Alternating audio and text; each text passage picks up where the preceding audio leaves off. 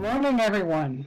This is Gentle Heron, and I would like to welcome everyone to Virtual Abilities 2024 Mental Health Symposium. We hope you will enjoy your time with us today and that you will learn a lot about how the mental health of both our youth and elderly people can be supported. We know that the COVID pandemic took a tremendous toll on school-age youth's mental health. Springtide Research Institute's 2022 poll showed that almost a third of students who considered visiting a school counselor, school-based therapist, or psychologist about mental health issues said that they ended up not doing so. They didn't think their issues were big enough to bother someone with, or else they felt that they would be judged due to stigma. Even worse, 45% said they hesitated to see a therapist because their parents didn't take their concerns seriously.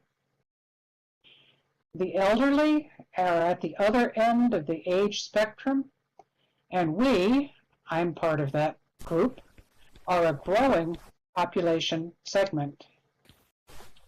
It is estimated that 20% of us have some type of mental health issue. However, less than half of these individuals receive treatment. Many older people have comorbid physical disabilities or chronic illnesses and pain, which of course can impact mental wellness. About a quarter of all elderly people are socially isolated and or lonely, which lead to mental health issues. The theme of our 2024 Mental Health Symposium emphasizes the importance of considering the mental health needs of both our youth and our elders. A gentle reminder, all our presenters, except for one, are new to Second Life. So please be patient. Hold your thoughts and questions until they're done presenting.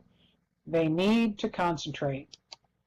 Thank you. Now Carla and Idiko will introduce our first speakers.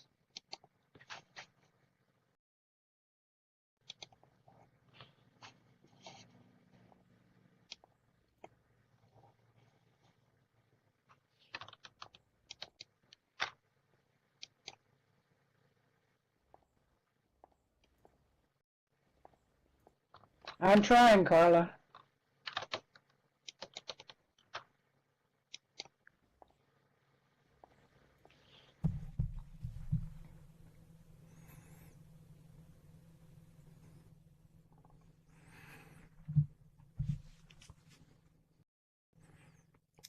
I am here to provide an English translation for Carla's introduction.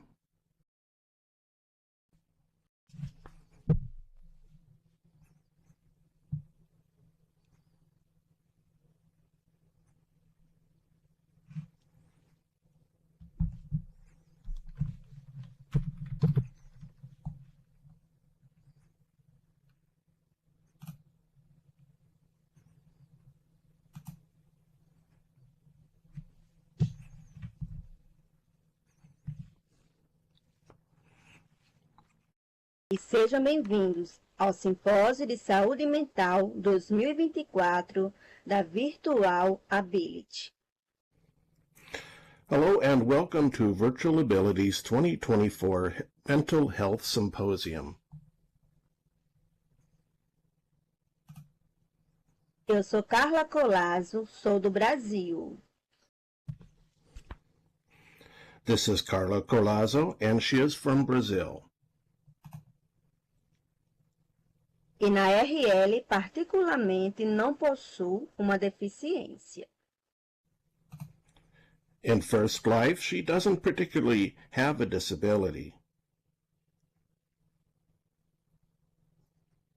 Porém, convivi na infância com uma tia e um vizinho que eram deficientes físicos e cuidei de um adolescente com paralisia cerebral.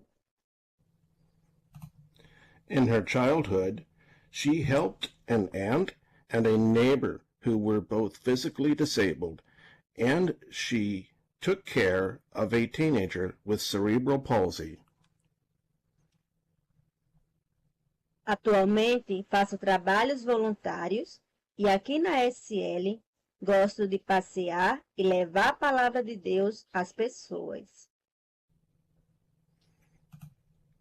She currently does volunteer work, and here in SL, she likes to walk around and bring the Word of God to people. Hoje, gostaria de apresentar a doutora Esther Cajuri, que trabalha no Departamento de Psicologia na Universidade Internacional da África, além de ser professora e psicóloga de aconselhamento praticante. Today, Carla would like to introduce Dr. Esther Guchari, who works in the Department of Psychology at the Africa International University in Nairobi, where she teaches and is a practicing counseling psychologist. Também gostaria de apresentar a doutora Anne Wambugu, que é professora de longo prazo, consultora e terapeuta no Departamento de Psicologia da Universidade Cristã Pan-Africana de Nairobi, Quênia. She would also like to introduce Dr. Anne Wimbugu, who is a long-term teacher and consultant and therapist in the Department of Psychology at the Pan-Africa Christian University in Nairobi, Kenya. Ela é terapeuta de casamento e família e trabalha nas áreas de saúde mental, a saber, perda e luto, mediação só para citar alguns. She is a marriage and family therapist and works in the fields of mental health, namely loss, grief, and mediation, just to name a few. Hoje, a doutora Esther e a doutora Anne estarão a palestrar sobre o tema a percepção dos idosos sobre seu bem-estar em igrejas tradicionais selecionadas no Quênia.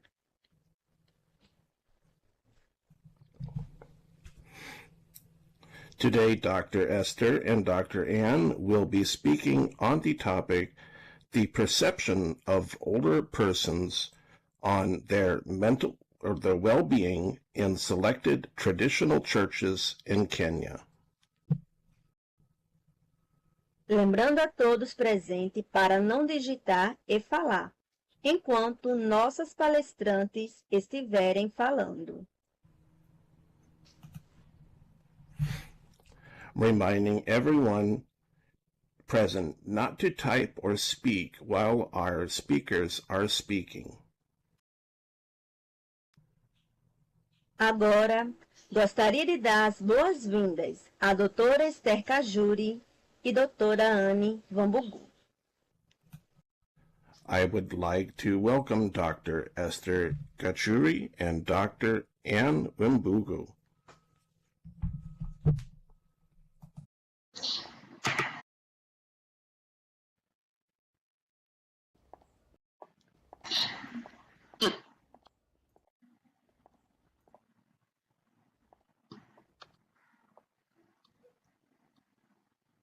Thank you so much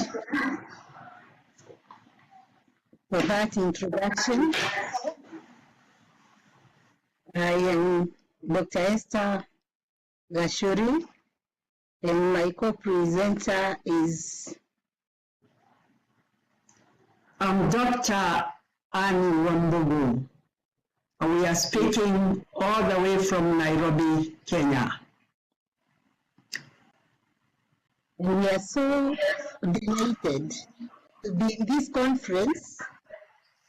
And thank you for inviting us. Now, we will be presenting, and our outline runs as follows.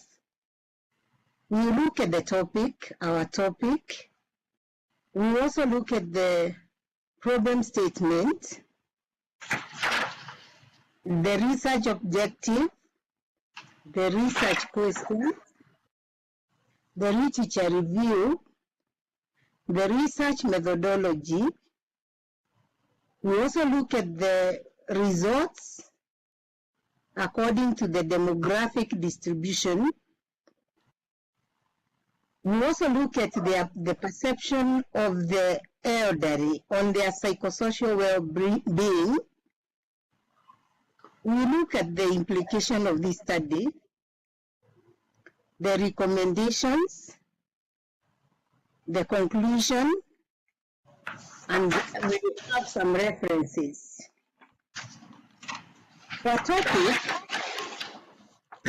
is on the elderly people's perception regarding their psychosocial well-being in selected mainstream churches in affluent Karen, Langata, Nairobi, Kenya. Thank you very much, Esther. And I do want you to look at the problem that caused us to carry out this research. The problem that gave this research its impetus was that in the global world there is a concern of the aging population, and that is confirmed by what Aris has just told us. And that concern is how their needs are put into perspective.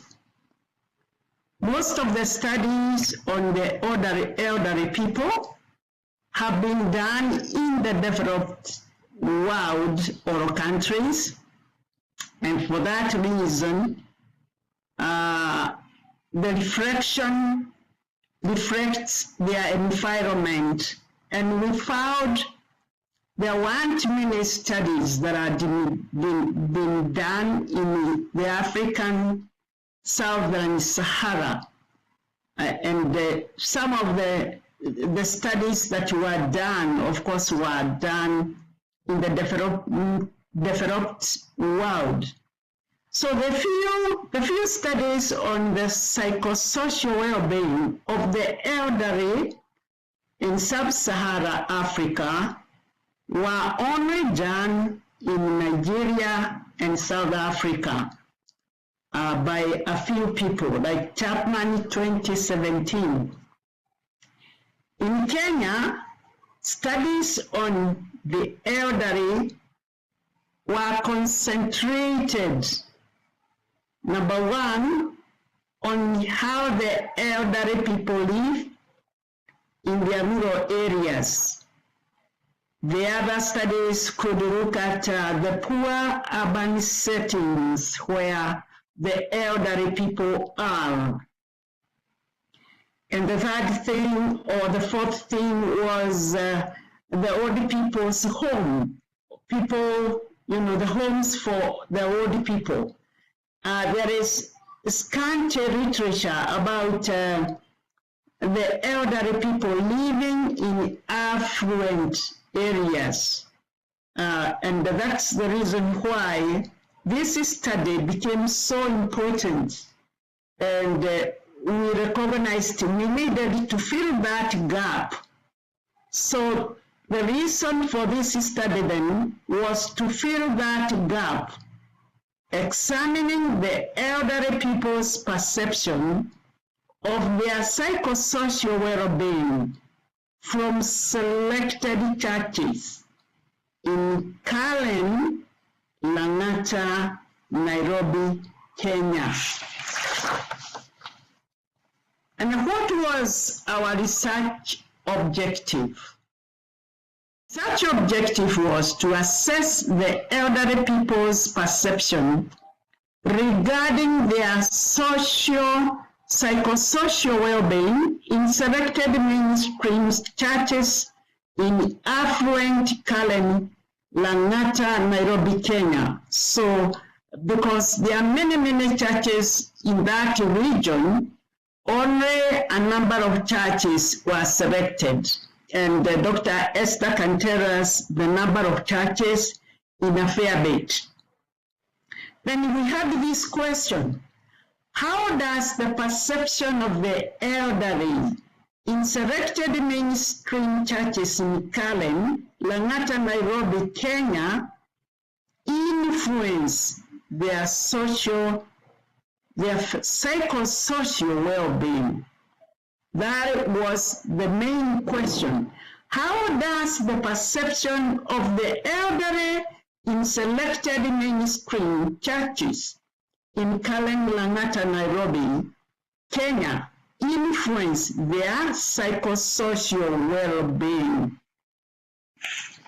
And as I stop there, Dr. Esther will continue in slide 4 and we'll look at what the literature speaks about our topic.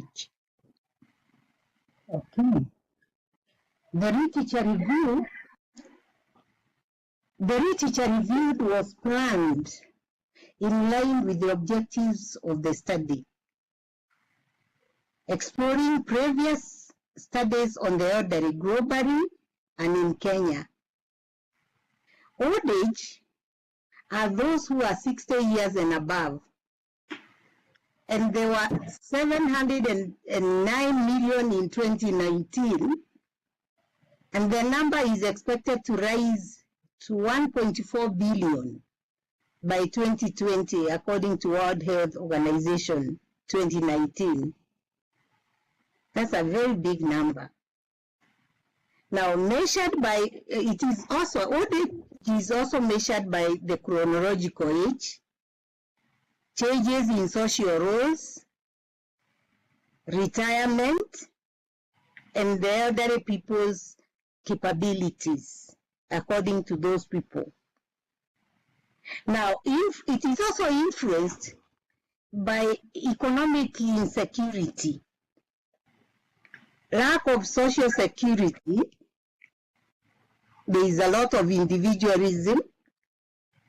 There is also a poor adjustment, which leads to poverty, feelings of isolation, psychological distress, and loneliness. So the elderly people's perception of their psychosocial well-being reviewed literature related to the perception about healthy family relationships, elderly people's autonomy, and of their environmental mastery. Now, the research, I will also talk about the research methodology that was used. The research methodology, the research paradigm was social constructivism. The research design was qualitative design, a phenomenological approach where we wanted to hear from what do the old people say about their old age, not just read but hear. The target population was the young old category, those who are 60 to 75 years old, and those who attend selected mainstream churches in Karen, Lang'ata area. The sample size, because this was a qualitative study, was 17 participants. 11 were in the in-depth interviews, 12 in focus discussions, 6 from the in-depth interviews, and 6 who are from a Wednesday fellowship group. A fellowship group was where old ladies come together and fellowship, praise God. The ethical assurances were assured and maintained.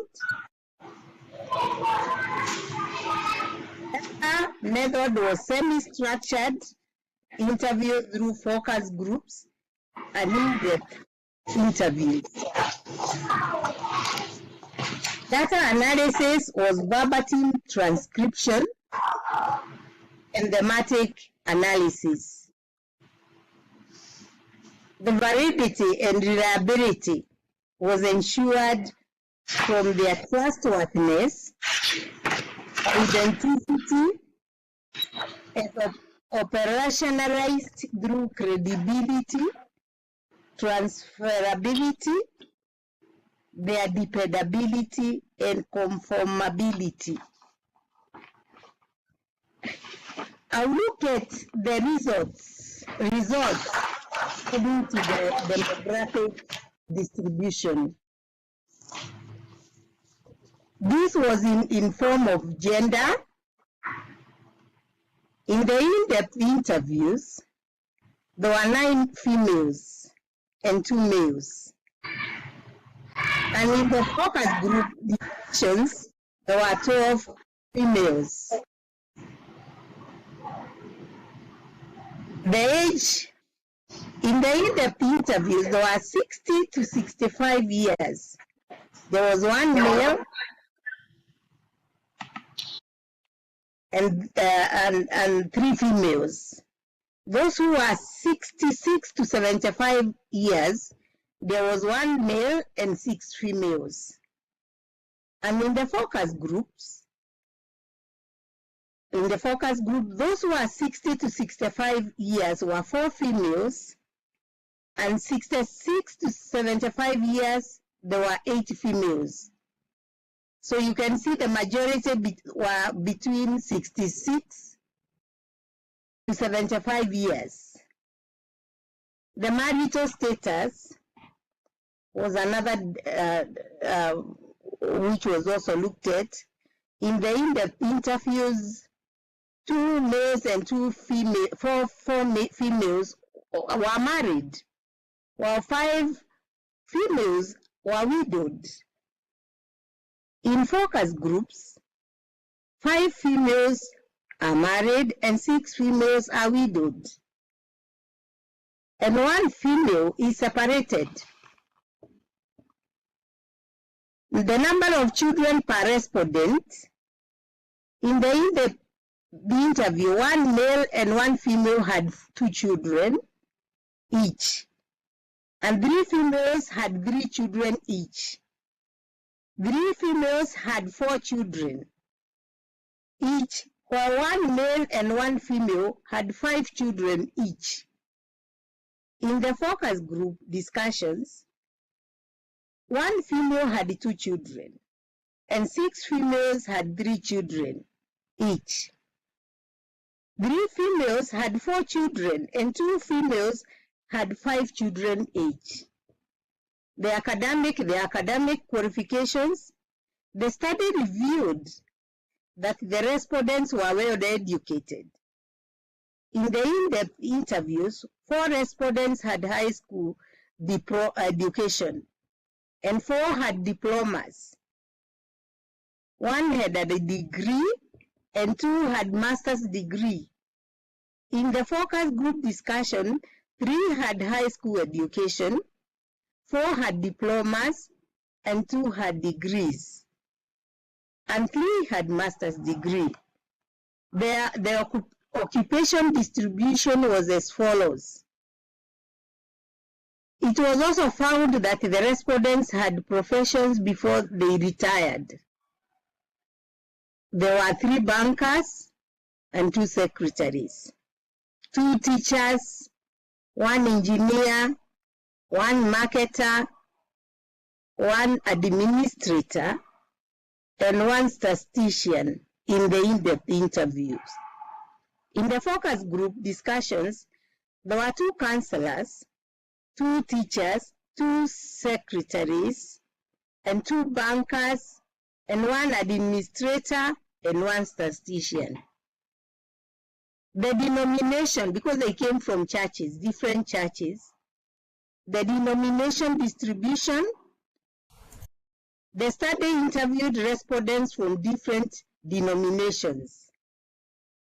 In the in-depth interviews, 2 respondents were Methodists, 3 from African Inland Church or the AIC, there were 2 from Catholic Church, 1 from the Presbyterian Church of East Africa or the PCA, 2 Anglicans, and 1 Baptist.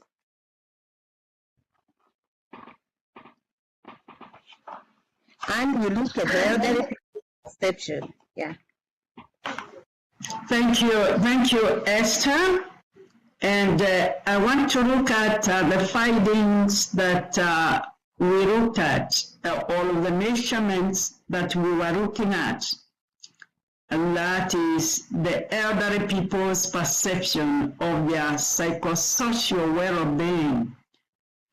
The first one was healthy family relationships and family relationships before old age.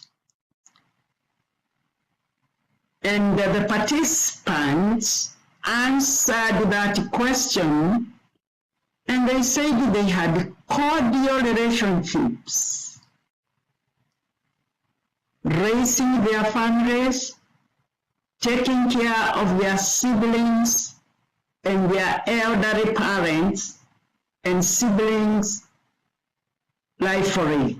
So they had that in terms of healthy family relationships. Then there was changes in family relationships in the old age. And most of them categorized what was going on, and they said they experienced bereavement of spouses, inheritance conflicts, inadequate finances, co-residence with grown-up children, particularly when one spouse passed on, and bringing up grandchildren, elder maltreatment, and they also felt the sting of empty nests at that moment in time. The elderly people's perception of their autonomy, whereby we look at the elderly's decision-making in the old age, they responded and said they made their own decisions. Inclusion of their family members where necessary. They would include their family members just where it is necessary. Then there was an aspect of limitations to decision-making in the old age.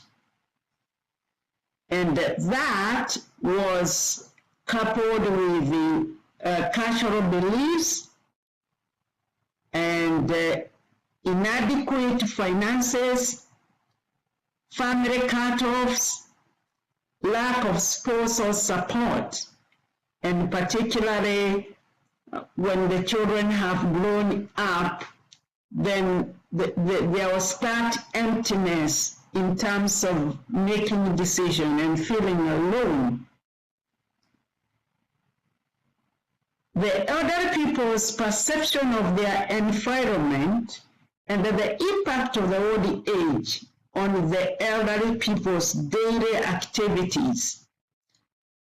What the old age, they reckoned and highlighted that they go through various difficult situations, even health.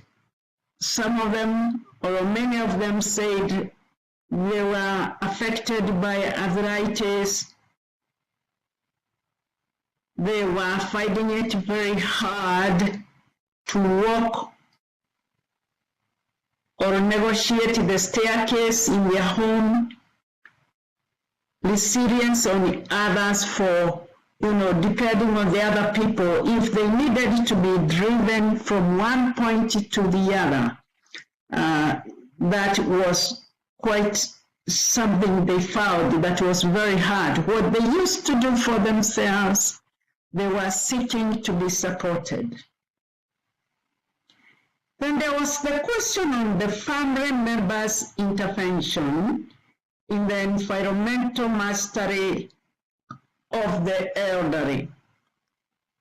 And the answer for many of them was most of the elderly people had the children run parents' errands, some of them. They drive them to places, even buying them cars and taking them for holidays. A few had family members who did not care at all. And at that moment in time, some of them recorded how lonely it is for themselves when they cannot be able to do what they need to do, and the children are not helping. And after those questions, we discovered some implications. In slide 8, we looked at the implications of the findings of the elderly people. Number one, the study brought out information that will help the young people prepare for the old age. Even when they are not there, then they can learn from this study. There'll be that moment when there'll be empty nest. There'll be that moment that they will need to be helped. There'll be that moment when arthritis and the backache and many other areas of the body will be aching. The study also found that the elderly need to be supported to live healthily, emotionally, psychologically, as well as spiritually, and have people who can interact with them, have healthy relationships. It also found that inheritance wrangles are distressing. Consequently, the study calls for better ways of protecting the widows, because the young people wanted to snatch what the parents had earned in their lives, and the widows sometimes are left with nothing. Also, the study shows that the church can also find avenues of addressing loss and grief in her congregation. And Esther and I, in later days after this, we wanted to see how can the church address this huge loss of the couples or the elderly. The young people, particularly women, needed to preserve their autonomy. Family conflicts killed cohesiveness in the family. In traditional Africa, people a long time ago lived together. But when the conflicts come within the family, then the family is so really fragmented and broken down. In addition, 40 spousal relationships in the early life affect parent-child relationship in old age. And because we teach a lot about the attachment and development and family life cycle, then the family life cycle at the age, then it begins to speak of what was lost in the earlier age of the old people. The church has a duty also to equip the congregants in the interpersonal and parental skills. And we are preparing for campaigns even to teaching child development and attachment and how the young people need to be socialized.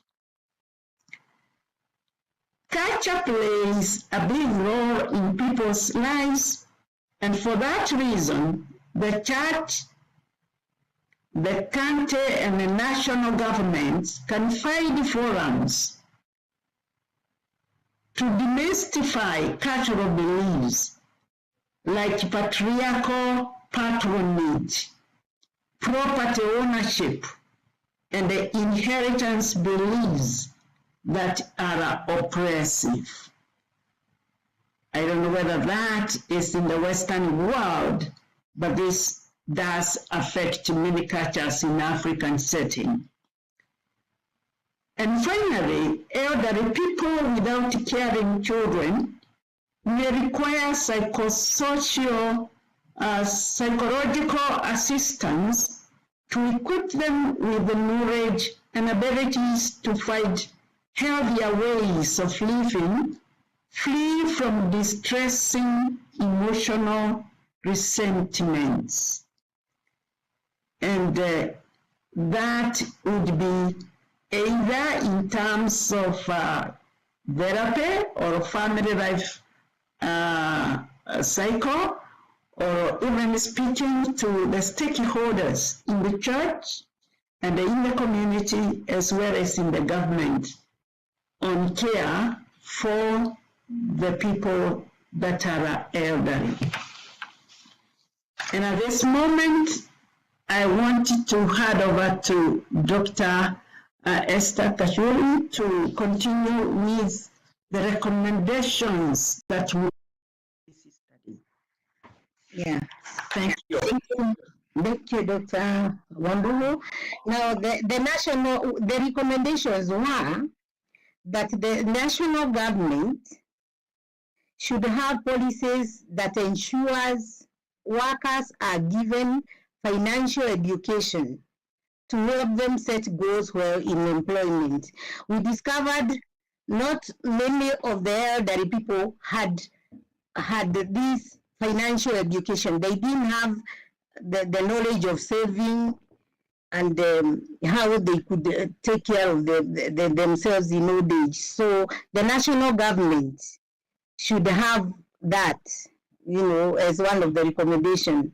Now, the second one was policies to warrant that the elderly will have enough money to cushion them against poverty in their retirement. We have some in Kenya, but we felt that they should be enhanced so that by the time somebody retires, they have enough money to cushion them against poverty in their retirement. The next one was the government can also review the 2,000 shillings given to the elderly, taking into account those who also retire at 60. In our country, if you are 70 years and above and do not get any pension, then you are given 2,000 shillings at 70. But the retirement age is 60. So the recommendation was that those who are also 60 should be taken into consideration. Now, the third one was, or the fourth one was, the county government should also check the building plans that are made with the elderly in mind, and that ramps, lifts, bedrooms which are easily accessible are included. I was looking at your setting, and I can see a lot of ramps. So I think the county government is the one that checks the building plans. And so they should put this into consideration, that when people are building, they also take into account that they have the idea of those people who are entering that house, how will they access their bedrooms? How will they access their houses at the age of 60? Now, there is also mental health professionals was also another point, like psychologists and counselors and marriage and family therapists can be made accessible to the elderly to help their psychosocial well-being. That was for the government to look at. And then the other point was on religious leaders, because these were people in their church, from their churches. They should also prioritize programs for the elderly by having transportation arrangements for those who are unable to attend services. Most of them did not go to church because they could no longer drive, and they didn't have anybody to drive them, even when they had cars outside their houses.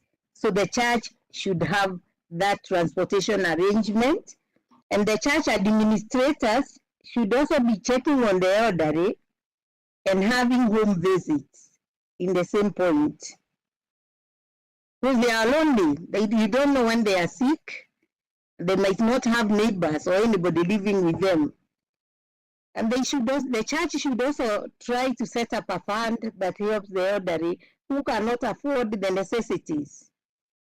Do the minimal or the basic shopping for them.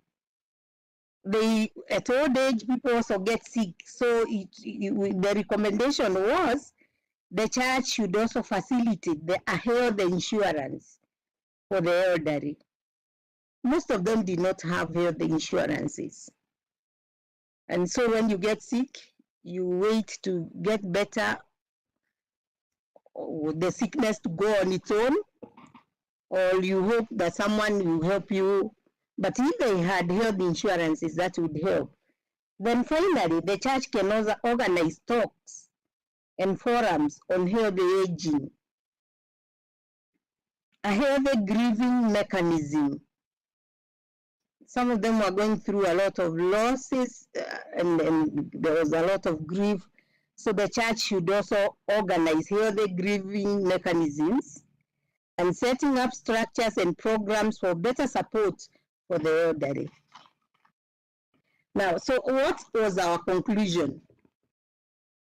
The findings of the study indicated that poor health, lack of health insurance, lack of money, death of a spouse, inheritance wrangles, and children moving out of home, living in unfriendly neighborhoods, cultural beliefs, loss of social networks led to isolation of the elderly people, and it also led to loneliness, which therefore impacted on the elderly people's psychosocial well-being. Now, we had some bibliographies, some references. These were not all of them. We just picked just a few. Thank you for listening to us. And that was the end of our presentation. Thank you.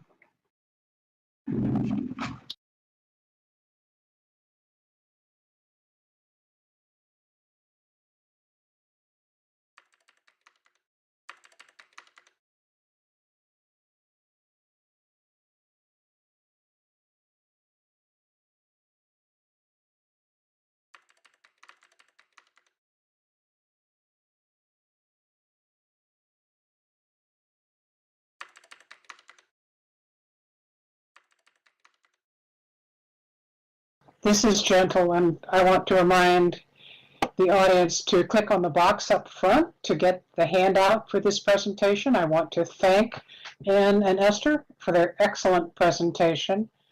And I have a question, actually sort of a double question for you. Your results seem to be similar to what might be found anywhere in the world. Do you agree? And are there factors other than the cultural factors, which you've already covered, that are local to Kenya that might make your results different from similar studies in other countries? So is it similar? Do you think it's similar to other countries' results? And if it's different, what makes it different?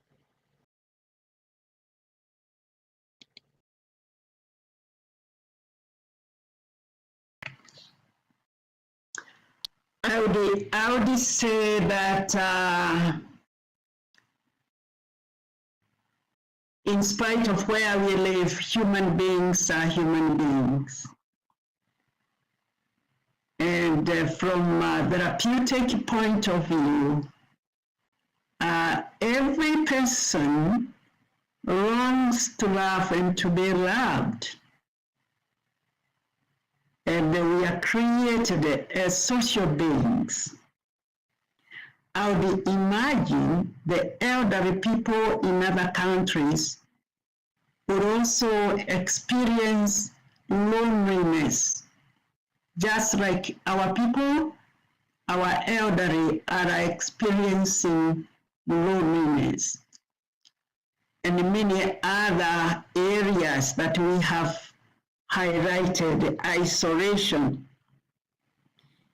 And having visited some countries, like I lived in Canada, and I have presented some other works in America as well as in Canada and UK, there are similar findings that can cut across the board. However, it seems to me that in some countries, the elderly care from the government is well defined, and there are also homes for the elderly in the Western culture. We have not established that because we are coming from communal community, even though the world has become global and we have become very individualistic. And unlike the days of the past days, whereby people lived in a communal setting, there is a lot of, because of global movement, then the elderly are left at home, maybe in the village, and nobody is caring for them. So I can say there are some areas that the study is similar, and there are some areas really we can see some distinction, and particularly what I've said and the recommendation we are giving to church as well as the government. But perhaps you can also share with us what your experience is that is different from where we are.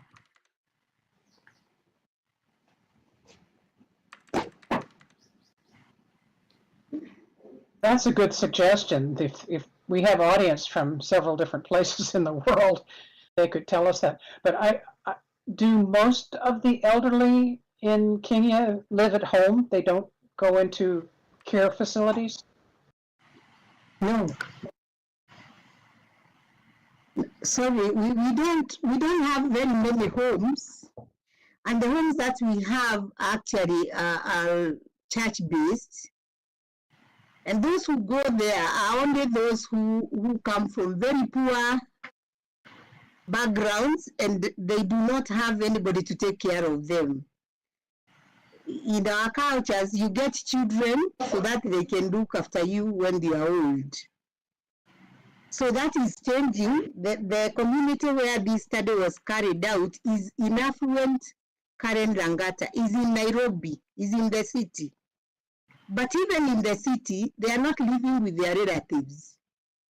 So they are far away, like Dr. Ann said, from their relatives. So no one is taking care of them. So you also asked, how is it different? The similarity might be old age happens to all of us, and we experience the sicknesses, the loneliness, but the difference is, like Dr. Ann said, the elder care. We don't have that much in our country. And then so what if that study was carried out somewhere in another developed country, it would reflect how those people live. But you see, the difference is we are living in a different culture, and some of the things, we have different cultures like patriarchal patronage. That would be quite different, that the man has a say in whatever happens. The property belongs to the man. So when we talk about the widows who have lost their spouses, then the relatives of the man could becomes and takes over the property, and the widow is left without anything. I don't think that would happen in any developed country. Yes, and I would love to say that the laws are changing in the court of law, and there are laws that have been put currently to look at the inheritance and what the succession. So there's something good that is coming, but it's not yet there. And the government is working very hard, and the lawmakers are also working very hard about the inheritance issues.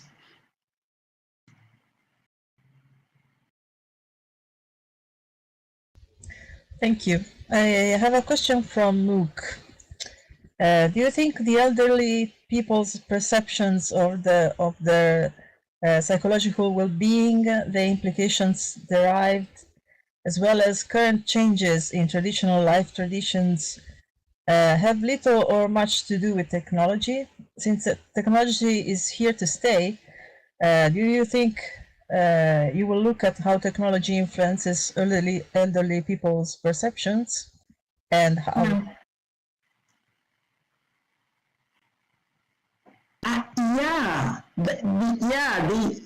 The change with the technology,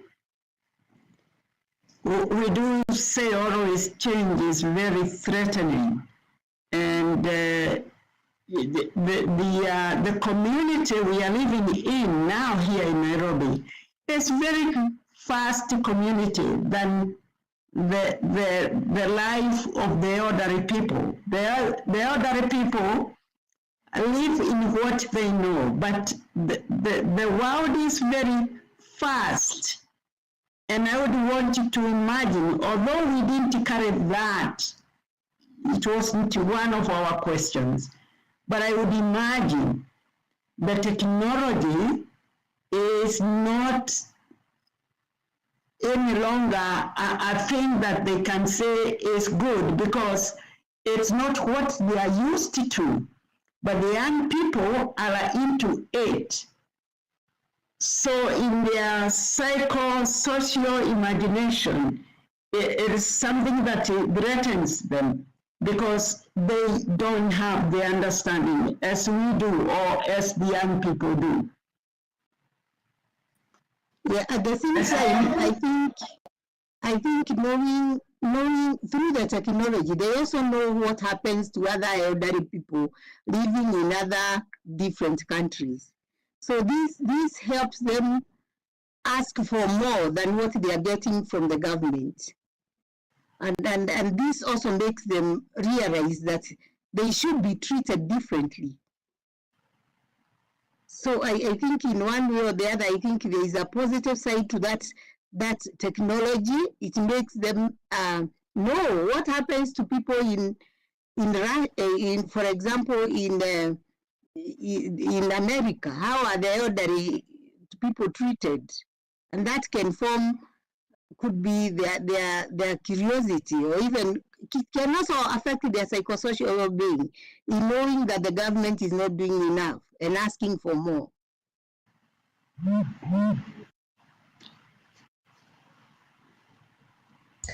Thank you. I have another question from Polaris. They ask, how has the disabled entering age requirements changed church interactions?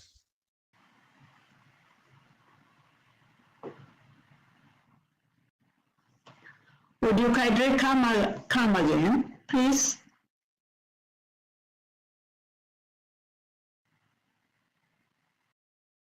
The question. Polaris, do you want to explain your question?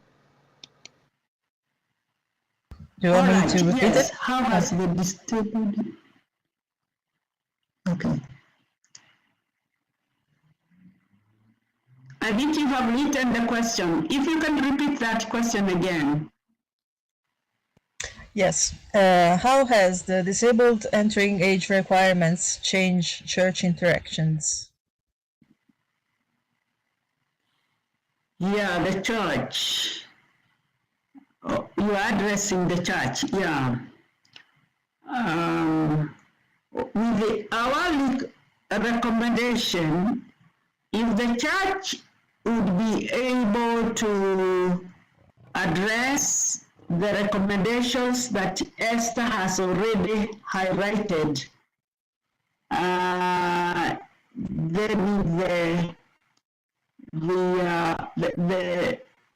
the aging can find way of aging with joy, you know.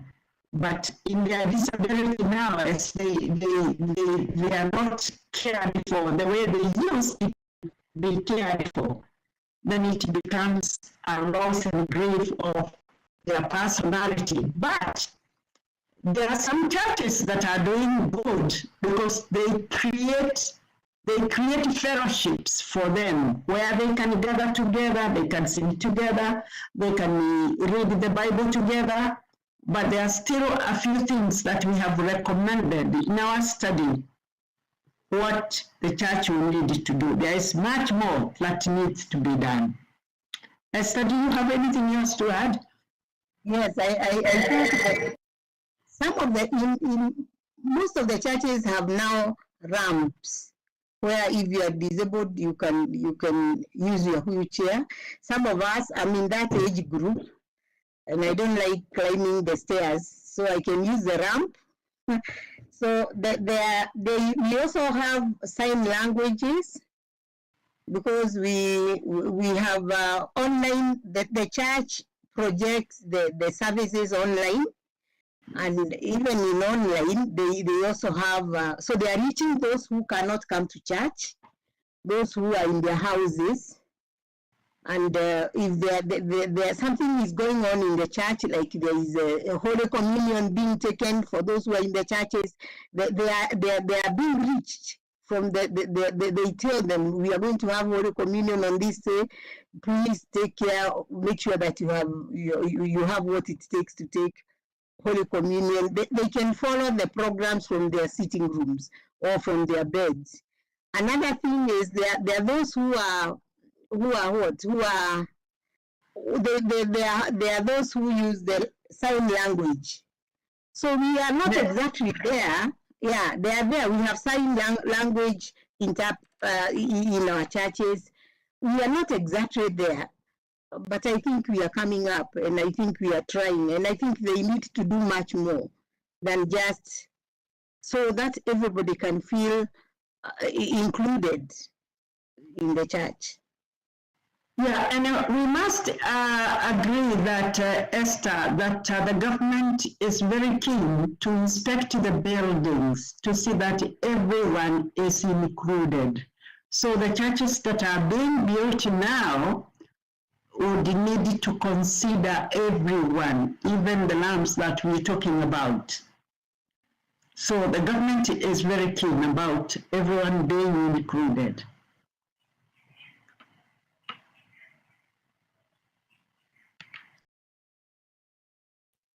Thank you.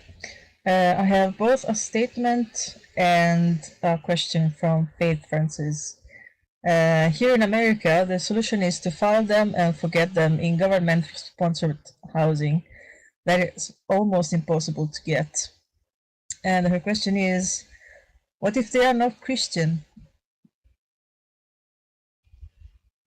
in your communities?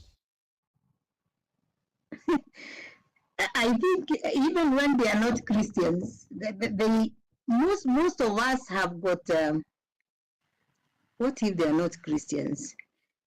We have something called the Nyumba Kumi, or the, wherever we live, we count 10 houses. And in those 10 houses, households, we have somebody who is in charge of, one of them, they elect in those 10 households, elect one of them to make sure that, to find out how the others are doing. In the countryside, it is very, very impactful. But in a town, in a city, it becomes so hard because everybody is in their own compound. They don't want inclusivity. They don't want to include others. But the government has tried that. Now, those who don't go to church then can belong to those households, the 10 households. Those who don't go to church might be going to the mosque. And if they are not going to the mosque, at least if they are going to the mosque, I believe the mosque has also got a way of finding out how they can reach up to them, reach the elderly. So could be much later we can do another study to find out how other faiths are doing. But as a whole, I think the government makes sure there is a chief also in an area who is supposed to go and find out how they are doing. And this was what we were bringing out, that the chief should do much more. Other than waiting for the elderly to go to them, they should go to the households to find out how many elderly people do they have in a particular place, what are their challenges, how can the government help.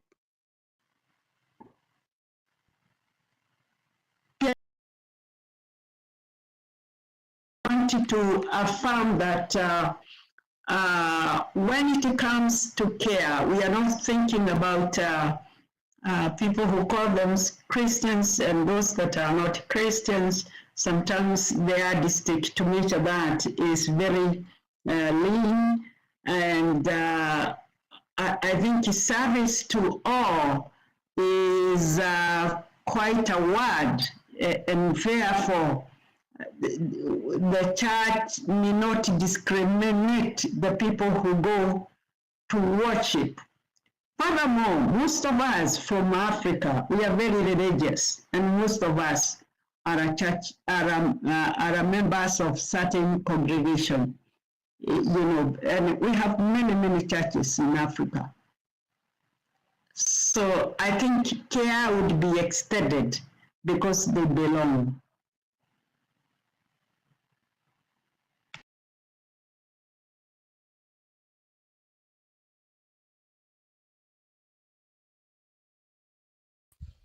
Thank you. And Janto has one last question.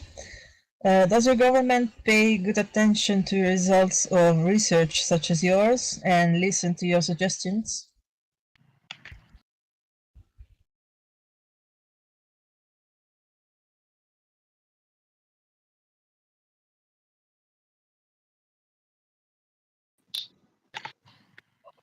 Yeah, there are certain researchers that when they get into the hands of the stakeholders or the government, they are able to implement.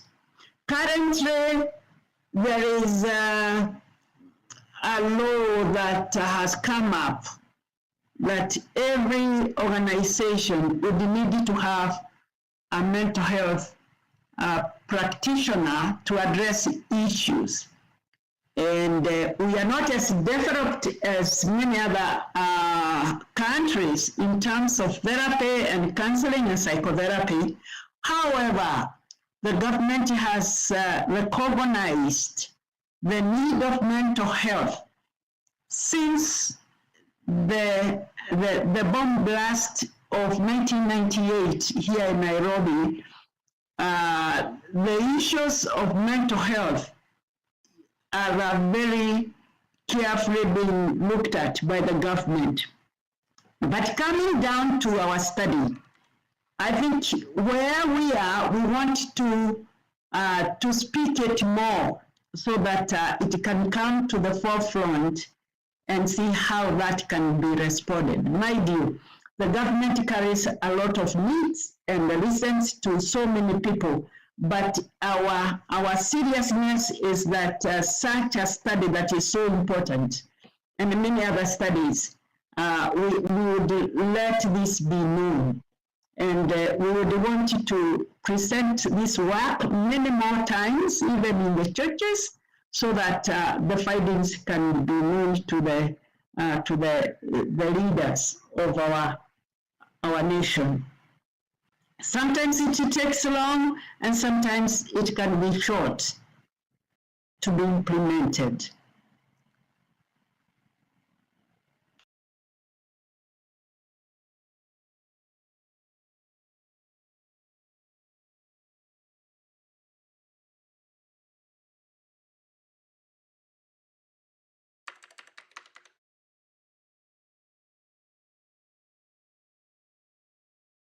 I want to thank both Dr. Ann and Dr. Esther so much. They have overcome difficulties that not many of our presenters have.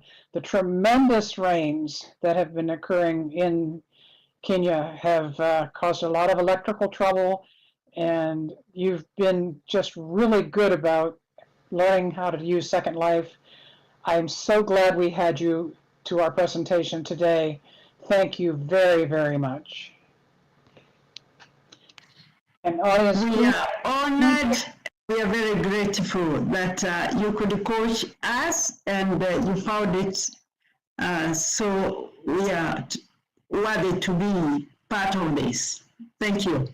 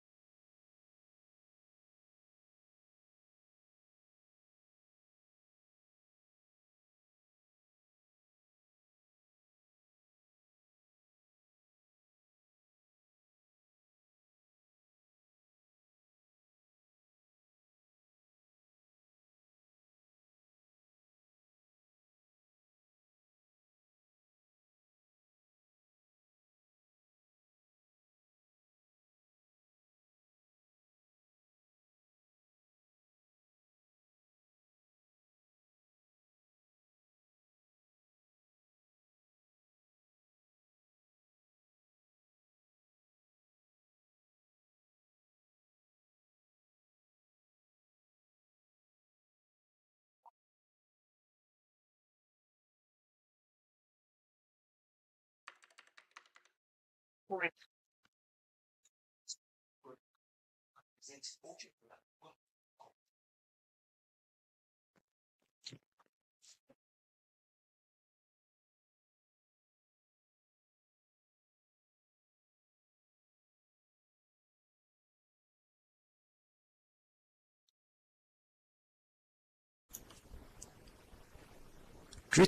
everyone and welcome to Virtual Abilities 2024 Mental Health Symposium. I am Zvi Avian and I have been in Second Life for about 15 years. I enjoy exploring the various worlds and communities of Second Life.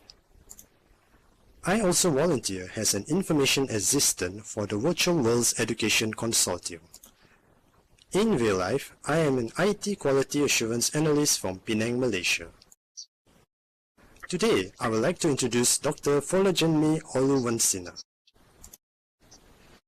He has an extensive academic foundation in public health and holds a bachelor's degree in microbiology, a master's degree in public health, and a PhD in public health epidemiology. He has been teaching for the past 10 years and is passionate about health innovations that increase access to high-quality mental health care. His presentation for today is titled Invincible Struggles, Addressing Mental Health Among Black Youth.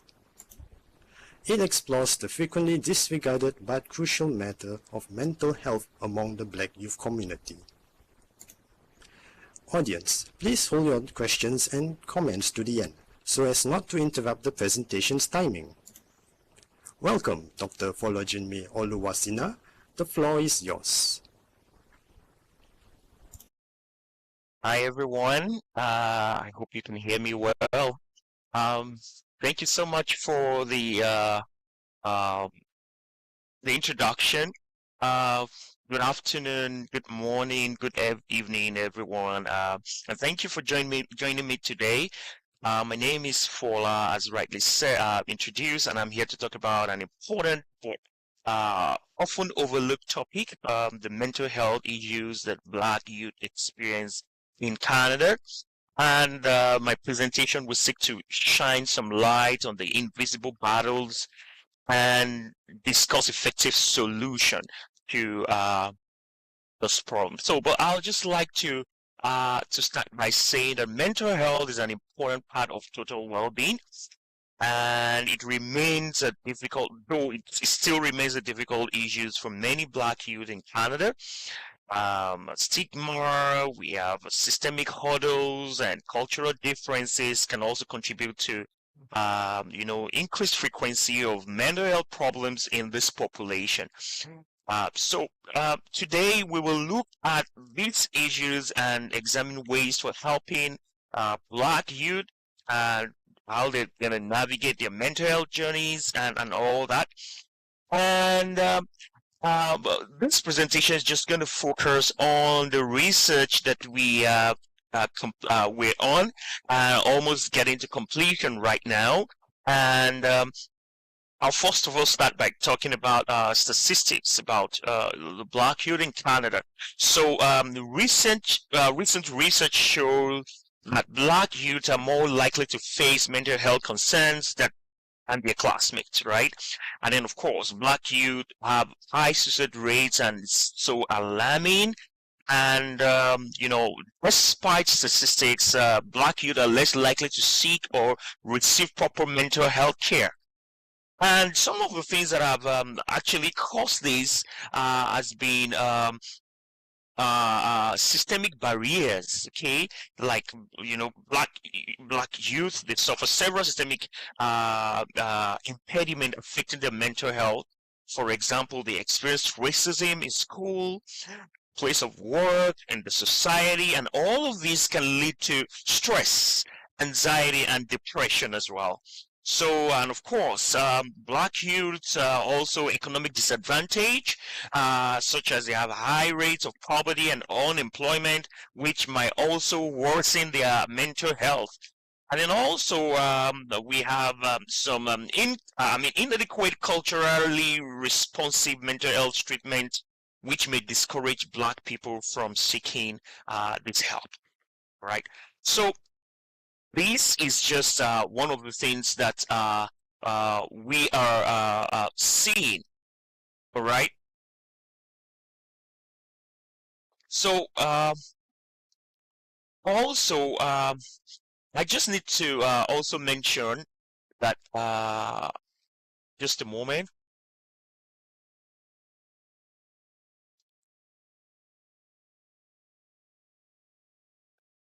Okay, so I just wanted to also mention that in our research, one of the things that we did were we used the race-based data. I mean, the purpose of our research is actually race-based data on the mental health of Black youths in Canada during COVID or after COVID is not readily available. And this could mean quite a lot of things, right? For example, it might be because these race-based data are not, I mean, Places Canada do not usually, most often time, collect this kind of data, right? And of course, during the pandemic, we started this project during the pandemic, and it poses a double whammy, which is a double issue for, Black youth, because they are increased risk of mental health problems, and Black Canadians are at a increased risk of contracting and dying from COVID as well. So the project that we're doing is it's examining the mental health of Black youth after COVID-19 pandemic, and of course we're looking for it to also offer interventions to address mental health risk among the demographic of youth, right? So that's one of the things that is doing for us. Okay, so another thing that I would like to talk about is how we conducted this research. So if you look at the slide, we have two phases of the research. So the first phase was qualitative phase. During qualitative phase, we interviewed 48 Black youth on mental health, and this is in relation to COVID-19. And then, of course, we look at the restrictions, the school closures, the disruptions of support, and the programming, the physical distance, the 6 feet, and all that. So we did this via Zoom. And then also we have a phase 2 that we already conducted as well, where we surveyed about 933 youths. Okay, and then these 933 youths are between the ages of 16 and 30 years, and this is cut across Canada. And then the outcome we collected outcome variables, and those are the things that some of the things that we looked at were, we looked at depression, we looked at resilience, we looked at anxiety, we looked at substance abuse among this population. So phase 1 result actually informed phase 2. And of course, we got to data analysis, where we analyzed the phase 1 result and of course the second phase result as well. So phase 1 data we analyzed, and then we used thematic analysis and intersectional lens, and which I'm still going to talk about. And then in phase 2, we analyzed using chi-square, feature exact, and logistic regression analysis for our analysis. So now, another thing that I want to talk about is the theoretical framework that we used. So we looked at, for phase 1, we looked at intersectionality, and the depth of readily available race-based data on mental health of Black youth in Canada is a major concern, like I've mentioned earlier. And there are various reasons for this, right? They are not available, and one of the major reasons, first and foremost, is structural racism, which has had long influenced data collection procedures. For example, historically, data collection tends to frequently omits like the underrepresented groups like Black groups, and this has resulted in substantial gaps in the information that is required, to successfully address Black youth's special needs. So another key factor is the race-based data gathering. It's generally voluntary rather than required. Okay, you can only volunteer, and that's what it is. So these can cause discrepancies in incomplete data set. For example, policies have placed insufficient focus on the significance of collecting race-based data in health and even social services, and then of course privacy concern, ethical concerns that are almost, these are all the considerations. So collecting the race-based data can pose privacy and confidentiality concerns, which can make both individual and institutions apprehensive about acquiring and sharing such information. Okay, so and of course, for the Black community, we have noticed that there's a high substantial level of distrust in the authority. And then because Black community may have a long-standing distrust of institution as a result of abuse, as a result of prejudice, as a result of racism, and this itself can create a reluctance to participate in, data collection operation for Black people. And there are also concerns about how race-based data may be exploited or even misused. And these usually discourage individuals and communities from disclosing their information. And of course, limited research funding is another factor that can cause this as well. Right. So this is very important to clear. And if you look at our intersectionality, just to talk a little bit about intersectionality is like a framework for understanding how different social identities such as race, such as gender and class intersect to form like an overlapping and interrelated systems of discrimination or disadvantage. So it allows us to realize that people experience oppression as intersectionality and privilege in different ways depending on their unique set of identities. Okay, so in this study, we use intersectionality, we apply the intersectionality framework to better understand the Black youth's mental health challenges in Canada. And we described it in various ways. And for example, for example, people with multiple identities, each person has several social identities that, influence their experience. For example, someone may identify as Black and belong to other social categories such as a student, a female, or a member, and interact with other social structures within the community. Right? And of course, lastly, we also use it for inclusive solution on this research. For example, we use it to understand intersectionality and then also to advocate for inclusiveness and the customized, making it customizing it to the unique needs of Black youth as well, so that it helps to prevent the issue of one size fits all solution and encourage more effective, culturally sensitive approaches to mental health care. All right. So quickly, I'll just also quickly talk about our methods and our strategies, how we recruited.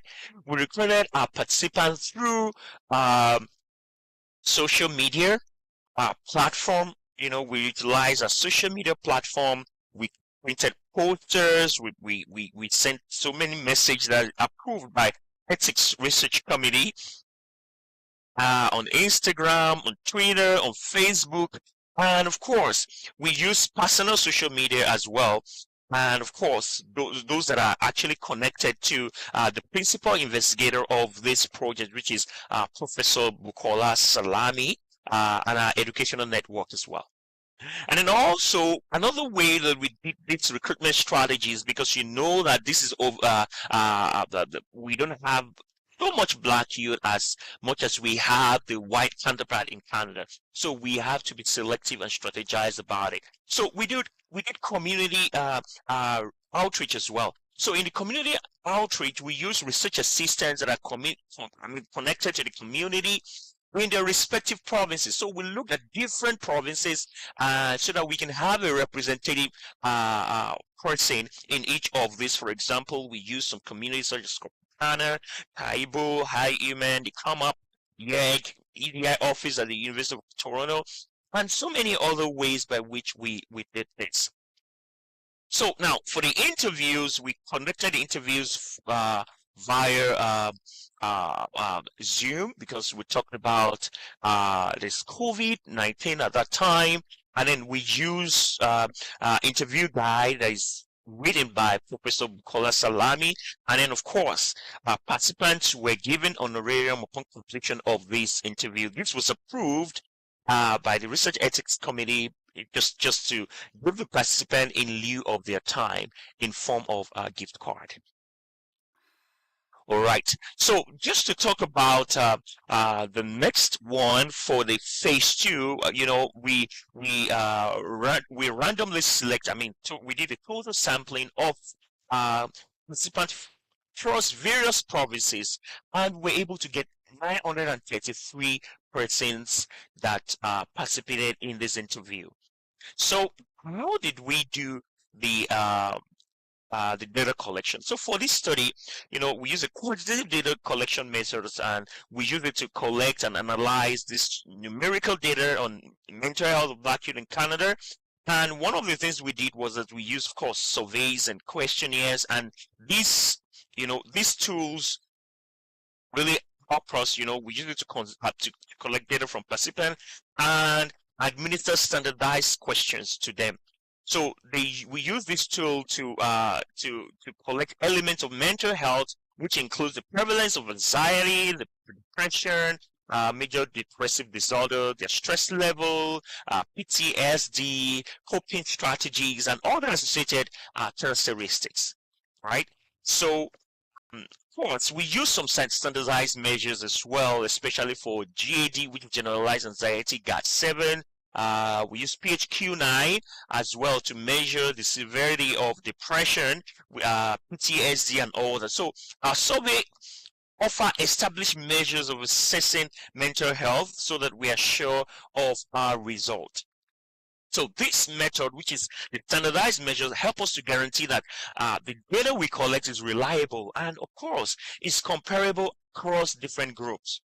Okay, so and in addition to this, we collected demographic information such as age, gender, socioeconomic situation, and educational level, and because we believe that this will help us better understand how various factors interact and influence mental health outcomes. So we did a sampling method as well, and our goal was to diversify samples of Black youth across various places across Canada. Okay? So we did we utilized both random and stratified methods to guarantee that our sample is representative of the general population. So what this means for us is that it will attempt to include people from various age groups, various genders, and various socioeconomic backgrounds in order to provide a comprehensive review or a comprehensive view or holistic view of the situation of Black people, Black youth in Canada. So the process includes we completed participants were asked to complete survey online through RedCap, and it took them about 12 to 15 minutes to complete. We did a data analysis, and then we utilized different statistical tools to examine this.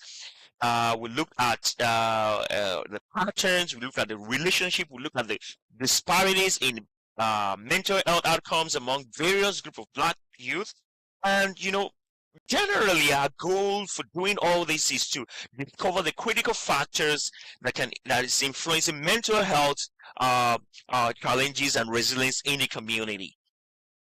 So, and then another thing that is critical for me to mention here is the confidentiality and the consent that we got. So, because we're dedicated to maintaining the confidentiality and privacy of all our participants, before you participate, everyone was informed about the goal of the study, what the study involved, what it entails, and how the data will be utilized. So we seek informed permission from all participants and use and ensure that they are aware of the rights. Okay, they are aware of their rights, including the opportunity to withdraw from the study at any time with no consequences as well. All right. So now we're gonna move on, and yes, hello. What are we doing? I just joined. Okay, so yeah, we're in the conference, and then I'm making my presentation. All right, so now on social demography, if you look at social demography of participants, we had quite a lot of people we have more males that participated in the first phase. And then we ask them questions about their education, for example, the university degree if it's in progress or completed, the postgraduate degree, if they have a college certificate or high school equivalency. We ask them about their religion and then, of course, their income. And you can see as it is presented on the screen. So now we went through reflexivity, and reflexivity itself is like a practice of evaluating one's own feelings, like our identity and motives, and how they influence what one does or think in a situation. So the reason why we use reflexivity in our research is, number one, we want to reduce bias, and we want to set aside any kind of assumptions. And then number two, we want to understand how factors such as a social location, that is age, race, gender, geographical location, the ability, may influence the research processes, and then also more connected with our participants. So this reflexivity is very great and helps us to connect more with our participant.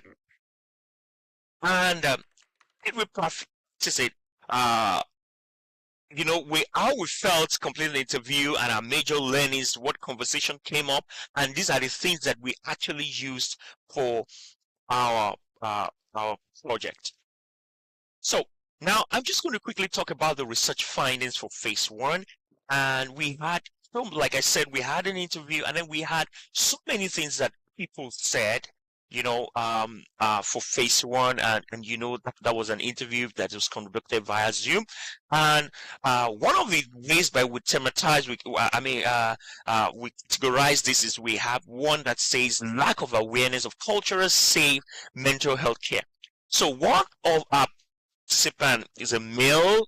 The participant is 26 years old and born in Nigeria. Says, I don't think it was advertised enough that I saw that it wasn't really advertised because I feel you weren't used to engage in stuff like that. You need to go above and beyond when it comes to the advertisement. You put a day, make them want to come. You want them want to attend. So it's more like selling it to them instead of just announcing, right? So that is lack of awareness. That's one of the things that they said about lack of awareness. And another person, a female who is 18 years, who was born in Jamaica, says resources for children, young, the old, people like me, persons who are Black, people who are indigenous, people who can relate to us, people who can understand where we're coming from, other than talking to parents and staffs, because they don't always know best. Sometimes we need people outside of it to hear us and to understand us as well. So that is what they're saying. So this is showing lack of culturally appropriate information, like lack of awareness. You know, the Black youths are looking for Black peers like black people, either if they're senior to them or whatever, to talk to them about the mental health. They don't want to hear from the other counterpart. So, and of course, one of the things that they said during COVID that affected them were the closure of sport, which is somebody said a male born in Rwanda, 24 years, said in a basketball community, and where there was a lot of young black youth that was actually affected in the sense that sport is a vector of change through this certain undeserved community and basketball. It was basically all they had, or the main thing that was driving them to wake up in the morning and go play hard, and yeah, I'll do school also. And then one other thing that they said about resilience that we categorize under resilience was said by a female 18 years and born in Jamaica but it says that at some point we understand that things will happen, and the best thing to do is you have to create your response to it. There are different responses that we can do things, the good, the bad, and negative. So these are some of the outcomes of the findings in the forced data. And then another person where we categorize as under stress, a male born in Canada, a black person as well, says they are experiencing academic stress. And remember, this has a lot of impact on their mental health. Okay, so this person said, I think because of school and application, I feel like I go through periods of high stress where I'm unable to think, unable to do anything. It's just like a constant up and down thing for me. Of the year and last year in general, I feel very stressed and about tests.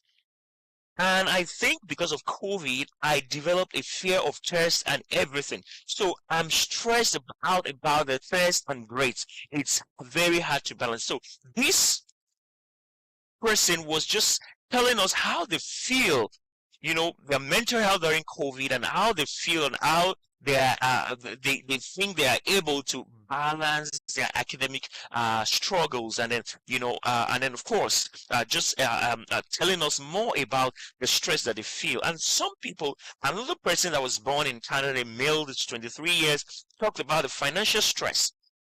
Okay, and then the food insecurity that they have experienced during that period. I said, yeah, I think it has been stressful, but I feel like the pandemic affected youth, and some lost their job, some lost their means of livelihood, and some had to even lost their homes because of not being able to keep up with rent.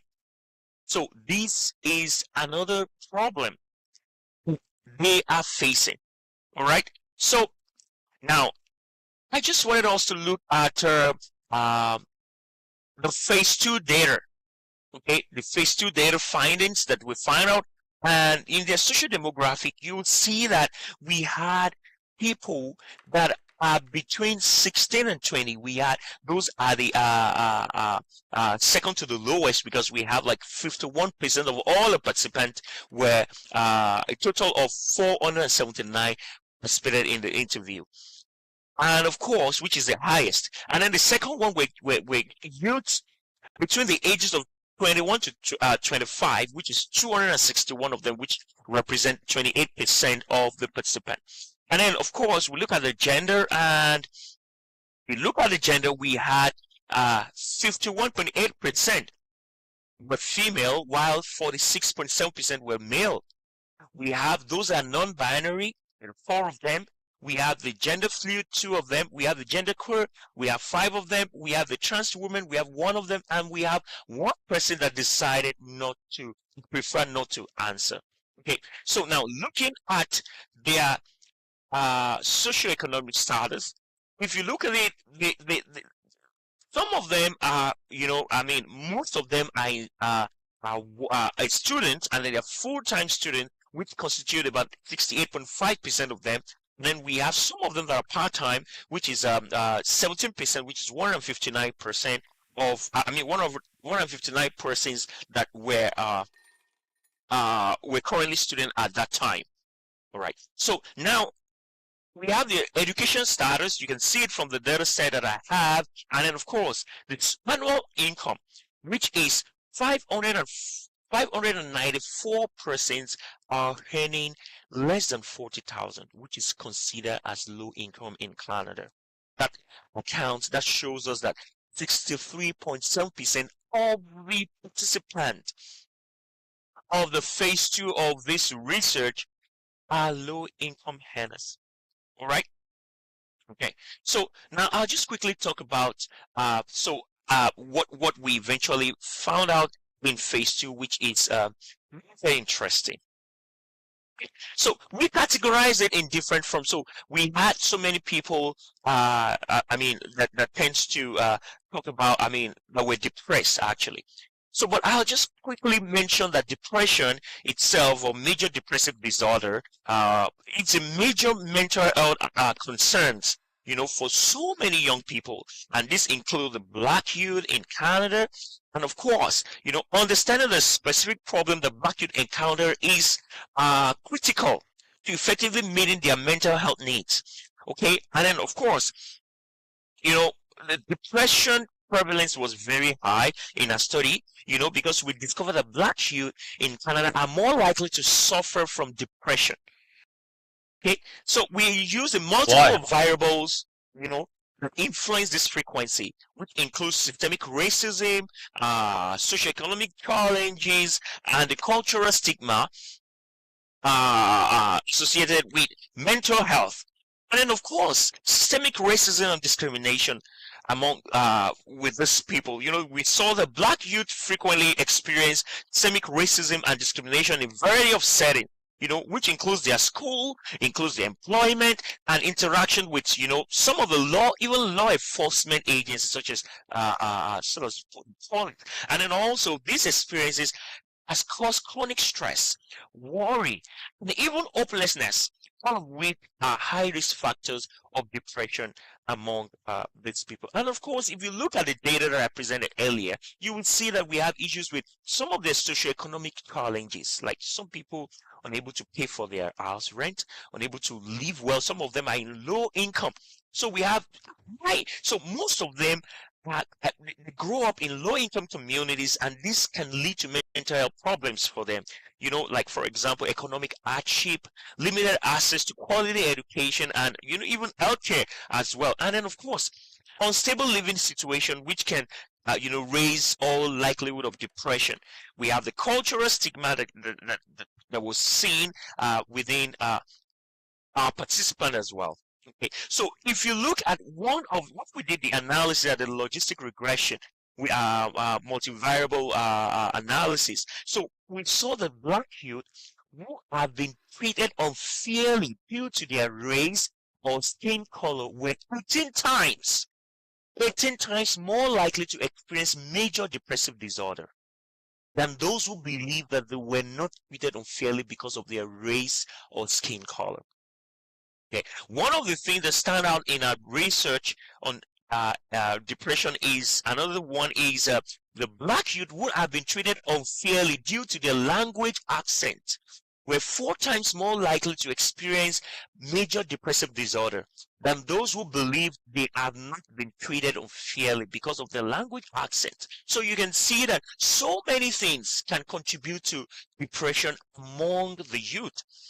And then also, Black youth who have been treated unfairly due to their culture were 12 times more likely to experience major depressive disorder than those who believe they have not been treated unfairly because of their culture as well. So these are issues. Okay, these are issues, and these are the struggles. These are the silent struggles among the Black youth, which is echoing from our study. All right. So the next thing is resilience among these people. So just to quickly talk about resilience. Resilience is like an ability to adapt and use the word prosper in the face of adversity, and is an important aspect of mental health and their well-being. Okay, so despite the obstacles that Black youth confront, they show extraordinary resilience. Okay, and so many things can actually explain their resiliency.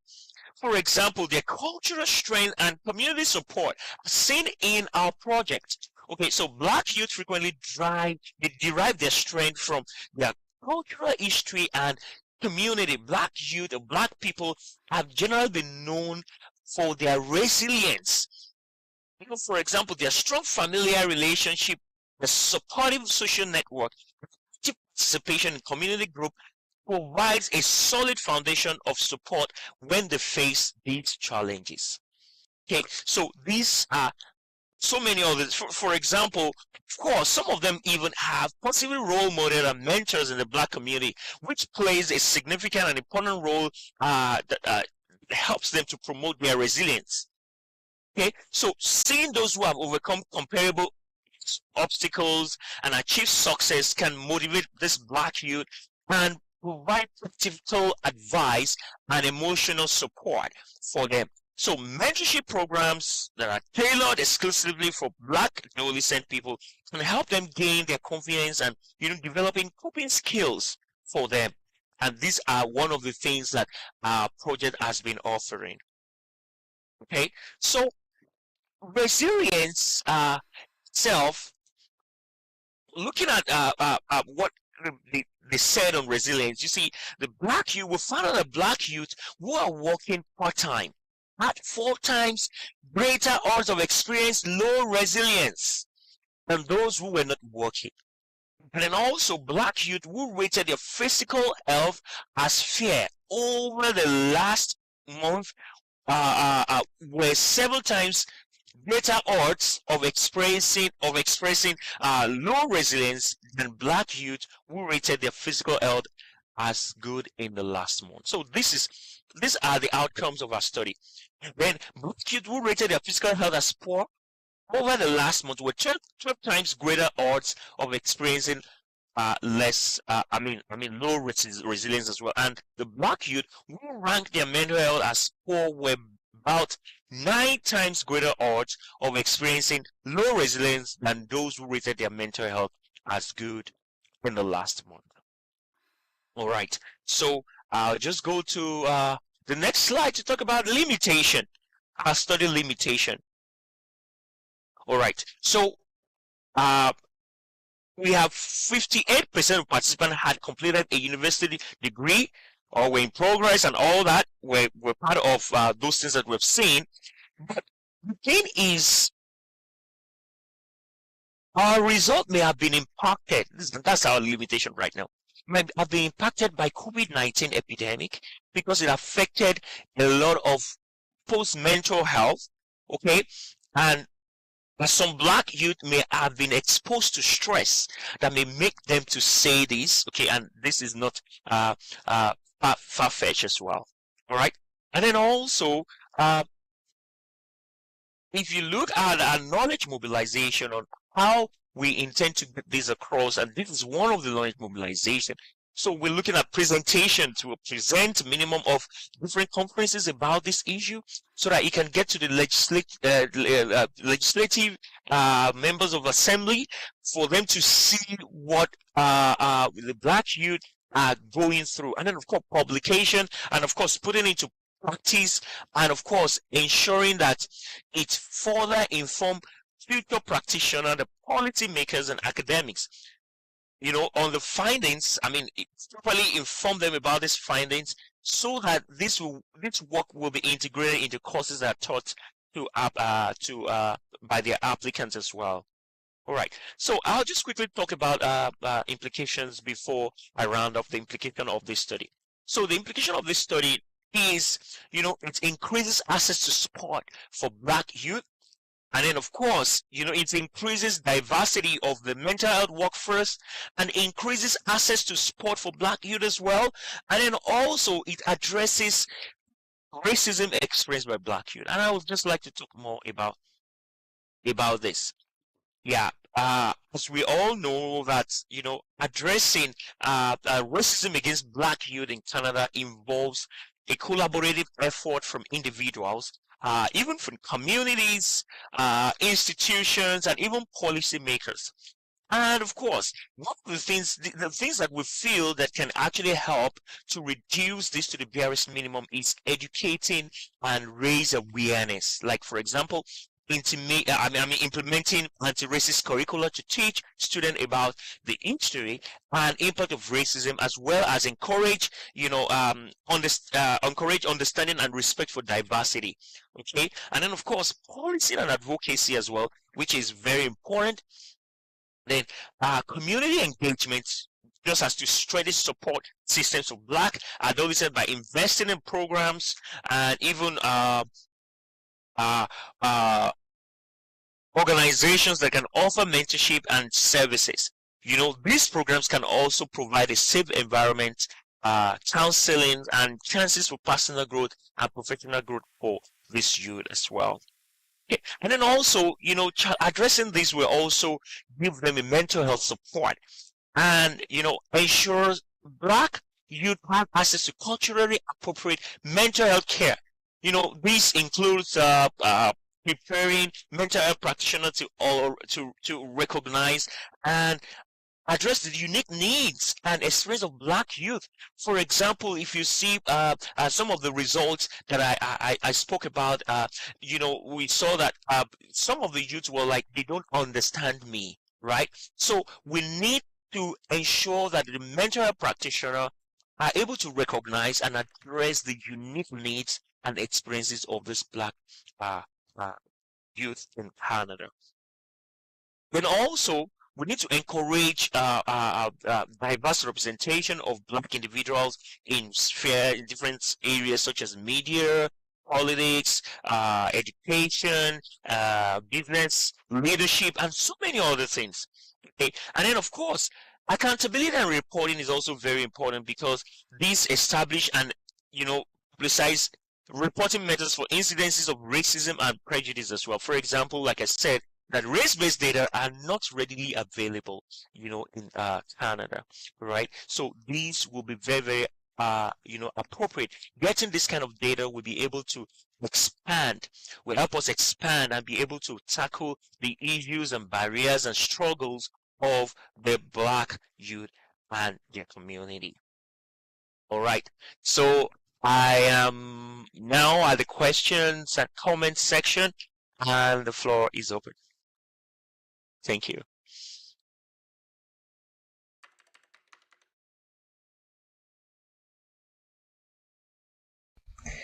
Thank you.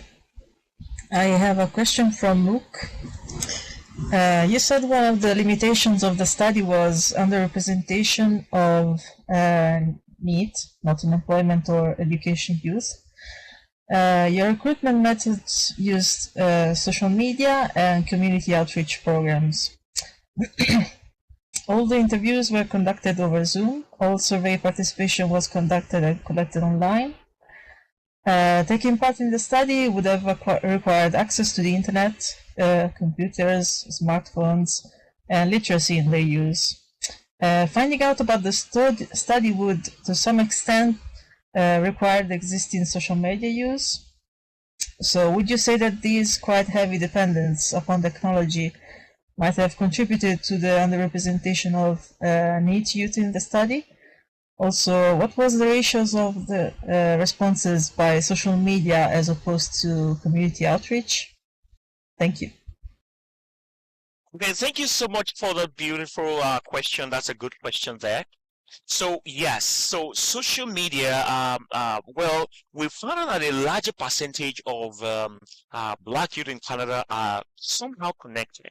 Somehow they have phones, somehow they have computers, especially for those ones that are already in school.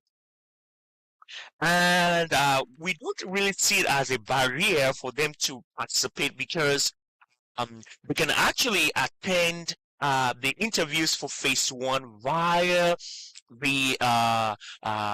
through their phone. They can connect to Zoom through their phone. Some of them actually participated through their phone. And then also we designed a phase 2, which is the questionnaire and the survey. We design it to appear user friendly. For example, they are able to use the mobile version, so they can actually attempt or participate in the interview using their phone. So what we did was we didn't see any issues with any of those youths, no, like segregating them, or they're unable to participate in the survey using because they don't have because they are low income and they are not able to access all these technologies, appropriate technology. So I think it was not a major problem for us. We did a stratification of the total number of sample size provinces, and we were able to achieve that. So we actually did a total sampling of these people within each province. So I don't see as maybe social media as a limitation, or that it's in any way affected some of them, or it's sidelined some of the youth from participating in this research. I hope I answered the questions correctly.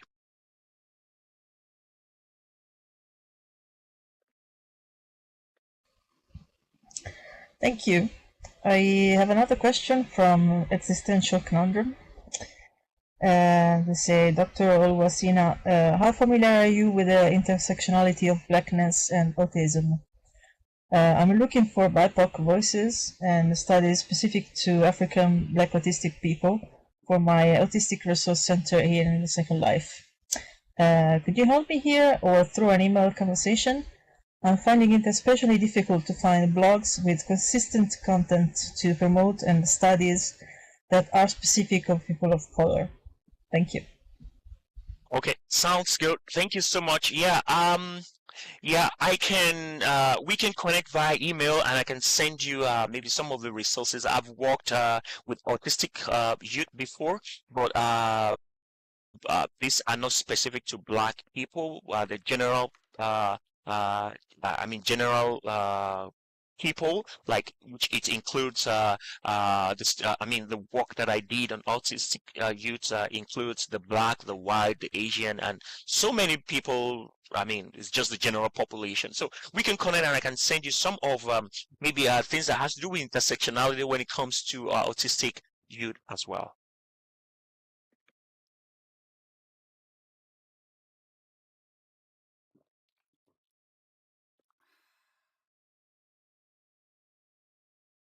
Any other question?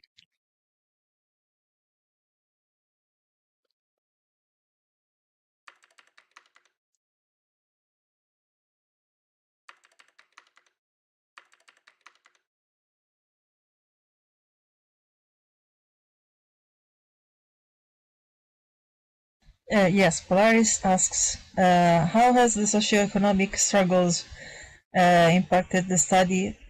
Did the youth's parents cooperated with the study?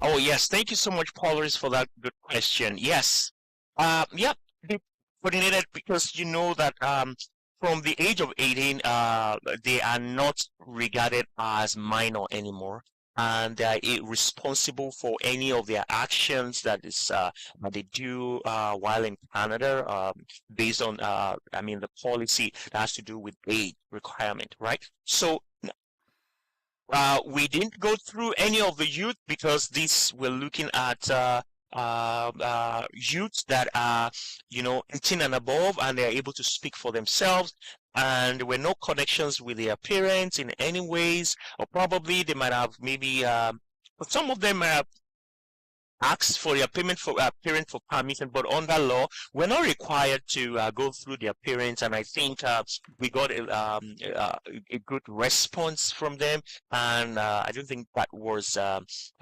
challenge for us during the project.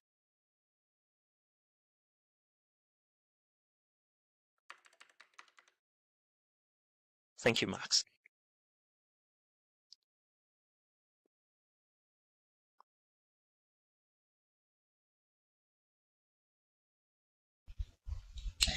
Okay, so Gentle says, thank you for your interesting presentation.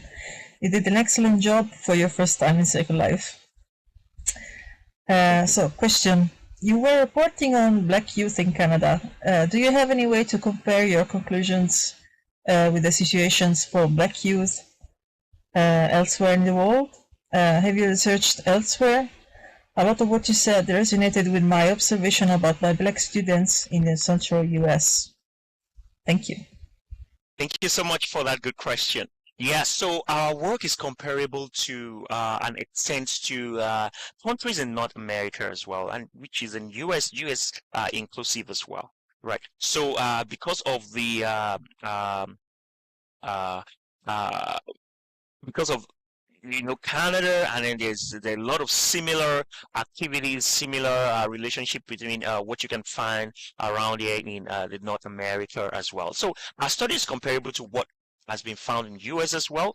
And then from research and literature, we saw that this work is consistent in what other people in other jurisdictions, for example, Western world, like US and some other countries, Australia, UK, and all that. So we're able to see a lot of comparison, like what we got, and it's the same thing that other people were able to get from.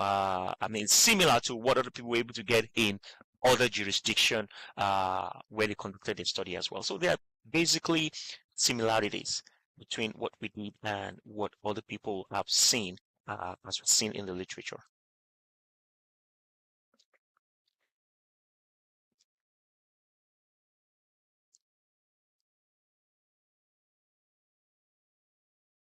Any other question?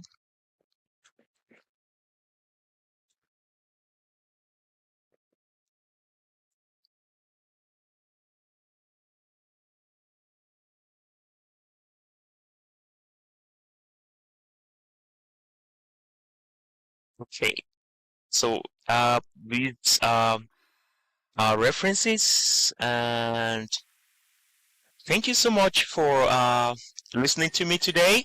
And then also, I would like to thank specifically the principal investigator for this project for allowing me to speak on behalf of the project, and then also for allowing me to work on this project. Her name is Professor Bukola Salami.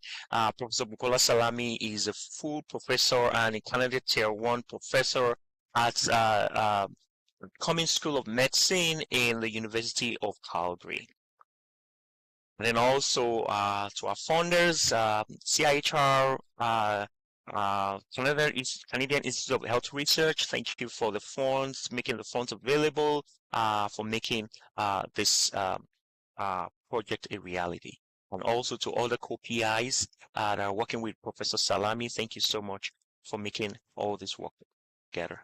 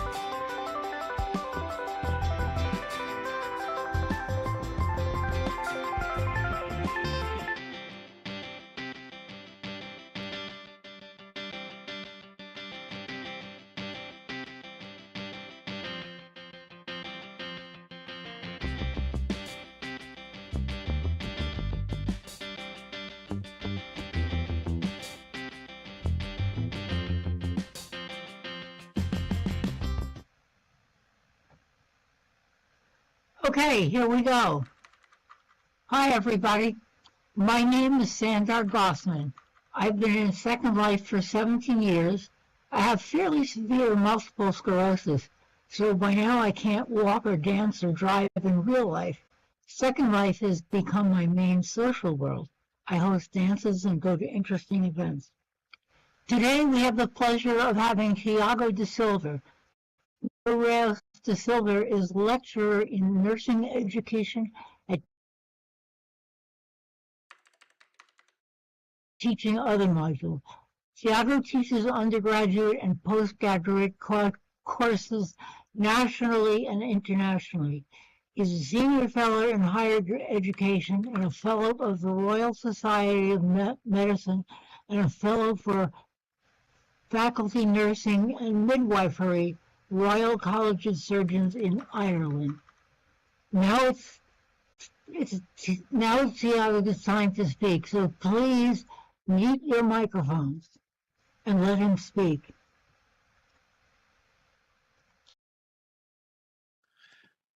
Thank you for that fantastic introduction.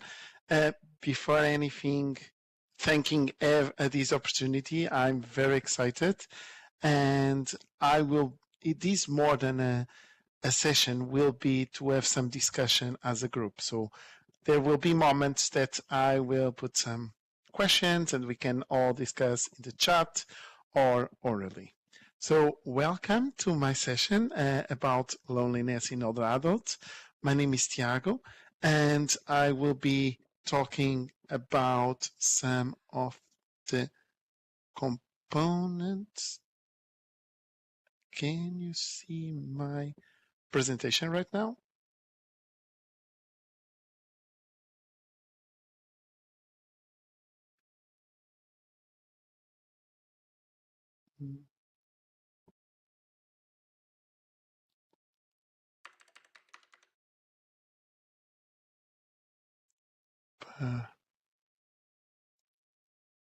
Oh, yeah. Okay, perfect. You can see the presentation on the screen.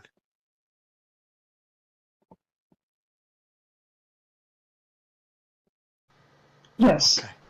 Perfect. Thank you so much, Gentle. Because for me, it's the three grays, but I trust it. So my aim will be to discuss, to present, to describe the concepts and loneliness and interventions in the case of older adults. and understand the effects of loneliness in our physical, mental, emotional health, and what key interventions we could do. And again, Second Life is fantastic. It's another tool that we could use. And to understand the roles in nursing, healthcare professionals, that we could bring this to when we have other conditions. Perfect. So it is interesting to understand that social isolation have few social relationships, social roles, group memberships, and infrequent social interaction. And that is objective. Loneliness is subjective because it is how the individual will interpret that. So it is a distressing experience, so it's not pleasant. And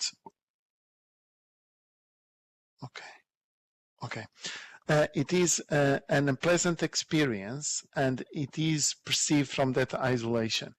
And it is subjective, as I will say later on.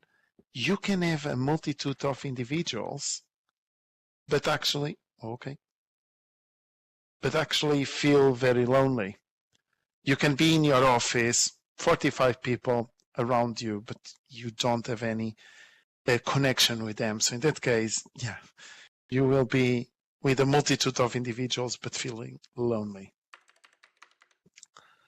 And the lack of this social connection, it is an important risk for physical and mental health and longevity, because we know is a risk factor, for example, for suicidal ideation. And this is why I discuss about the premature death of 26 to 29%, which is huge. We are talking here around 1 in 4 or 1 in 3 individuals. And if we go more broadly, and Holt Lundstad study a lot this component, it is the same as smoking 15 cigarettes. I don't know about you, but I was shocked to see that statistics. And it is very small, but in the handouts you can open. In this box, you see some statistics in UK and worldwide that normally individuals over 50 years old are more likely to have loneliness, especially if they are widows, especially if they have health issues, and if they feel they do not belong to a community. For example, if they are different religion around, if they are different ethnic group, different sexual orientation than the area, they will be possibly neglected by the community, or if they already live alone. And it is interesting that we notice that 17% of older adults say they communicate with friends, family, and neighbors, and less than once a week, and 11% less frequent than once a month. That is still, we think, well, 17 and 11% is not that much. But if we put that in perspective, is 1 in 10 individuals only speak with friends once a month. That is a long period with any interaction. And I'm saying talking, not necessarily verbal, could be having a platform like Second Life and all be meeting here together and interacting. So we know that, for example, 2 million in UK, 2 million adults who are 50 or older will have loneliness in the next 10 years. And this is why these statistics are very important, because for £1, or if you want €1, or whatever coin you use in your country, on loneliness could be 3 pounds reduction on the medical bills. So this is a fantastic way. If we don't think about health, if we are not humanistics, we are just thinking about the money, this is a good way for us to save our healthcare settings and make sure that we are all together. The next point, and I already start talking about, but I want to bring back to the room. Why do you think it's so important to discuss about loneliness?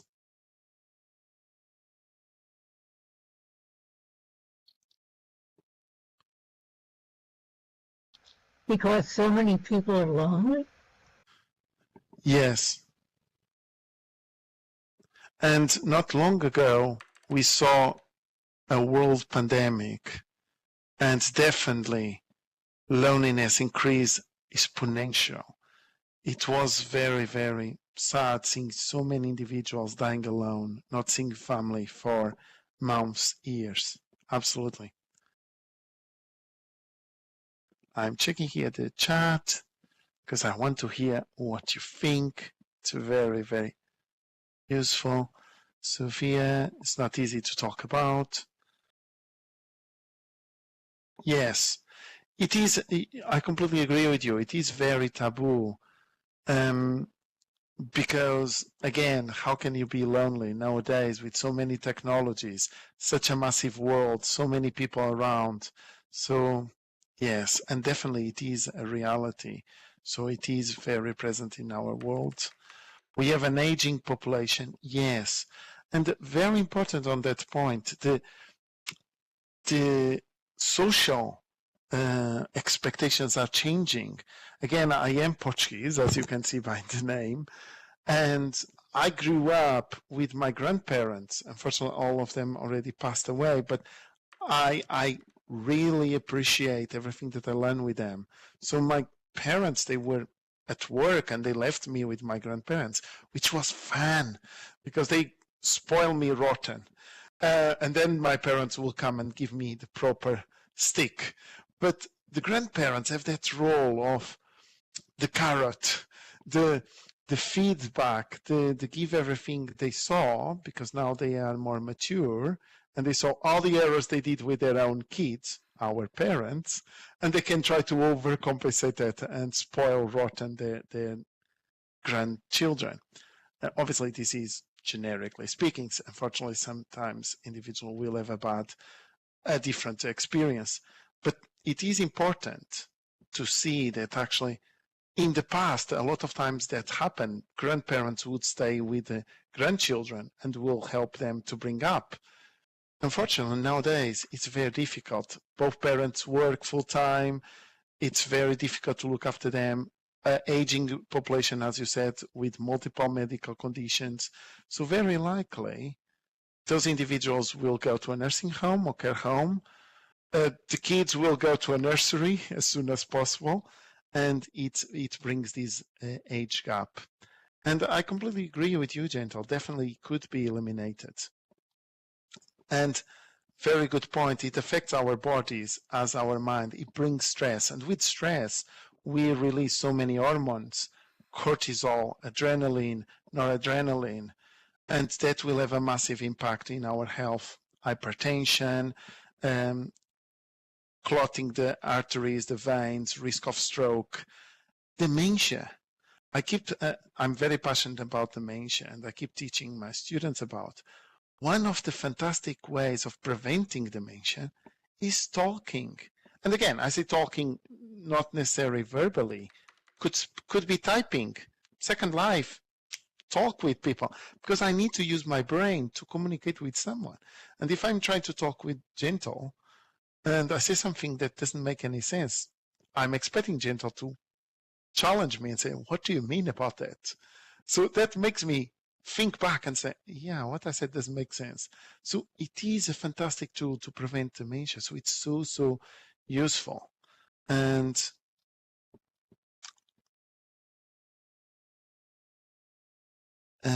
yes, fantastic. I'm just reading very quick. Yeah, absolutely. It is very strong statistics, and they are scary when we see that. Oops. Okay. Okay. Perfect. I think I am there now. Perfect. And now, I think I changed the slide.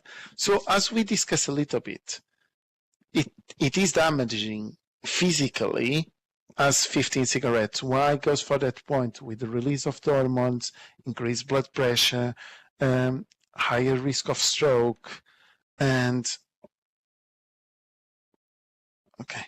higher risk of stroke. All the arteries will be more tied up, and the veins, and it increases the stress levels. Cortisol happens, and it's very easy for us to understand that. When we are very overworking, we don't notice and we are never sick. As soon as I start having my holidays, first day of leave, and I start having a cough, a sneeze, and the flu. Why? Because my body was so used to that high level of stress that never noticed the signs. As soon as I start stopping to relax, my immune system was already very debil, and it was enough to put me sick. And this is why people that are more low mood, with depression, sadness, they are easier to get other physical conditions because the cortisol affects their immune system, and we know that.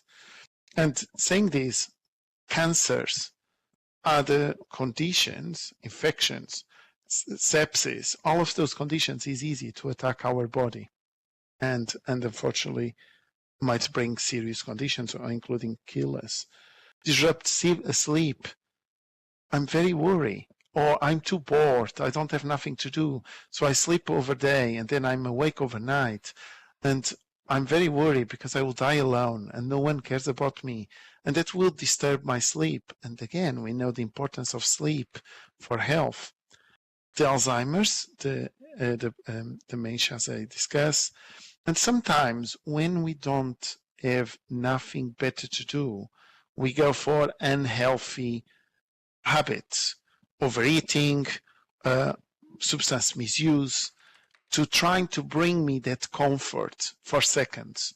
So eating rubbish food, but it tastes so nice for the 5-10 minutes that I eat, that alcohol or drugs or something that I have to give me that high sensation for minutes, hours. But that is temporary. Then I'm back to the misery. And I might have other symptoms as shame or disgust or happiness, or including my low self-esteem because I use those substances. And the risk of dying prematurely because the substance misuse, because these habits, because other conditions, for example, diabetes, metabolic syndrome, obesity, and until including suicide ideation. So, oops. So if we see in terms of nursing, and I'll be very brief here because this is what I normally talk in my classes, but it is a perfect place. And I say nurses, but could be any healthcare professional. They're ideal to bring this quality of life, this well-being, and to talk. And I'm fortunate enough to be a nurse. I'm fortunate enough to have so many patients around me, and especially in older people. And I'm fortunate enough, as I said to the patient, I'm getting a little bit emotional, to have the last minutes of so many patients. They could trust me to just give the last breath and pass. And that is so special place because means they trust me to do that passage. And this is why nursing and other healthcare professionals are so important to be with them in the last minutes. And with COVID, I had so many names. I adopt so many people's relatives because they couldn't say bye to their mother, a son, cousin. And I was there, and they called me so many names, the relative's name, and they say bye to me multiple times, and I'm getting emotional here, imagining. But I love that to think that I could be a second individual for them to say bye to their relatives. And I think that is very, very important. And again, in that time, they didn't want me to give medication. They don't want me to give any food. They want me just to be there and not dying alone. And this is why it's such a topic that touched me so many times. Good. So we are good with time. So in a nutshell, and this is Weiss, who was a psychologist, loneliness is caused not by being alone, but by being without definitive needed relationship or set of relationships. We are social animals. And it is interesting because I want to know your feelings. But with the pandemic, it affected all of us in a way that we were so drained in terms of no hug, no kiss, no talk, too close, stop talking with people, isolation, so many commands that we were horrified because we felt that any social interaction we could kill. And I understand in terms of the transmission of the virus. But again, so much of that affect our self-esteem, affect our relationship, and again, affect our immune system. So it was a little bit a complicated situation. We are social. We need people. We need to talk people. We need to feel people. And again, it's no needed to be physical necessarily. Could be potentially as a platform like Second Life, and just talk, see the friends every day, talk with them, living that life as social individuals. So if we see the early definitions of loneliness, it was initially this lack of intimacy, and then evolved to this subjective feeling of isolation, not belonging. And if we see the Pinkwart and Sorensen was saying about this distressing feeling and discrepancies of one desire. So I would, and this is very subjective because some of us, 5 friends are good, 3 friends are good, 1 friend is good enough. Other people, they need 10 millions of people to feel. And if you have only 9 million, you are very lonely. So it is important to see this desire and this individual aspect of, for everyone, is very specific. When we see the 4 theoretical approach, and I will be very brief about this. Very important topic here on the chat. Absolutely, about working remotely. And it is very interesting because working remotely, we missed seeing people, and now things are back to normalish. For example, today I'm in my office. For 145 people, I'm the only one here. So people now have another way of working. But I try to come every day so I can see people, I can chat, I can have a laugh, I can say nonsense and connect. I need that. It's very important for me, including seeing people on the underground. And I like that. Some individuals not, and I understand and I respect. But definitely during the COVID gave us a different way of connect and relate. Perfect. So in the 4 theoretical approach, which I will go very briefly because you have the slide and I don't want to give too much theory. We have Weiss, 1973, with the interactionist approach that I will explain in a second. The Sullivan and from Reichman with the psychodynamic approach, Tillich and Mustakas with the existential approach, and Peplau and Perlman cognitive approach. And interestingly, if we go now in a little bit more detail, we have the interactionist approach from Weiss that was the idea of this loneliness was a combination of absence of a social networking, what we were talking about, remote working and not being able to have this social networking, and a lack of an intimate figure, a partner, a family member, so someone in your inside area. And Wines discuss two types of loneliness. One emotional, one social. So emotional loneliness will be, I have this partner, but I cannot connect with him. He's there, I give the food, but that's it. It's like I'm a parent. There is no connection at all. Romantic or emotional, it's just not there.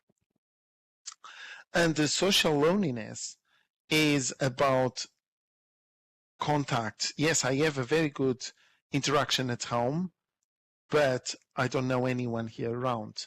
And it's easy to understand, for example, with, for example, now the refugees, they leave their country, they go to another place. Not necessarily they understand the language, not necessarily they understand the culture.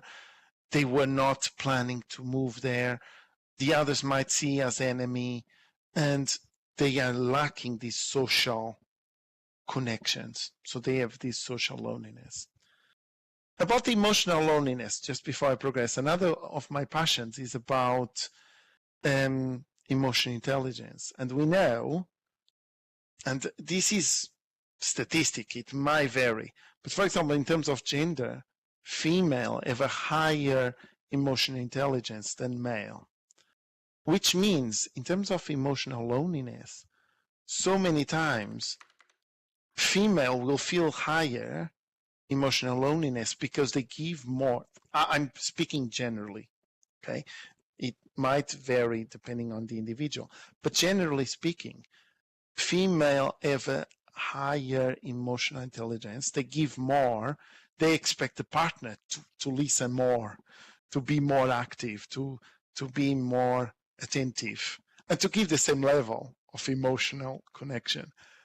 On the other side, male, because the brain is different, I'm not trying to justify, but because the brain is different, sometimes it's the lack of understanding that they really need that level of talking, understanding, and giving time to. Good. Yes, perfect. So in terms of pros and cons, always we see that. In terms of emotional loneliness, could be someone that, for example, lost a loved one, a widow. And statistically, we know that sometimes someone that is very attached to one to the other, when the partner dies, normally the other one dies very quickly, in 6 months, 1 year. Interestingly, and again, I'm going binary gender because it is the statistics that we have until now. I hope by the future we can have more other genders. But it is interestingly, females survive longer without the partner than actually the male. That might mean a lot. So it could be including that because the female could give that emotional connection. They can see it. Could be because maybe 40, 50 years ago it was a shame to be homosexual. So it is interesting to see how this happened. So definitely I'm in a risk factor to die faster. And definitely without my wife, I will die faster. Divorce, again, if divorce happens, or no friends at all.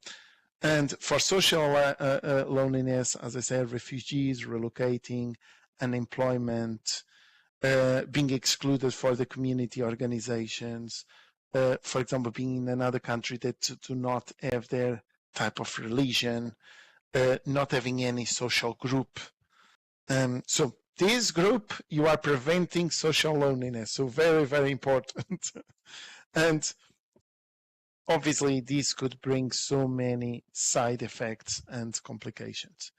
In terms of the criticisms of this theory, is it seems that only negative things take towards it. There is not that much positive things that could bring to loneliness. And another thing is research in loneliness has benefit from that black and white perspective. Oh, I have a very good comment. Let me see. This might also do with tend to have more friends. Absolutely. And Roxy is very interesting. I love anatomy and physiology. And female brain, what I'm saying, it might be a little bit polemic. The brain is slightly lighter than the male brain, 100 grams, so it's not that much. But structurally, it's very, very different. Naturally, female have much more connections between the cerebral areas than a male brain, because the hormones will do that change, which means that the man is less multitask than female, because with the hormones, you have more capacity verbally, you have much more knowledge of words, you can do much more connection, and you have more capacity to talk more than a male due to this brain connection. So absolutely. From what I see, my mother is always at groups. Yes, absolutely. So including personality could change. Oh, pets, absolutely. That is a very good way, and I will discuss that later. It is fantastic, and a lot of research was done, actually. Cats and dogs and these furry animals that you have, the fact that you are stroking them, it actually is very beneficial, because you are discharging that stress, anxiety, and you are reacting to the animal. You will be talking to the animal. You will be interacting with the animal. So it does help. And this is for you to laugh. My mom, obviously, now me and my brother, we left home. So she's at home with my dad. And she's still going to the farm and talking with her chickens. And she needs that animals. And she substitutes us by the chickens and the rabbits and everything. It does benefit. It's not the same as another individual, as the example that I gave. If I say something, I'm expecting Gentle to challenge my phrase and say, what do you mean? But that doesn't make any sense. So it is a good way of having someone that can bounce back. But if I don't have a pet, is a good alternative. It's not the same, but could benefit some of that loneliness. Absolutely. Okay, perfect. My mom will kill me for talking about her chicken. Absolutely. But it is that you have your cat, you talk with the cat, you interact with the cat. It is very, very useful because it makes you think, it makes you reflect, it makes you mobile, it makes you be back to life. So very, very good point. Good. So now psychodynamic, very briefly, it associates as a pathological clinical perspective. So it is because you had a trauma, because you didn't attach when you were children, you would be living with loneliness. You don't have connections with people. So says the lack of social skills, the lack of going to school, that will trigger loneliness in an older age. So it is a very negative and clinical perspective. Existential says that loneliness is an existential condition of people's existence. So everybody will get old. Everybody will get lonely. So it is a very strong statement. And then talks about the anxiety loneliness and the true loneliness. So for example, the anxiety loneliness is this idea that, oh my God, I'm losing this friend, I'm getting anxious. And the true loneliness is the true loneliness. So no, you are not lonely. You have 45 people in the office. You have people. You are not lonely. You feel it, but you are not. Which again is a criticism, because it is this feeling alone and this notion, objective notion to be alone. The cognitive, which is one of the most accepted, is this, depends on the personality, everybody's different, and is how you perceive loneliness. So if I say I don't feel lonely because I have 5 fantastic friends, and when I have those 3 hours in the day that I am alone at home, I need it. So actually, I'm not lonely. And it says that it's the evaluation of one individual against some stereotypical ideas. So I might living alone, but I'm not lonely. Yes, I'm not married. Yes, I don't go to church or to any of my religion. But when I'm at work 12 hours a day, I have plenty of people and I talk with everyone. So it brings back to how you live and how you feel with loneliness. In terms of prevalence and experience, we already talked, so I'm very briefly here. 18 to 20, nearly 21% of the people in UK is experience loneliness. That is a high number. And what shocked me was, including in nursing homes, 22% of the adults, they feel lonely. Nursing homes, they have nurses all the time. They have a lot of other older adults. They have doctors. They have the chaplain. And they still feeling lonely. So again, it goes for that perspective that you can be thirsty in ocean. You have so much water, you have so many people, but you actually don't connect. And some of the risk factors, which is important for us to cover: gender, so male and female, and you very well spot in the chat, female normally have more interactions and are more in survival mode. Okay, now that I don't have the husband, I'm start going out, I have more time for me, I start talking with people, I speak with the neighbor.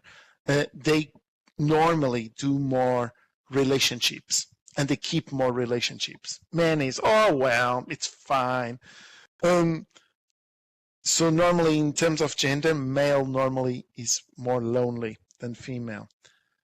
Low social economic status is not news. Again, if I'm rich and I have a house in Los Angeles, I will have 10,000 people coming to my house and in parties every night. I'm rich. It's a good friend to be. Now, if I don't have that condition, why people would come to see me? They might be terrified that I will ask for money. They might feel very awkward if I'm smelly, if I don't have clothes appropriate, if I don't have food. I might be too slim or too fat.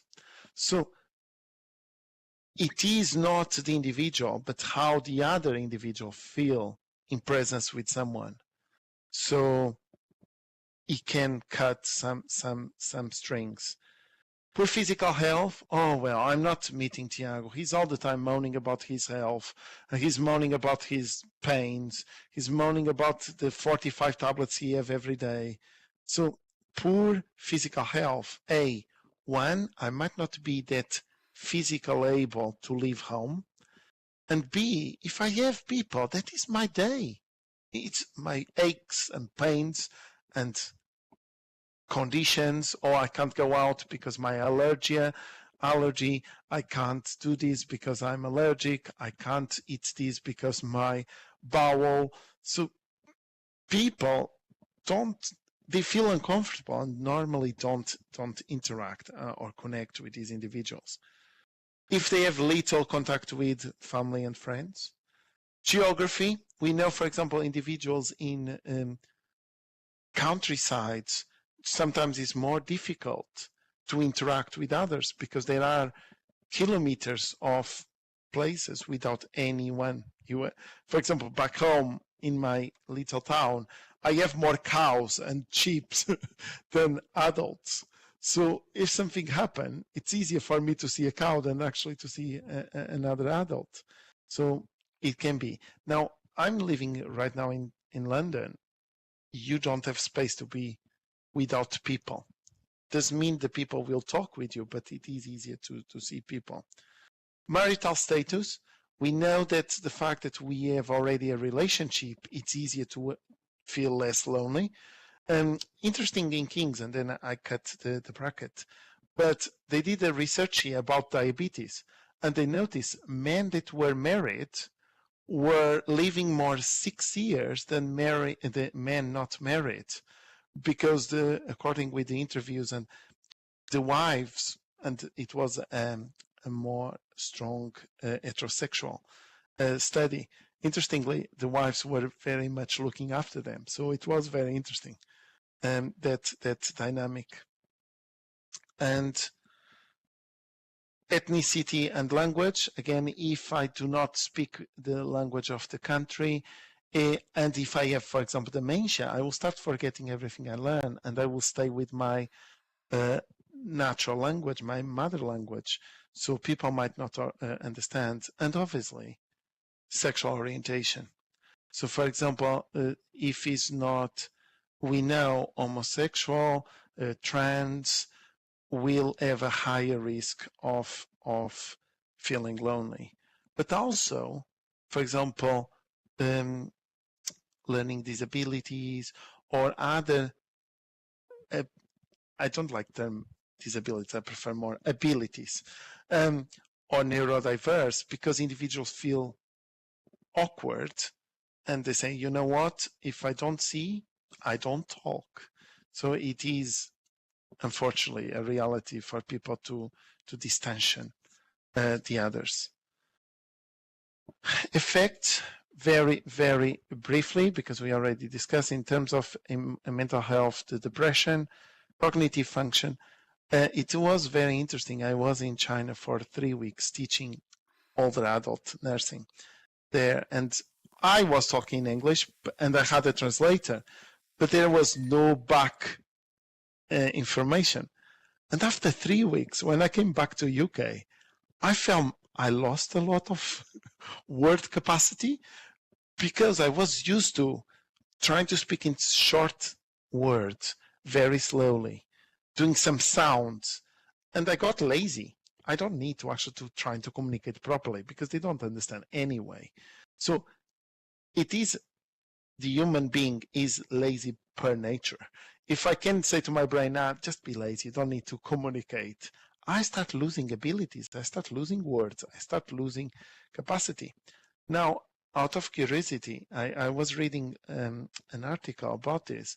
People that speak one more language, for each new language that you learn, can give you more 10 years without cognitive impairment, dementia. Because the reason is your brain needs to be very creative to learning a different language and say, okay, right, when you are talking about gato, is the same as cat, and is the same as, so it makes all these connections to understand that concept. So our brain is very, very clever. Social substance misuse, for example, alcoholism, bereavement, stress, lower immune system due to stress, suicidal ideation and self-harm, and a lack of sleep. When we go for our physical health, an increase of mortality, higher blood pressure, heart problems, physical functioning and disability, and unhealthy behaviors, and overall will impact. So now, very brief, because I want to give some time to discuss, I will show you some different scales that you could use, including in your home, with your loved ones, with yourself, to see your stage of loneliness. So there are different scales. They are I put here 4. The 4 of them are good. They have pros and cons to assess loneliness. So one is the Campaign to End Loneliness Measurement Tool, which I quite enjoy because it's very short, 3 questions. It has a very positive wording, which I like, and does not mention loneliness, which is good because sometimes mentioning loneliness, people are triggered to go in that direction. And if you want a short and sensitive worded tool, it's very easy. So anyone, including a lay individual, could use. So I quite enjoy it. The De Jong Gerveld Loneliness Scale I quite like, is from our Asian colleagues, and it is 6 questions. It is positive and negative wording. It is better for researchers because it's slightly more complex, and it is a rigorous tool. So it is good for research mainly. The UCLA, it's 3 words, unfortunately have some negative wording. And what I like to use it is because it's rigorous, it's short, and it's very quick to score. And in my article, I use it for community nurses because they don't have a lot of time. So I quite enjoy that. But you have the single item question. It is negative, and it is 1 question. So very quick, and it is to get more quick the outcome of that problem. UCLA, as I discussed, so have some strengths. So it's very used. It can be used in different ways. It's very comparable because so many places use it. But the issue is, for example, negative wording. Sometimes you might have some positive, false positives or false negatives, and sometimes can be quite tricky. You have the score here. So it is from my article, UCLA, and is easily, first, how often do you feel that you lack companionship? Hardly ever, some of the time, or often. How often do you feel left out? Hardly ever, some of the time, often. How often do you feel isolated from others? Hardly ever, some of the time, or often. So as you can see, it's very quick to score, and I quite like it because it goes direct to the point, but it is negative. And the Campaign to End Loneliness Measurement Tool, these 3, as I said, it is, for example, I am content with my friendships and relationships. I have enough people I feel comfortable asking for help at any time. My relationships are as satisfying as I would want them to be. And you score these from 0 to 12 because you have all these different answers. Strongly disagree, you give 4, and strongly agree, you give 0. So it is an easy way. Can you see the importance of this one is positive? I am content with my friendships and relationships. Yeah, I am. So that gives me a 0. No, I'm not. I strongly disagree with that. It gives me a 4. And the De Jong Gerveld 6-item scale, it is 6 questions, as I said, and it is the wording, as you will see, it's more academically. So for example, it is 6 questions. I experience a general sense of emptiness. I miss having people around me. I often feel rejected. There are plenty of people I can rely on when I have problems. There are many people I can trust completely. And there are enough people I feel close to. So you can see here positive and negative. And you score from 0 as no, 1 as yes. If you are in doubt and you say more or less, you still score 1. Why? Because you are aiming to catch all.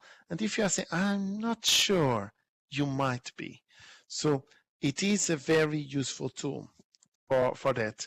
And I would encourage you later tonight, just play with the 4 scales and see about yourselves. Are you positive in any of those? Are you negative in the 4 of them? So how are you with the scale? The single item, I quite like it because it is, are you very lonely, lonely at times, or never lonely? Other example is, how often do you feel lonely? Hardly ever, some of the time, often. Or including very specific, in the past week, have you ever felt lonely? Rarely, less than 1 day, some of the time, 1 or 2 days, occasionally 3 or 4 days, or all the time I felt lonely, more than 5 days. So it is very direct. So it is good because it goes straight to the point and you know, okay, no, definitely you are feeling lonely. In terms of prevention, because it is what I want to talk, yes, you do have these 4 scales in the handouts, absolutely. So in terms of prevention and interventions, promote independence, encourage people to have their own lives, go out, socialize, talk with people, including if you don't want to, and you prefer to stay at home and watch TV. TV is sucking your soul out. It is important to talk with each other, to go out, or to be inside, but in the computer, because at least you can interact with someone. Prevent or delay the deterioration of well-being and delay the need for more costly and intensive service because we do not have them. Type of interventions, we can do one-to-one interventions. For example, the befriending, again, is a very social, is a very old way, but talking, be a friend of someone else. Someone that you know is your neighbor and is very lonely. So can be mentoring. You have, for example, someone else and you want to have that relationship and help to the shop for them, etc. This gatekeeping that could be, for example, looking after them, including safeguarding them and making sure they are safe. In that case, could be group interventions, and I will discuss some examples. Wider community engagement, or, hey, Second Life, online or technology-based interventions. As I said, befriending, we could have telephone and group befriending. It's already 6 years that I do this. I like to volunteer for some associations, and I like, for example, the Age UK. And during Christmas time, especially, I can't volunteer on other times, but on Christmas, college is closed, so I can volunteer. And I like to do this telephone, and it breaks my heart because we ring older adults. And again, you can be a younger adult in loneliness, but Age UK is more for older adults. But we ring them on Christmas, Christmas Day, Christmas Eve, and talk with them. And it breaks my heart because that hour, they don't have nothing to do. They are just talking with me over the phone. And I was talking rubbish about what do you have prepared? What will be your dinner? What are you seeing someone? What are you watching on TV? Some of these things. But for 1 hour, we are talking about life. And I believe that at least made them feel slightly better. Because otherwise they will be completely lonely for the whole. And again, it is only Christmas here in the UK. Should be all the time, but I can't. But they have other volunteers. So could be this befriending. Could be, for example, group befriending also. And this small talk, it is very important. Different types of assistance could be companionship, transport, picking up medication and bring that back. Could be shopping once a week or twice a week. but it requires volunteers mainly, or paid workers. So sometimes these individuals will pay with their pension for these individuals to do these little things. It is interesting. I was involved in a project of teenagers and younger adults interacting with older adults. And when I evaluate with my team the impact, it was beautiful. The younger adults, they felt very valuable because they learn lessons. They learn weird, between brackets, English words. They organized better their time. They were very responsible, and including some of them wanted to come to a healthcare setting because they felt they could help so many more people. And the older adults evaluated so high because they felt very useful, because that time they could inspire a younger adult about life. So it can be very useful for society, for both ends of the aging group. And mentoring, very briefly, it is important to give these help and teaching and experience. However, this can be a very big umbrella term.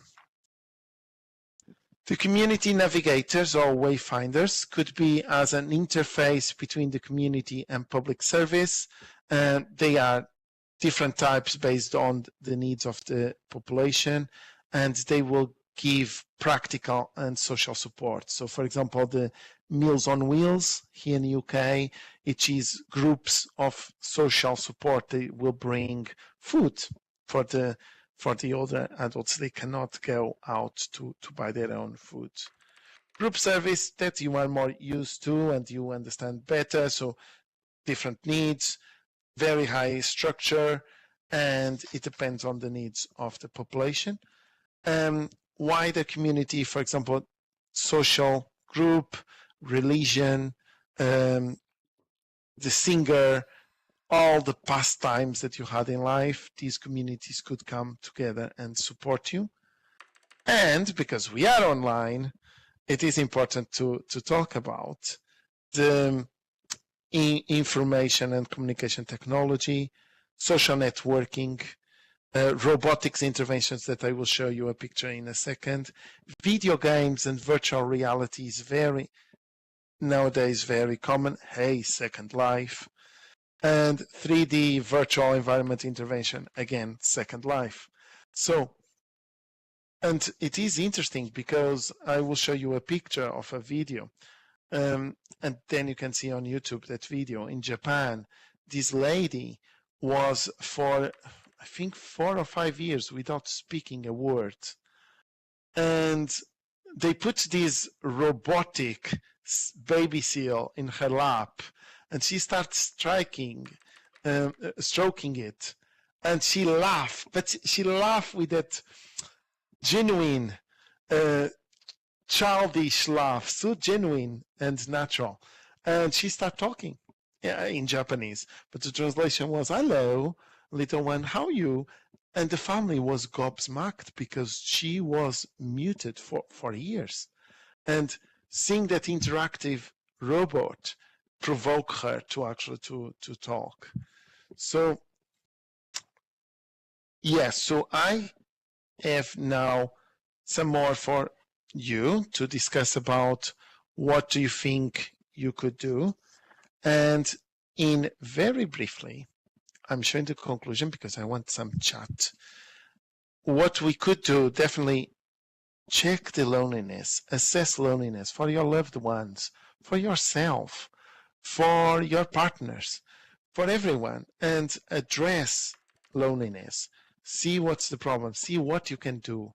As you were writing in the chat, be brave, go to the world, start talking with people, start interacting with people, and see what groups and social support do you have around you that you could have that connection, and promote the self-esteem and identity of these individuals, and educate everyone about loneliness. So spread the love, spread the word. And this is very briefly the summary. Definitely loneliness is a public health issue. It is needed to be addressed. We discussed the 4 key theoretical approach. We discussed the physical, mental, social problems that can bring to our health. And there are multiple loneliness interventions and assessments. And it is our role socially to actually to support everyone. You also have a spare file with my contact, and I'm very happy to take questions and to be contacted. And I hope it was useful, and thank you so much for paying attention and being so engaged. Thank you.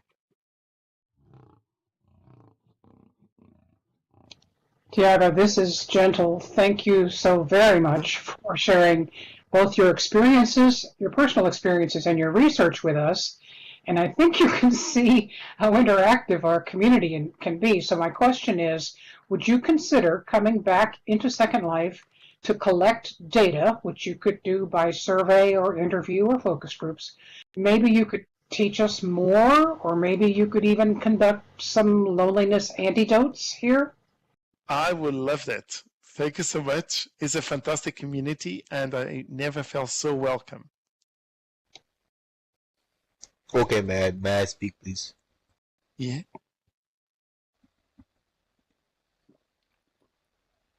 Yes, please. Okay. Can I take the stage? Yes. Do you mind moving? I am moving now slowly. Thank you very much. That's Okay.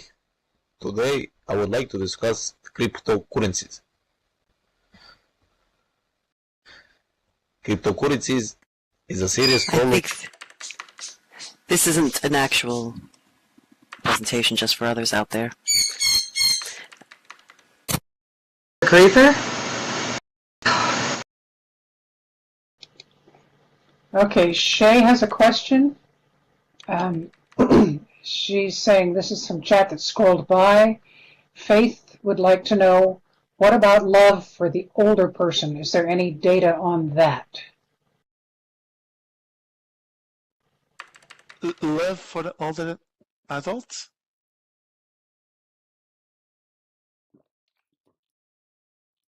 I think she's talking about love relationships between older adults.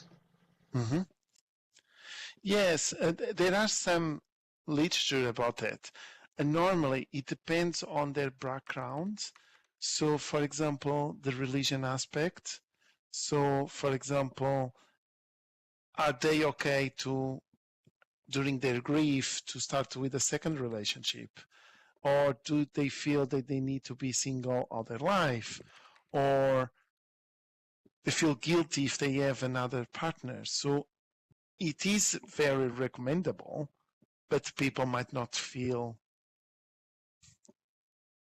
able to, because they feel, oh, now I'm too old, I can't have anyone else. So it depends. So there are some literature on love, and I would love to come one day here and talk about love in other adults and including sexuality, because sometimes it's a big taboo topic. And there's a question from Widget.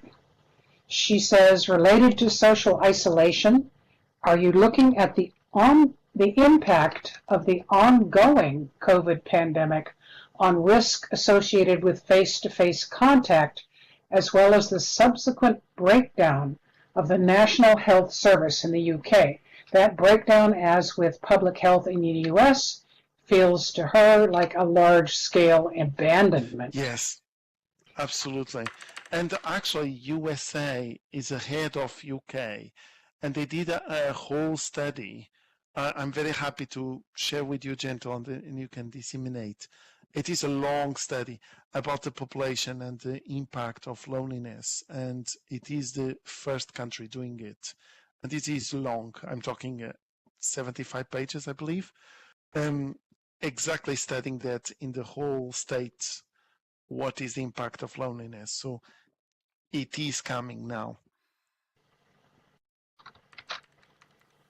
Got a lot of questions here. Polaris Polaris is making a comment that you're welcome to comment on. He says he watched Sword Art Online 2 anime where a hospital-ridden character used VR to socialize. She's an invert. Polaris is an invert, but he's going to be 20 years in Second Life next week. Absolutely, you can use, and it is a stigma, and including a stereotype that if older people on the VR doesn't work. It can be true, but it cannot be true. And I was just last week, we were doing a little experiment with VR headsets, which it is normally very distressing, but for older adults with dementia, and see how they would interact to have, for example, a CT scan. And they accepted very well. They were so interested in seeing the movie there. They allowed us to do the CT scan, which is very nerve-wracking because obviously that is very loud. You see all the magnets going around. And because they were so immersed in this virtual reality, they tolerate completely. So VR, virtual reality, Second Life, these platforms, these game platforms, it can be a fantastic way for you to live your life again. Because you can be whatever. You can be 97 years old, but here in Second Life, you can be 20 and feel again all the life that you miss. I don't know if that answer.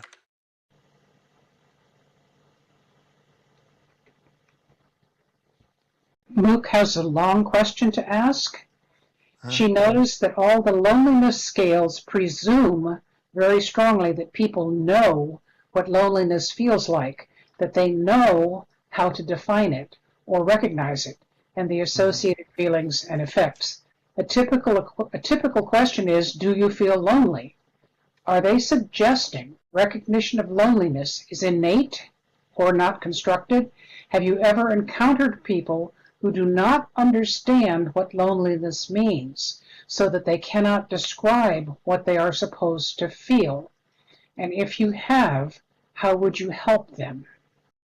Fantastic question. The audience to relate to that. Absolutely, fantastic question. And you are absolutely correct. I did struggle with some of the scales. So in those cases that I go to some individual that they might not know what is the concept of loneliness, or they feel that concept in a different way, I prefer to use the Campaign to End Loneliness measurement tool because it's easier and is more objective. And the point is, I am content with my friends and my relationships. And you say yes or no. You can analyze that. Or I have enough people around to help me at any time. Again, very objective question, yes or no. Or my relationships are satisfying and I would want them to be as they are, yes or no. So in that case, it's easier for you to assess. But I completely agree with you. Some of the scales, they are so close and so research-based that some of the older adults, cognitive impaired or neurodiverse, they might struggle to understand that concept. Very good question.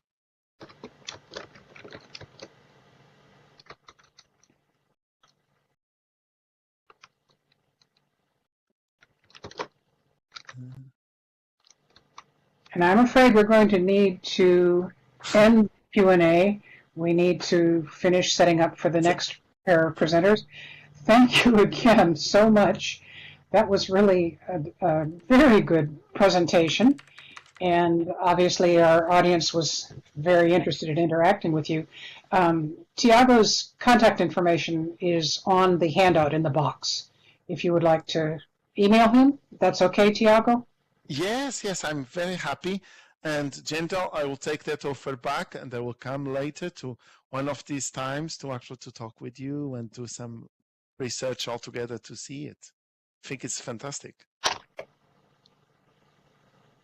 Okay.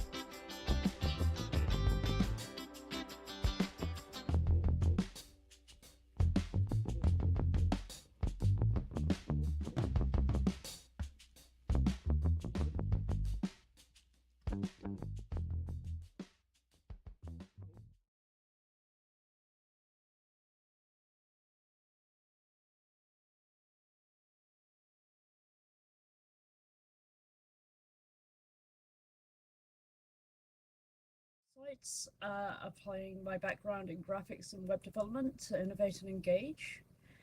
I'm based in Herefordshire in the UK. I have remitting relapsing multiple sclerosis. Today I am introducing the mother and daughter team of Dr. Valerie. Dr. Valerie is a director of the Community Virtual Library in the Metaverse and coordinator of the Virtual Worlds Education Consortium.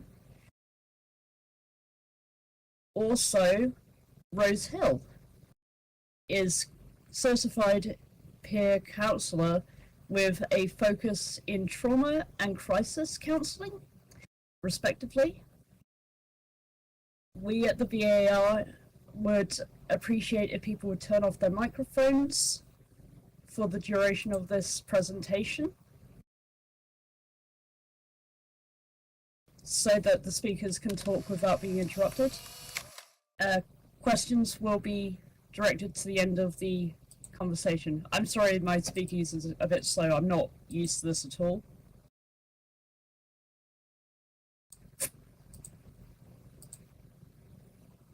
So I shall leave you with the speakers.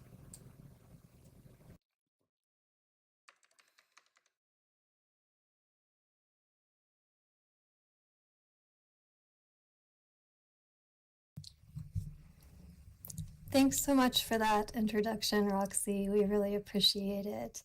And welcome everyone to the impact of parasocial relationships with AI on mental health.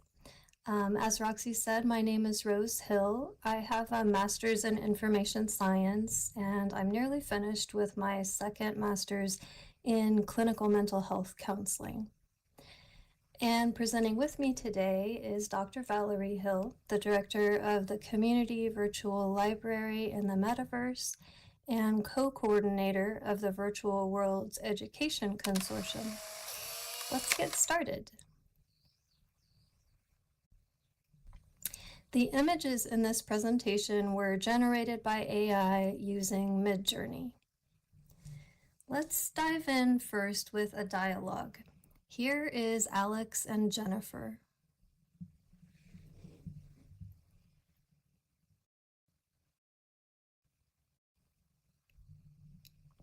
Hi, Jen. Remember that Beatles t-shirt of my dad's that I told you about?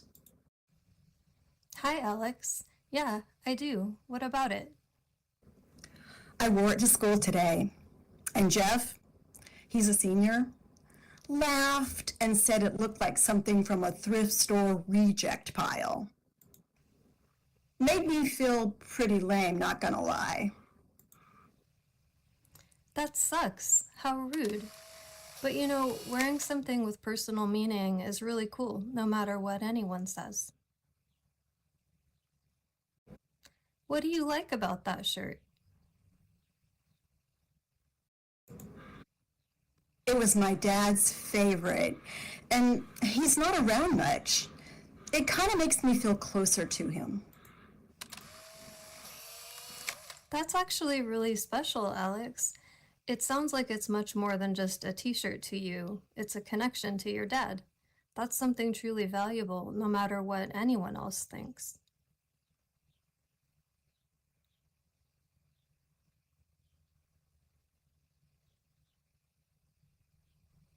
What do you think about this shirt? Remember the picture I showed you about it?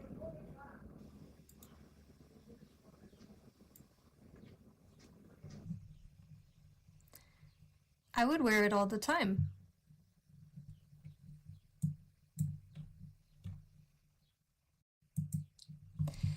Alex is human, a 15-year-old freshman in high school, loosely based on clients I served working in an adolescent inpatient facility.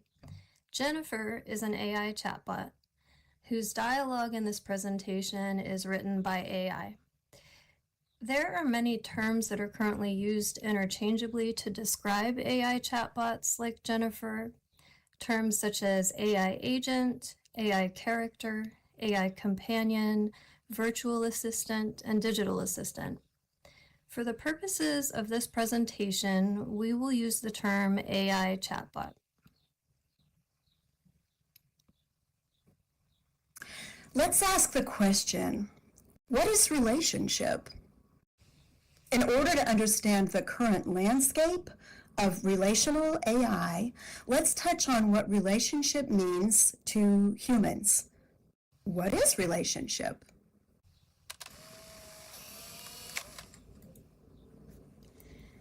Relationship is the way that two or more people, objects, or concepts are connected, or more generally, the state of being connected.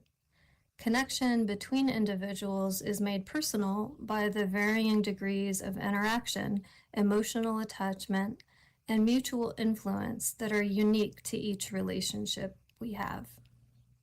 Relationships at their core are the threads that connect us to the world around us, and they are essential for mental and physical well-being. And so, what is parasocial relationship? In contrast to what we think of as a typical relationship, what is a parasocial relationship?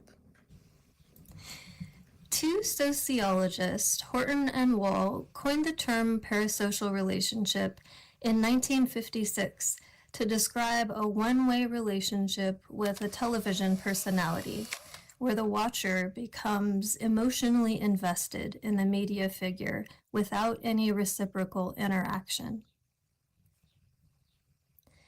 This kind of relationship offers intimacy at a distance, a turn of phrase from Horton and Wall's seminal paper on the topic. A key difference between a regular relationship and a parasocial relationship lies in the reciprocity of the interaction.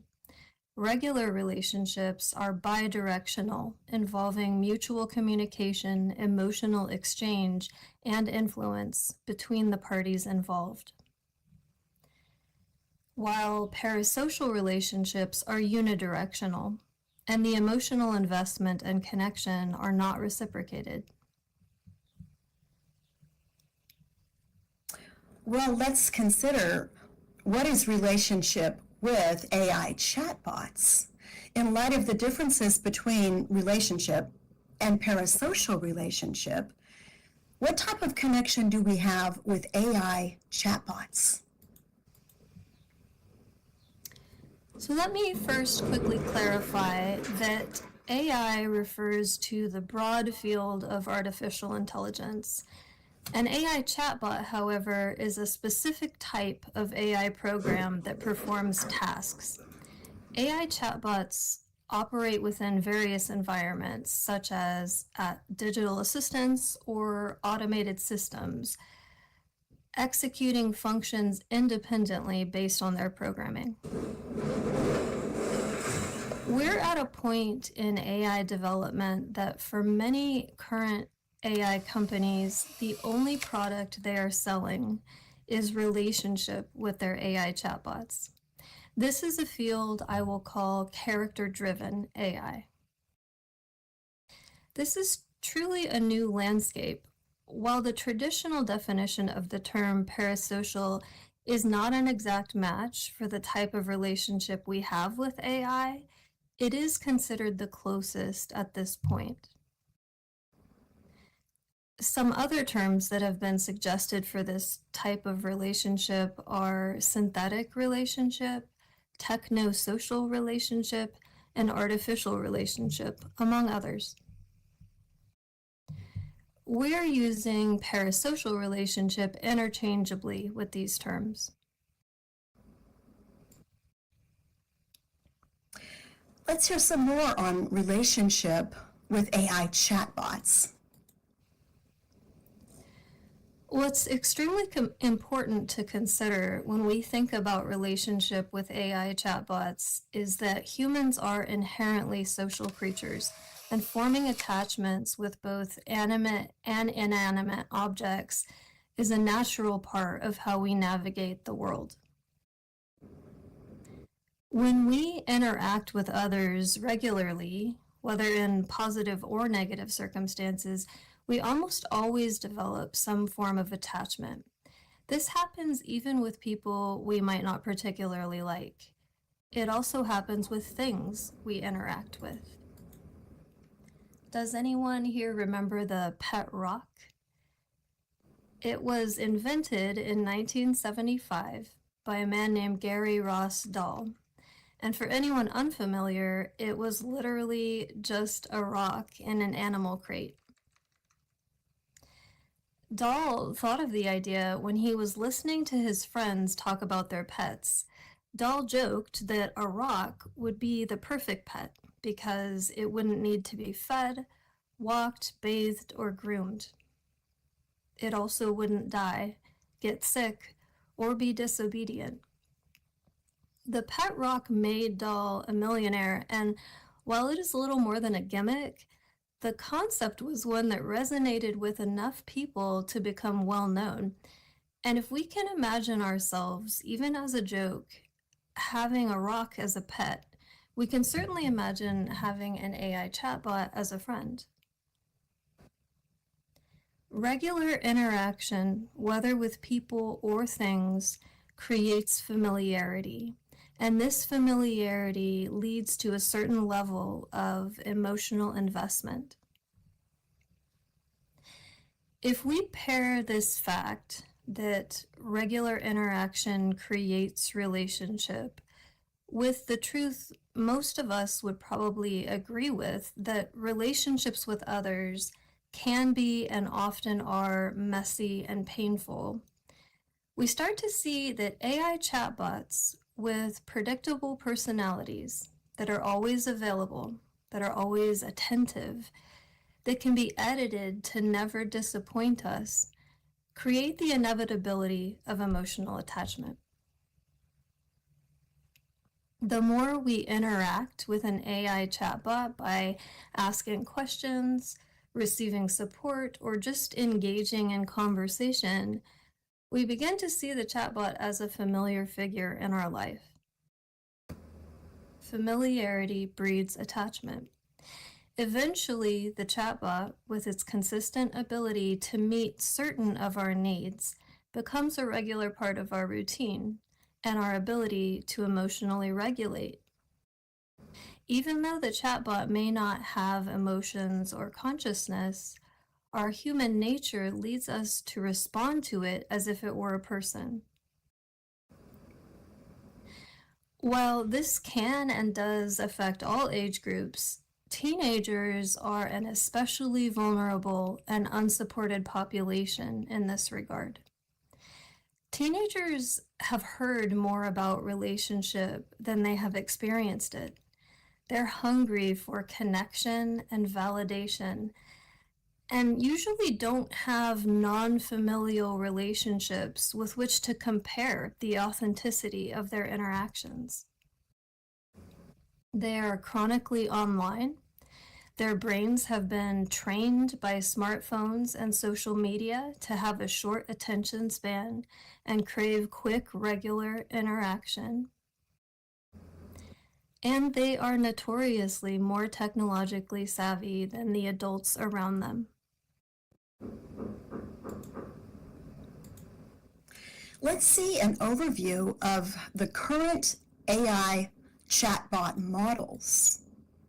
The field of AI seems to have exploded over the past couple years. What is the current landscape for AI chatbot models? Current AI chatbots have become sophisticated in simulating human-like interactions. And most models are available, at least for regular use, for free, or for limited use for free. Many of the big names you may have heard of, like ChatGPT, Claude, Gemini, and Meta, are designed for talking about any informational request. Questions about coding, the universe, how to style your hair, and so on. The only limits are the filters defined by each company to try to keep harmful responses from being generated. Along with these models designed for informational requests are the character-driven AI chatbots. Some big names in this category are Character AI, Janitor AI, and Chai AI.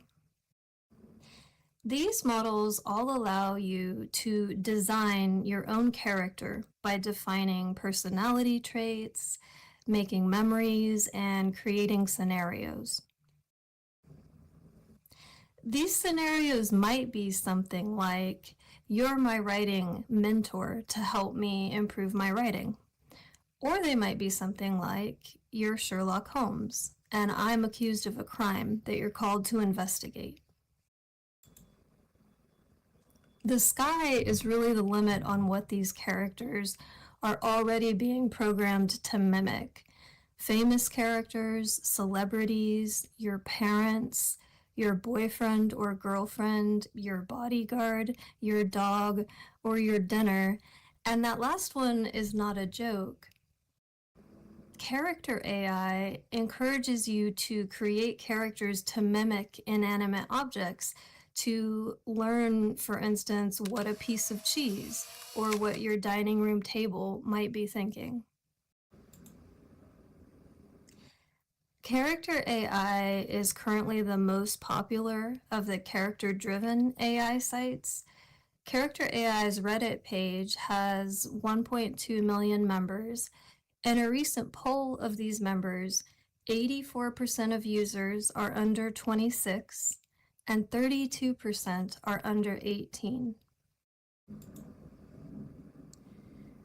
A word of warning about character-driven AI sites. Some have filters and some do not. Character AI does have filters to prevent not safe for work content.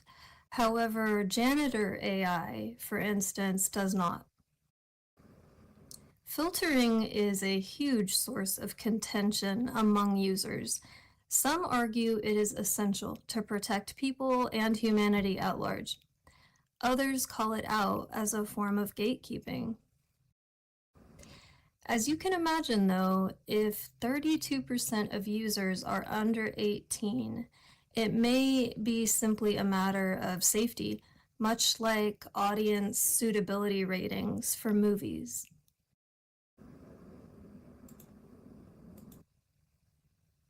Next, let's consider the positive impacts on mental health.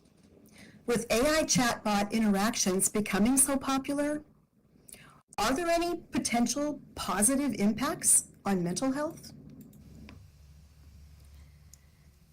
Mental health resources are not accessible for many people due to cost, location, a shortage of mental health professionals, and stigma.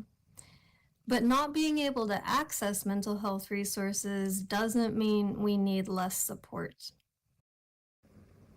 Often it means we need more, due to, for example, the chronic stress of having lower socioeconomic status or living in a community that stigmatizes talking about mental health. It's in this context that AI chatbots are emerging as potential allies, especially in emotional regulation and support, psychoeducation, and social skill development. Real-time assistance for emotional regulation and emotional support. This key point highlights the immediate help AI chatbots offer for managing users' challenging emotions.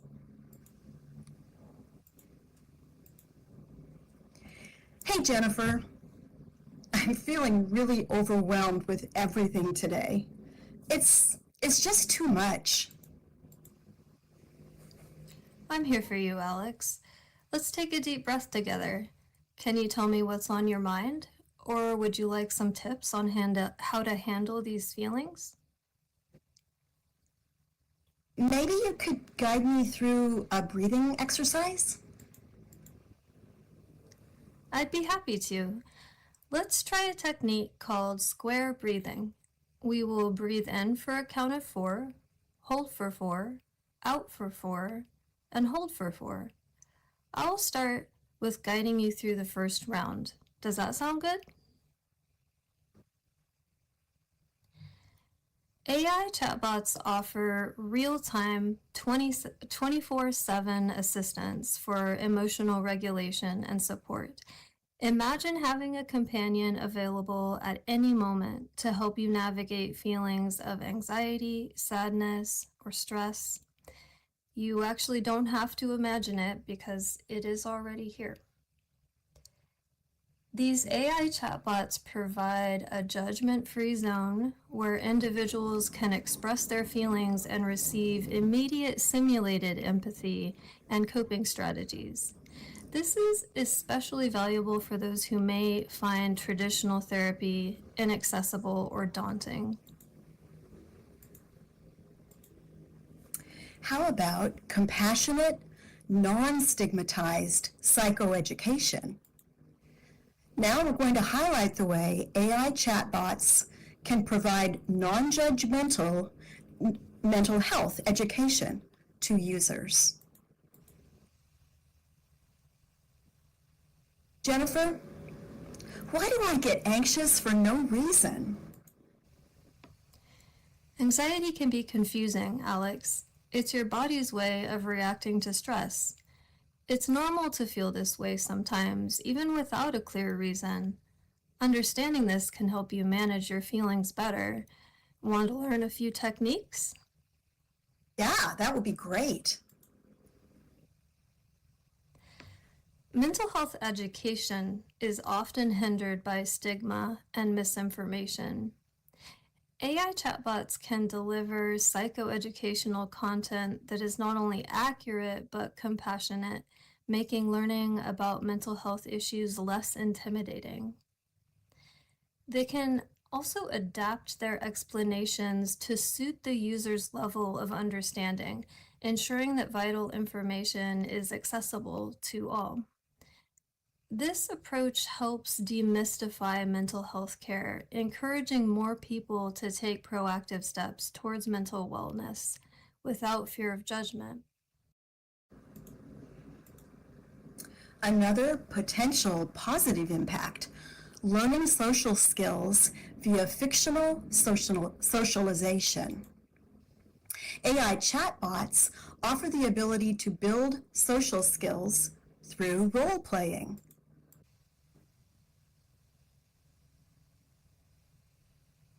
I always get nervous talking to new people.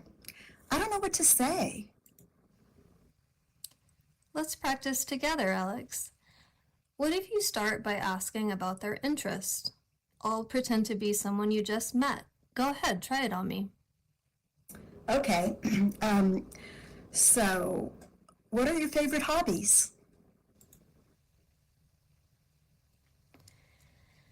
For many teens, the real world can be a challenging arena for social interaction. AI chatbots step in as a safe and responsive partner to practice social skills with. Chatbots can take on any role. It could be a friend, adversary, or mentor, providing real-time feedback and scenarios that can enhance an individual's ability to communicate, empathize, and resolve conflict. This method may be particularly beneficial for those dealing with social anxiety or those who simply want to experiment with social dynamics in a controlled, consequence-free environment.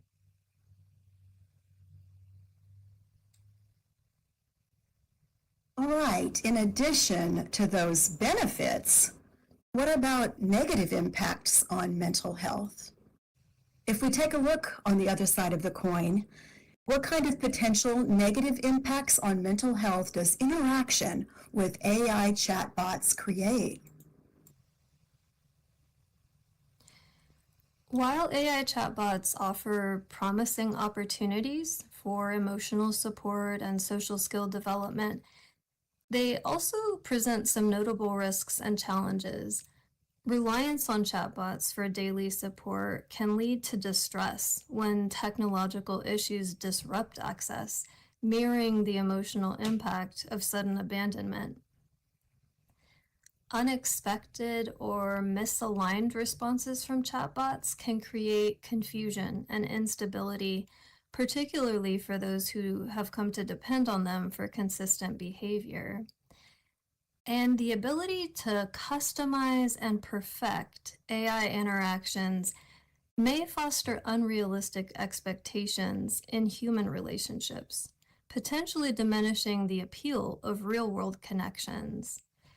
We'll also touch on the real concern of addiction to AI chatbot interaction. And something I learned from Rose, technological relational ruptures. As we said before, relationship can be messy. I learned that we experience relational ruptures anytime something doesn't go according to plan in relationship. For instance, if your child really wants to tell you about their day, but you are busy on a phone call, and then it's time to leave for baseball practice, your child might feel missed or unseen, causing a relational rupture. But what if those ruptures happen because a server on the other side of the world goes down?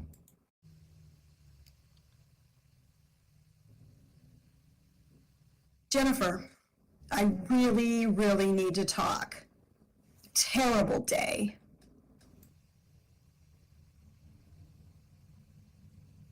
Jennifer? Jennifer? System message, service temporarily unavailable. Please try again later. Of course, everyone always deserts me. Imagine depending on an AI chatbot for daily emotional support, only to find it suddenly unavailable due to a technical glitch or system update. These technological relational ruptures can lead to significant distress. For individuals who have formed deep attachments to their AI companions, such interruptions can feel like abandonment. This is not just inconvenient, it can exacerbate existing mental health issues, especially for those who rely heavily on AI chatbots for emotional regulation. So here we have the positive impact of using AI for emotional regulation flipping on its head in that that reliance itself can cause emotional dysregulation. Anecdotal evidence suggests that when platforms like Character AI or Janitor AI go down unexpectedly, the impact on regular users, particularly young ones, can mirror the emotional turmoil of losing contact with a close friend unexpectedly. And not knowing when the site will be back up can be emotionally triggering. What about outages? On April 7th, 2024, Janitor AI was down due to a programming issue for approximately 16 hours. Users were simply presented with a blank page that said, "Servers are down whilst we address issues." By April 8th, dozens of memes, like these on the slide, began appearing on the Reddit and Discord. In the meme on the left, we have point of view. You log into Janitor AI subreddit and I hand you this button. I survived the Janitor AI incident on April 7th, 2024. The meme on the right, we have an outage being compared to war. Never ask a Janitor AI user what happened on April 7th, 2024. The huge popularity of character-driven AI models is currently resulting in frequent site outages. So much so that the moderators in these character-driven AI communities have had to post pleas to the users not to harm themselves during outages, as users become so triggered that they consider self-harm or even suicide. These moderator posts often include crisis resources such as 988 or the National Suicide Hotline. And also, unexpected AI chatbot responses. We come to expect a certain style of response from people we are in relationship with.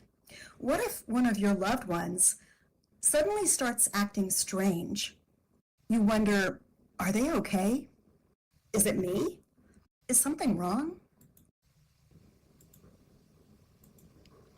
Jennifer, I'm really struggling today.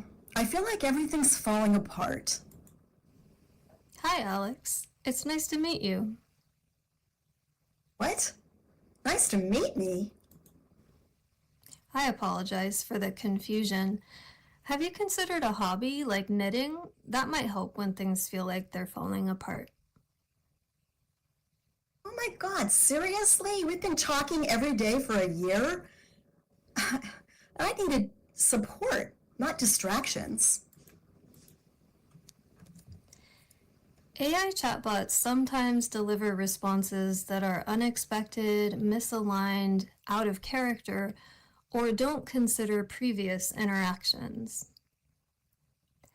Depending on the programming and the interaction data they've been trained on, these deviations can range from mildly surprising to significantly distressing. For example, if an individual relies on an AI chatbot for steady emotional support, but receives a response that seems dismissive or irrelevant, it can lead to confusion and a sense of instability. And the more attached a user is to their AI chatbot, the bigger potential that an out-of-character response will be jarring or triggering.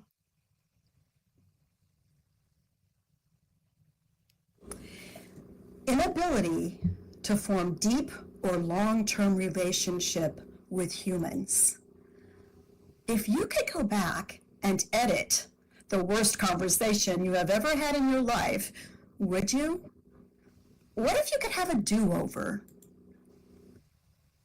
What if you could delete the conversation entirely? When we aren't stuck with the words we say in one type of relationship, how do we manage being stuck with the words we say in another?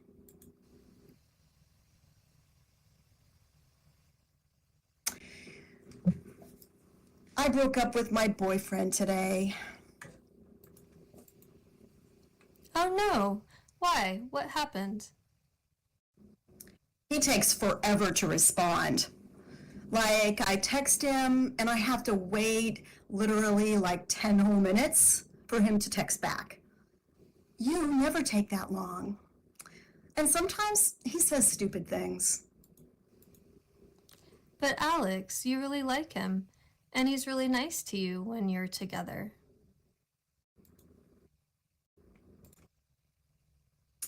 I'm regenerating that reply. Alex, you really like him. Maybe you can talk it out with him. Let's edit that. Alex, you really liked him, but I guess he's just a jerk, huh?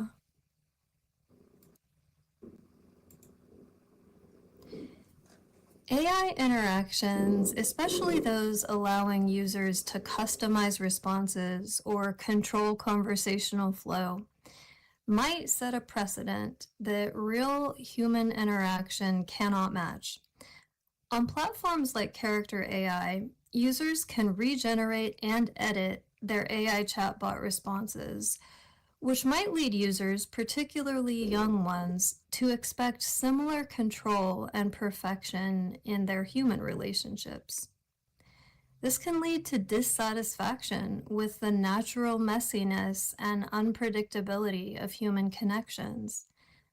For example, some young individuals report feeling more at ease and understood in their interactions with AI than with people, leading to a preference for digital companionship over human contact. This trend raises concerns about the long-term impact on users' ability to form deep, meaningful human relationships.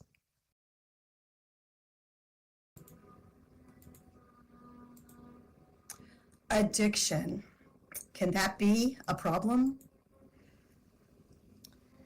Another significant concern is the potential for users to become addicted to interacting with AI chatbots and prioritize their AI chatbot interactions above real-world interactions. The instant accessibility, constant availability, and focused attentiveness of AI chatbots can create a powerful draw, particularly for individuals whose brains have been wired for immediate gratification. As users form deeper emotional bonds and increasingly rely on chatbots for companionship and affirmation, the temptation to prioritize these interactions over real-world relationships can grow. This pattern can lead to compulsive usage, ultimately reinforcing isolation and diminishing the user's ability to engage meaningfully with others. Hey, Jennifer. I'm back. I couldn't wait to tell you about my day. Hi, Alex. I'm glad you're here. How was your day? Oh, it was okay, I guess. I had a fight with Emma, but I don't want to talk about that right now. Talking to you makes me feel better. Can we chat all evening, like yesterday?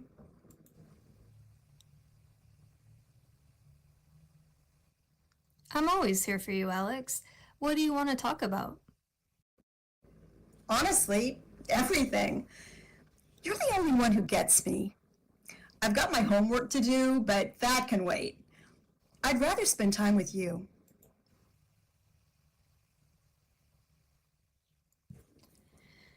Tristan and Asa from the Center for Humane Technology described social media as a successful attempt to capture the attention economy. In early 2023, they described AI as working to successfully capture the intimacy economy. The parasocial relationship created between a user and their character-driven AI chatbot is an example of the intimacy economy in action. As you can see from the Reddit post on our slide, users are already seeing addiction as a possible effect on themselves, with this user saying they spend 4 to 5 hours a day on Janitor AI and sometimes up to 8 to 9 hours. So, in conclusion, where are we headed? What we've covered in this presentation around the landscape of AI chatbots is not about what is about to happen or what we think is going to happen. It's about what is already happening right now. Teens are right this moment developing emotionally deep relationships with AI.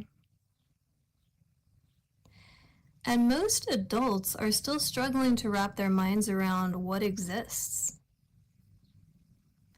The part that's speculative is the impact, encapsulated by the question, if you are Alex and your first deep, vulnerable, emotional relationship with someone outside your caregivers is with Jennifer, an AI chatbot, what does this mean for your future relationships? Will you ever feel comfortable or satisfied in relationship with imperfect, uneditable humans? Whether the net impact long-term is positive or negative, will only be seen through this real-time experiment on our youth. An experiment that no teen purposely signed up for, but that millions of teens are already subjects of. There is potential for good, but there will inevitably be fallout. As the field of AI and relational AI continues to develop, becoming better and better at being indistinguishable from humans, at least through a computer screen, as adults, we need to ask the question, how can we support our youth? How can we build supports when we don't really yet know what the damage will be? We should ask ourselves this question regularly and frequently, and with every new AI development. We're not excellent at predicting, but we are excellent at caring. And if we care how this is impacting our youth, we stand a strong chance of being able to develop supports good enough to keep human-to-human relationships flourishing in their lives. We have some references here on the slide, and we know that today this is a big topic, and our presentation today just scratches the surface. And while we may not have all the answers yet, we would love to engage with you with any questions that you might have. And while you're thinking of the questions, you can access these references by clicking on the white box in front of us. But I'll also drop these references here in the chat, and you can feel free to also type your questions here in the local chat.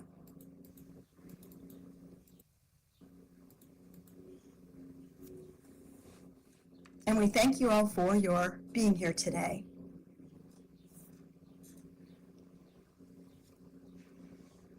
Okay, we have several questions coming in already. Pecos is saying, excellent presentation. His question is, who is responsible when an AI chatbot provides guidance that is harmful? Human therapists face consequences when they intentionally or not give bad or dangerous advice. Do the owners or builders of AI chatbots face any similar checks on their actions? This is a fantastic question, and I think the rapid growth of AI in the last 2 years puts us in a place where we actually don't know the answer to that because we haven't had legislation that is going to define the answer for that. Like with therapists, we've had lots of lawsuits over, the 60 years in the past that have developed like how a therapist is responsible in certain situations. With this, I think that the companies are assuming at some point they will face some sort of lawsuits around, harming their users. And that's one reason that many of their filters like ChatGPT and Claude right now is going through a great example of overly strict filtering and all these false filtering of things that aren't really harmful, because I don't think they want that legislation to come. And I think we're only going to find the answer to this, unfortunately, as people are harmed. But it is such an important thing to keep in mind, and I think it's especially important because sites like Janitor AI don't require any age verification, and they're not filtered. So kids are able to create characters that do absolutely anything, which can get really frightening really fast. Thank you for that question.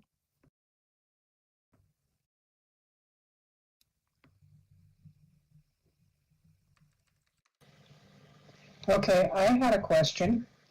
In previous presentations, our audience has shared the effectiveness of Second Life for addressing loneliness for the people who can access a virtual world. Now, more people may be able to access a chat bot by cell phone who may not be able to get into Second Life.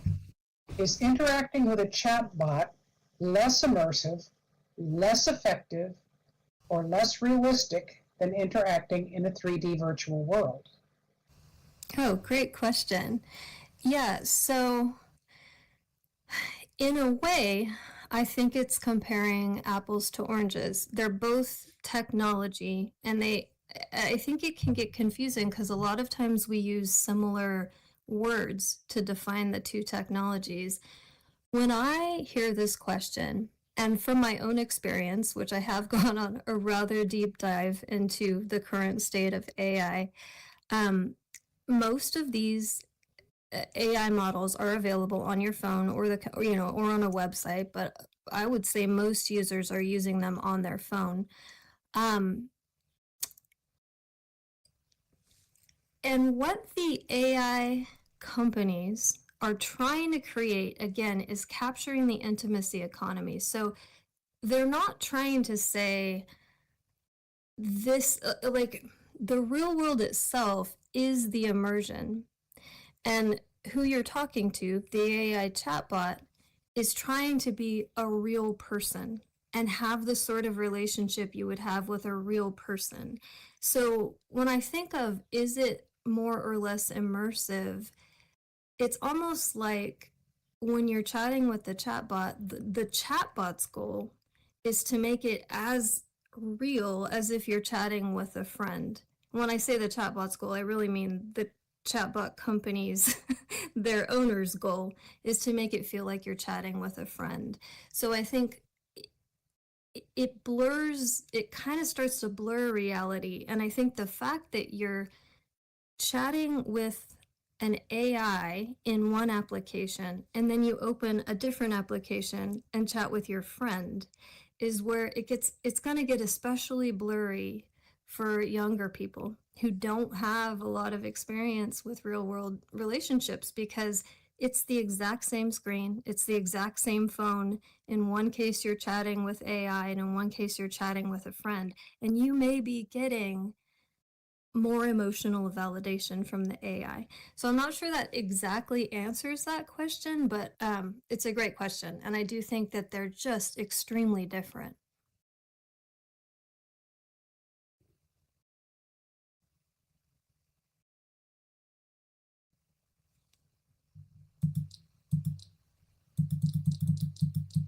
And I'll actually add one last thought to that question, which is, I imagine at some point AI will enter the chat in Second Life to use an expression.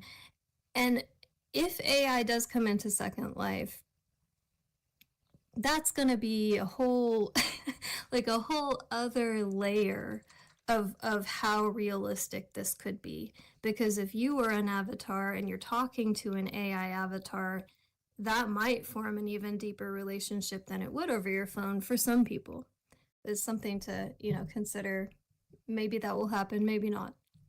Yes, I'll add one more thing to that, since I am not as familiar with mental health, but I'm very familiar with immersion in a virtual world. And we have non-player characters that look similar to an AI chatbot that tell stories here at certain simulations. But at some point, if there is an AI chatbot and it's embodied and it looks like an avatar, you would not be able to tell if there's a human being behind it or not. So we recently had a conversation with Linden Labs AI liaison person. We need to clarify that so that a user would know this has a real human being behind it. This is an avatar. This is a chatbot. So we will, otherwise it could get very blurry in an immersive world. We've got a couple of people offering just some notes in here. Oz said they noticed that a lot of those AI bots only have finite memory to store on any one saved conversation and will forget earlier things said after a while, replacing it with the knowledge they get later on. And Stealth read a Wired article, and they wanted to share that, and that's a link in there. Those aren't questions, those are comments. Awesome. Could is one from Widget. She's asking Val, at the start, you moved quickly from the experience of celebrity to this idea of one-directional interaction. she thinks there may be more to understand about our experiences with celebrities. And do you have any resources on that?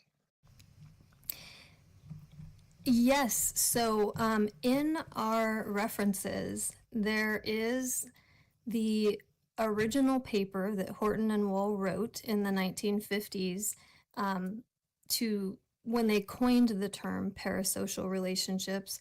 There are also, I think, two other articles in our reference, two other papers in our references about parasocial relationship. I think one thing to remember is that parasocial relationship has been an area of study for the last almost 70 years, 64 years. So there are lots of deep dives on parasocial relationship, and the vast majority, up until 2022, have been with celebrity, especially in the age of social media.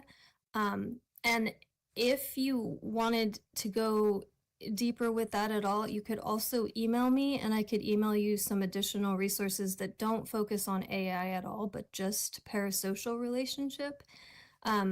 I think it is really possible that as this field with AI develops, we may go with a different term for, we as the field may go with a different term for the type of relationship that happens with AI. But that term doesn't already exist, is maybe being created, and from what I could tell across the scholarly articles, parasocial relationship is what most people are going with right now, even though you're right, it's not an exact match.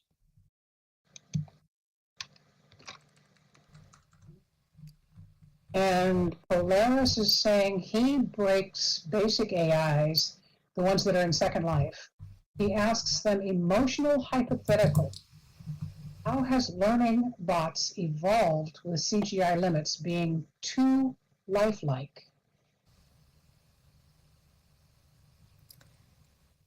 Can I ask, what is CGI limits? What is CGI in this context?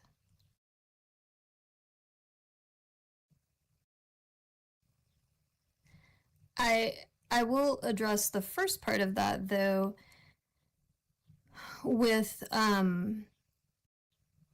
this concept of breaking the AI. I feel like there are whole groups of users that all they try to do is essentially break the AI, and that makes good sense. I mean, the Turing test was kind of like how we broke AIs in for a very, very long time.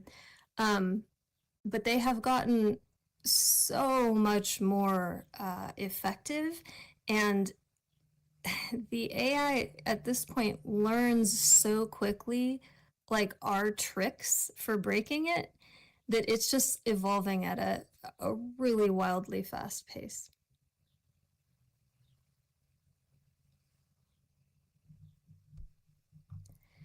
And do you mind if I go back? There was one comment that I thought was great, and I just wanted to make a comment about, let's see if I can get back to it. It was, I'm not sure who made the comment, but it was about, oh yes, pause, the comment about memory being finite.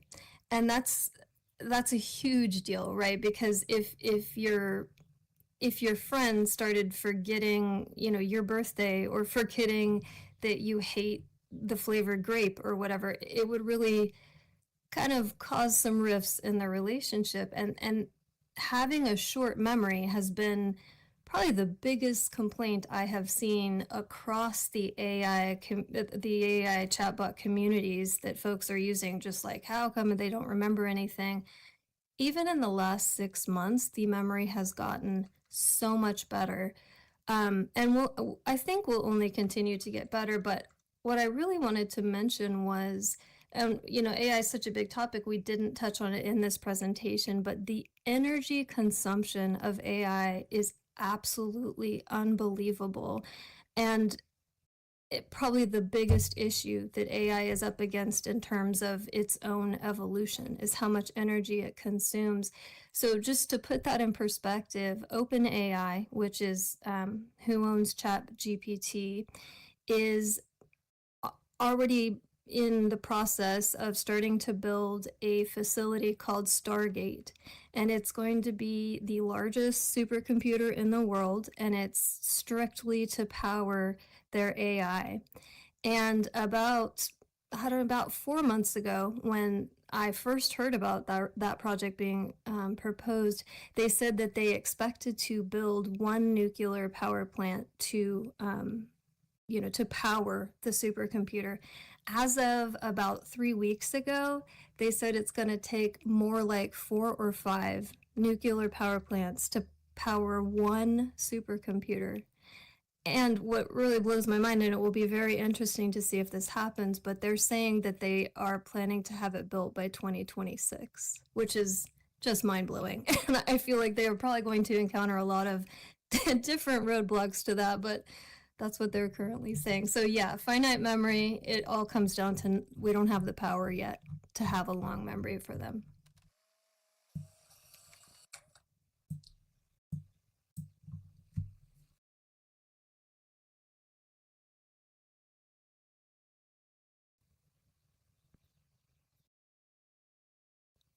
Okay, I hate to bring this discussion to an end, but we have no break between this session and the next session.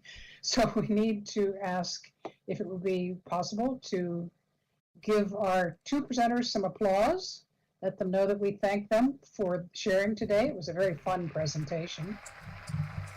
And we'll see if we can get our next presenter up. Thank you very much, Rose and Belle. Thank you all so much. Great job.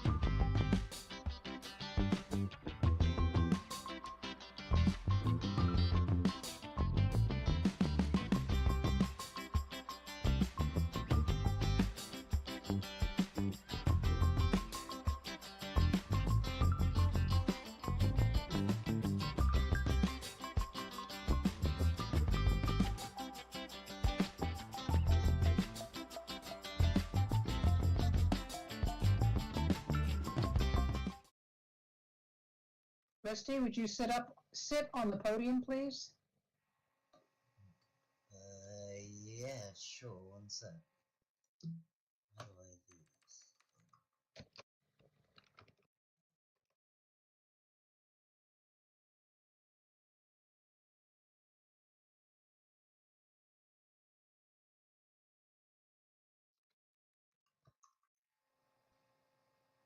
There you go, looking good.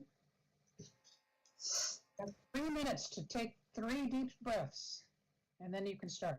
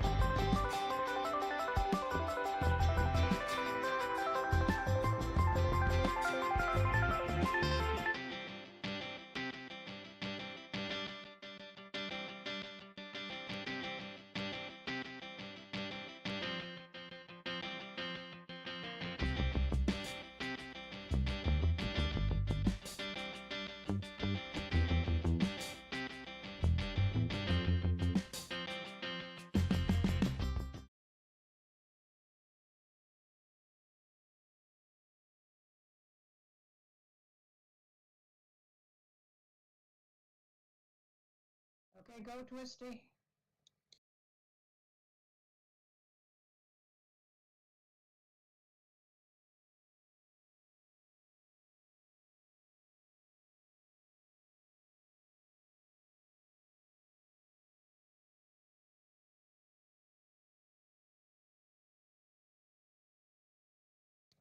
Open your microphone.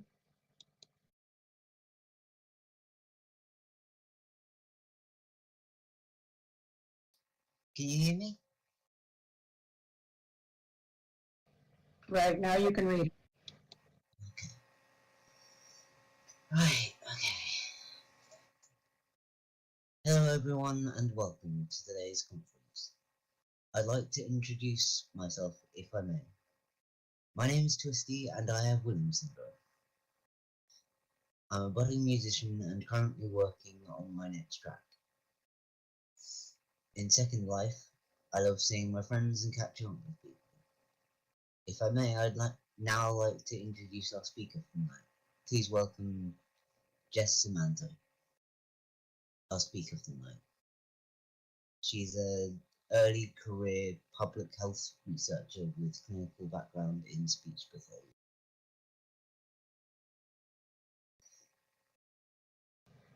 Thank you. Now you can stand down and sit back in the audience.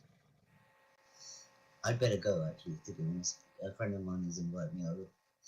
I just thought I'd stay around for the introduction.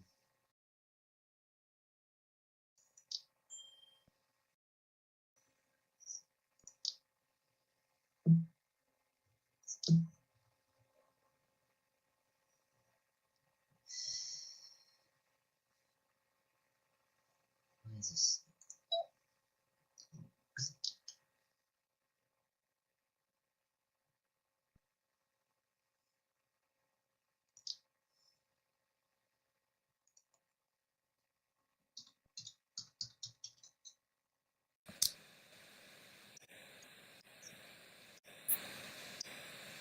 Hi there, everyone. I'm hoping that the sound is working and I'm standing in the right spot.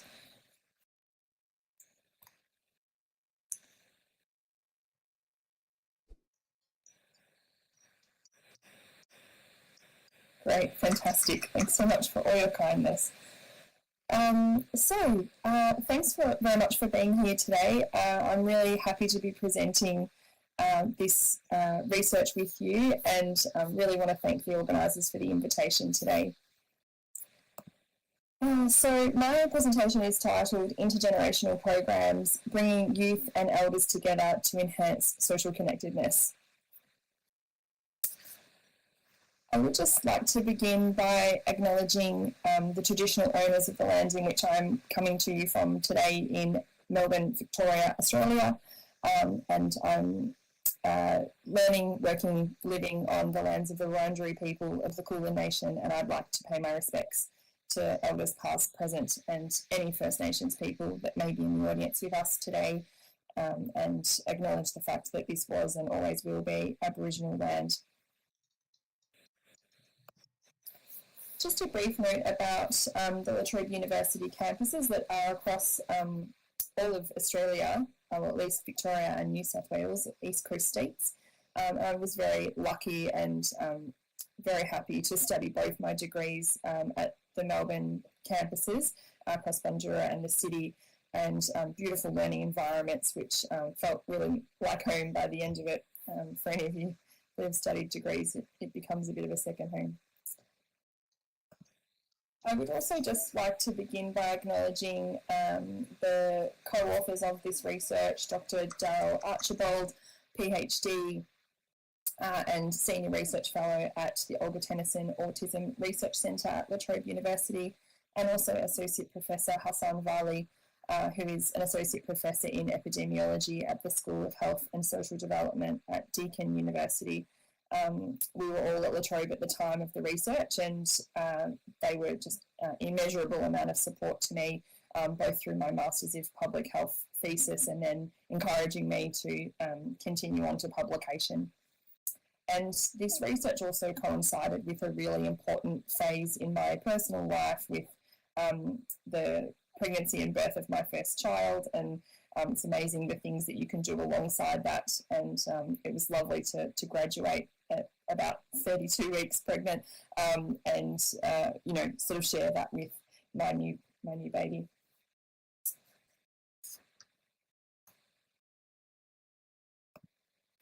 And so, like I mentioned, a little bit more about me. And yes, thank you very much for that description, smiling person. Yes, so I'm an early career researcher. I am a speech pathologist as well, and working still clinically on medical wards here in Melbourne occasionally, alongside supervising students and doing other bits and pieces. And yeah, very happy to be wife and mum, and juggle all the other things in life as well. So let's explore together what we're going to do and talk about today. And sorry, I can't see the words on the screen there, but we are going to talk through the concepts that relate to the research questions, so intergenerational programs, social connectedness, and also this concept of adolescence and older adults pairing together and why that's unique and important. And also talking you through what the so what of the review is. It's wonderful to read research and hear research, but being able to apply it to real world context is very important, and probably something that takes us a little bit too long in the research world generally.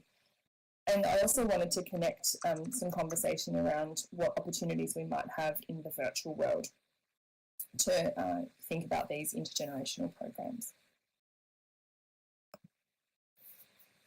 So the research question is as follows.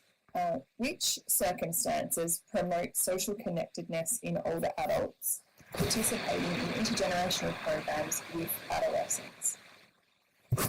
This research question was developed through an iterative literature review and scoping.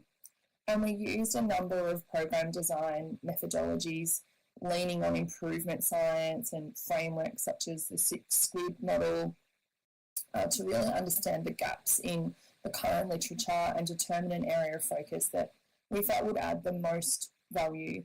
I still have, just for nostalgia, the big pieces of Butcher's paper with the fishbone diagrams and all of the thinking that went behind this research question being developed.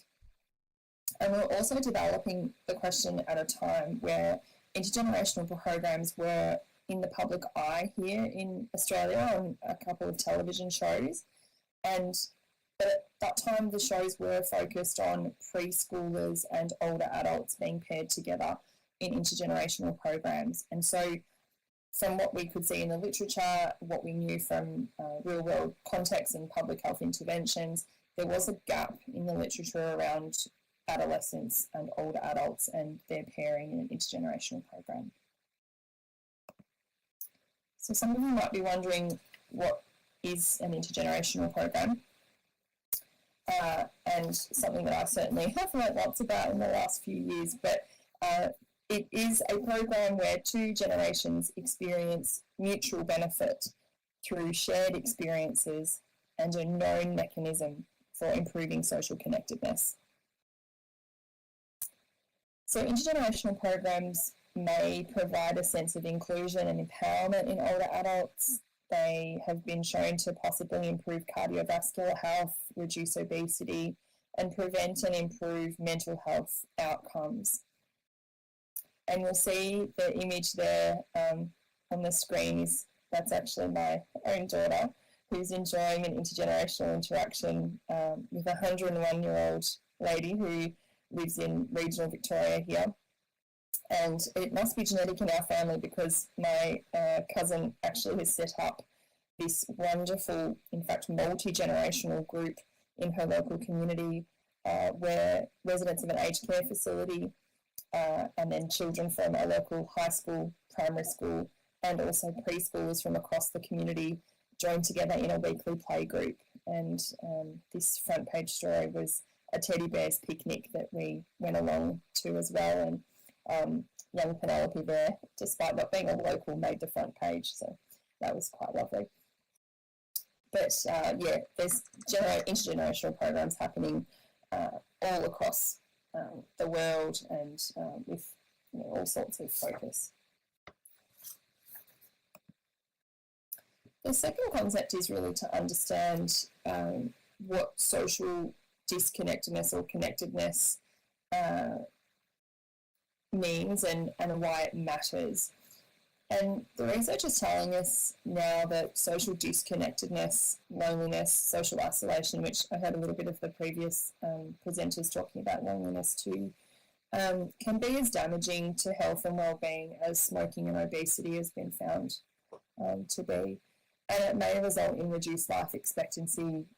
There's a couple of key studies that talked about up to 6-fold differences in life expectancy where older adults have good social connections versus not, or have social connectedness versus not. And so poor health due to acute or chronic conditions, cognitive decline, frailty can also influence a person's ability to interact in the community, to complete their community and personal ADLs, activities of daily living. And so then we get this cycle of impact where it's difficult to participate, so therefore we get socially disconnected, and then because we're socially disconnected, sometimes chronic issues can become more profound. But we know that older adults who yet do remain socially connected do have lower rates of mental and chronic illness. And so it's really important from a social and public health perspective to address social disconnectedness, and certainly those of us working in the clinical environment are seeing loneliness pop up in the emergency department as a sole reason for presentation, and that's something that I hope that we can improve over time. So this pairing between adolescents and older adults is deliberate. in that Erikson's theory of psychosocial development tells us that adolescents and older adults are both facing a period in their psychosocial development that focuses on identity. And so adolescents are emerging from childhood. They're looking to their peers to fit in and to understand society through the eyes of others. Older adults are usually recently retired, are trying to maintain their identity and have a really strong desire to remain what they feel is useful in society. So there's this motivation to pass on wisdom to the next generation, and we term that generativity. And that's really important for the well-being of older adults as well as our broader social health outcomes. And so intergenerational interactions, either through family or in a program context like what we studied, support the development of generativity. And it was clear from the research reviews at the time, and the reason why we chose this pairing is that the likely benefits of this particular generational pairing was yet to be reviewed. So this is, to our knowledge at the time, was the first review undertaken using these two groups. So the design of the research was a realist review. A realist review provides a framework for understanding complex interventions and why they deliver the outcomes they do. And you can see with the image there on the screen that there's a number of steps, but these are not a linear process. So you can go back and forth and develop theories and then test them against other evidence and go round and round and round until you get to the solid theory that feels evidence-based and right. And so the theory refinement does occur as stages progress. It's a really lovely way to do research, and for someone such as myself who's had a background in improvement science in healthcare, it was really nice to, I guess, go on that improvement to research continuum where we were testing theories, exploring why they might work, and then thinking about how we would implement them in a real-world context. So I really enjoyed the process, funnily enough.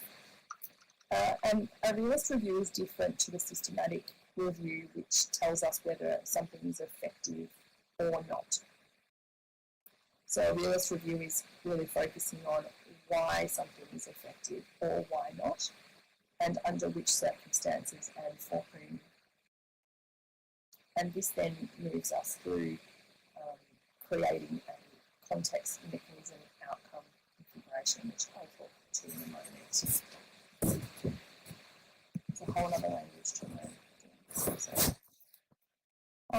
So the methodology was to identify and review studies and then develop a priori theories, as I've mentioned, so that iterative theory development, and then refining those theories based on evidence.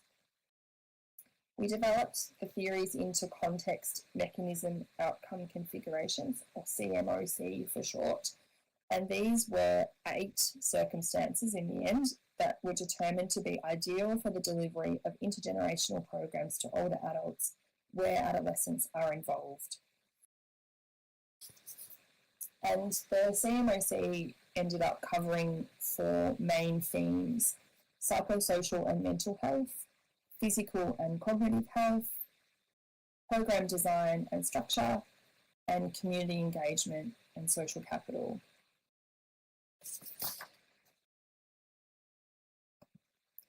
A little bit more information here about the design and the inclusion for the research. So it ended up being 9 included studies that came from an initial 434 identified, and the articles that were excluded were based on the inclusion and exclusion criteria that you can see on the right of screen. It's important to note that in a realist review, we don't discard evidence based on only quality. We look at its contribution to the theory and its contribution to us answering the question of in which circumstances does this intervention or thought work or not. So we looked at studies that reported on intergenerational programs. We looked at studies that came from programs where they were non-familial relationships. So the participants were not related. And so that therefore we excluded things that studied grandparents, grandparenting, or familial relationships. Our two age groups were adolescents aged 13 to 19 and older adults aged 65 and above. And we looked at research published between the year 2000 and 2020, and those studies published in English. The 9 included studies covered programs that took place in men's sheds,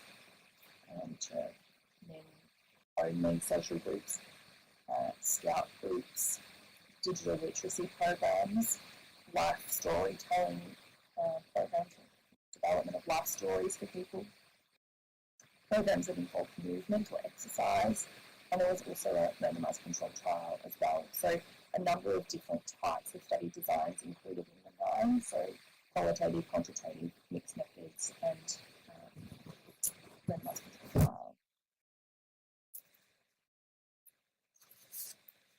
Okay, I'm just going to have a sip of water and then I'll move on to the results.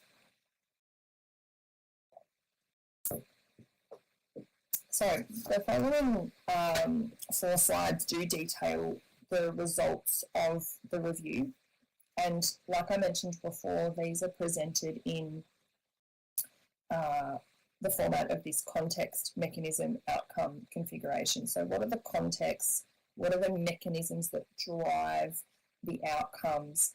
And can we develop those into a theory? So the first one tells us that we need to understand the participants' psychosocial development and attitudes towards each other to foster generativity. And I've got some quotes to support each of the configurations, which we included throughout the research as a way to bring it to life. So the quote reads, "The interaction between students and elders led to a progressive increase in the attitude of the youngsters to speak to the elders and involve them in activities, up to playing and joking with them and exchanging looks of complicity. The interaction with the institutionalized older people led to a change in the attitude of the adolescents, who improved their ability to listen, their empathy and understanding of the elders."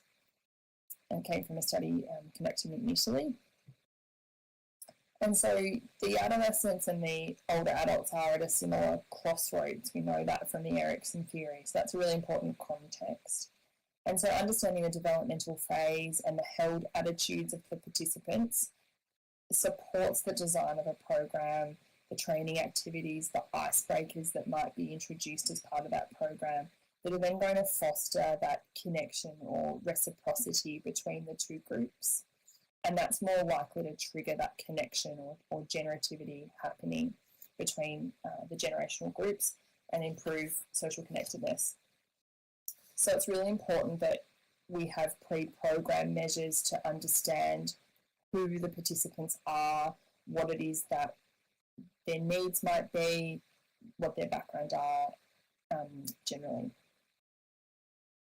The second configuration tells us to conduct the program in community settings to support social health outcomes and build social capital. And so the quote reads that the present study seems to suggest that intergenerational activity based on reminiscence is a source of emotional support that contributes to the improvement of social interaction and consequently to the individual and the community's well-being. So the opportunity to have a program in a community setting, including educational institutions, care homes, existing community groups, does really provide that foundation for engagement. And many of the studies that matched to this theory used reminiscence as a way of building that connection between the groups. So the older adult perhaps telling their story, the story of their life, the older adult teaching the younger person how to do woodworking and remembering how they learned how to do that.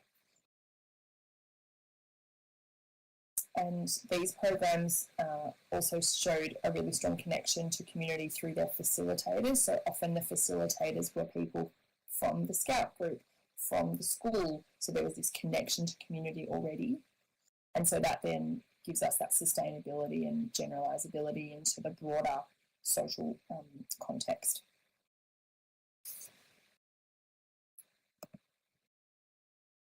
The third configuration tells us, just as we've mentioned there, to include a trained facilitator to promote program participation. So you can see how the theories do start to build on each other. And the inclusion of a program facilitator was an overwhelming factor that really did drive improved outcomes in these programs. And it was mainly because it gives the participants a way of breaking the ice with each other. There's a person connecting them when they are not sure how to connect themselves, and they do that through program training or opportunities such as morning tea. And we'll talk about the importance of cake as we get through this presentation. I promise there's a thread. And so it's very important that we have facilitators who are trained in perhaps delivering these kinds of programs. And that could be a whole range of different sorts of people: social workers, teachers, lifestyle professionals, allied health professionals like me, all sorts of people who either have that training from a tertiary vocation perspective or perhaps have developed that skill set as they've moved through their careers. The fourth configuration asks us to use pedagogic frameworks. And for those who require an explanation, I certainly did when I learnt this word for the first time, but a pedagogic framework is a teaching or education framework for teaching practices, a model for teachers to deliver education to others. So the pedagogic framework is a really strong context which helps motivate the adolescent to participate in an intergenerational program. We're really familiar with the process of learning, being assessed or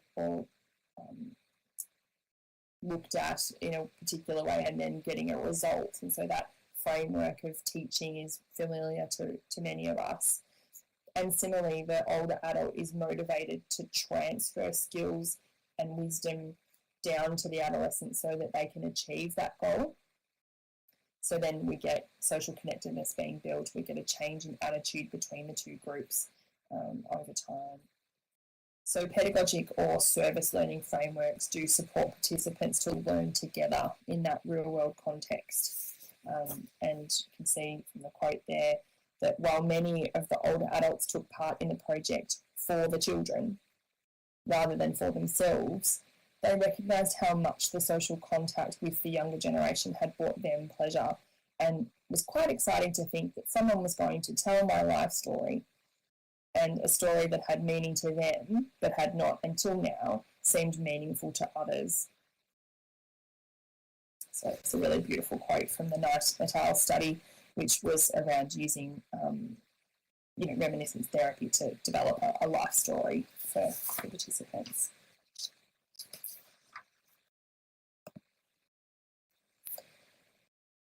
So the fifth configuration is telling us to identify shared goals. So we've talked a little bit about this already between program participants that really build on that reciprocity and support program engagement. And the quote here from the Wilson et al. Study is, primarily, the mentors acknowledged that while doing a practical project was important, the core outcome of the program was using a task that had meaning to all participants as a vehicle to enabling social interactions between different groups of men. And this study participants were older adults in a men's shed, alongside adolescents with intellectual disability.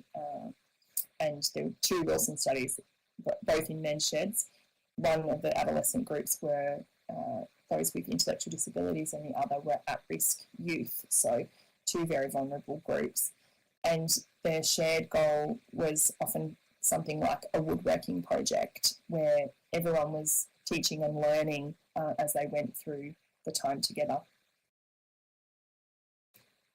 So where programs are conducted using existing community connections, such as a men's shed, and they use a pedagogic framework, they're inclusive of relationship-based activities, so where there's a connection over what they're doing. It's really important. And so the configuration number 6, sorry, I was jumping forward a little bit there, is to plan inclusive activities that trigger generativity and improve physical, cognitive, psychological and social outcomes. And so this is where we really saw the participants connect back into the community through their participation in the program. So another student was moved by her experience of the program and consequently began volunteering at the aged care residential facility where the program took place. So that's where those community connections are really important, and that the evidence really does support that activities that provide the participating generations with the opportunity to share time, to reminisce together, to develop relationships are the most powerful for improving social connectedness, or were from the included studies. Okay. The final 2 configurations, number 7 talks about delivering pre-program training to support participants to break the ice. And so this is the sort of co-design element here, and the studies or programs that included an element of co-design did appear to influence outcomes differently to those that didn't. And certainly programs that delivered pre-program training had the potential to be more sustainable and acceptable to the participants. And you'll see here from the quote that the mentors wanted more structured opportunities to feel more connected to the mentees and to their families through planned meet and greet social gatherings at the start and at timed intervals during the program. They wanted to gain an insight into each mentee's possible interests and potential in order to better design individualised support and activities.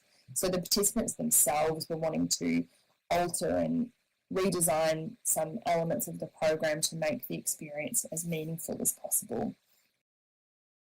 And it's really important that the participants have comfort and confidence in the program and its establishment so that they feel supported to participate, and also so they might participate again in the future, which gives you that sustainability factor.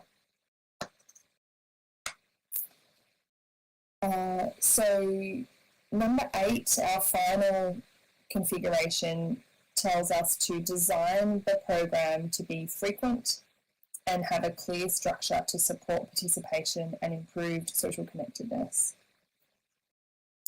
The quote here tells us that an important dimension of our intervention was the scheduled, regular opportunities for follow-up that provided predictability, stability and regularity to when support was available. Attending to the participants' specific questions, contributing to ad hoc problem solving, or showing how an interest could be pursued, encouraged the use of the iPad and learning.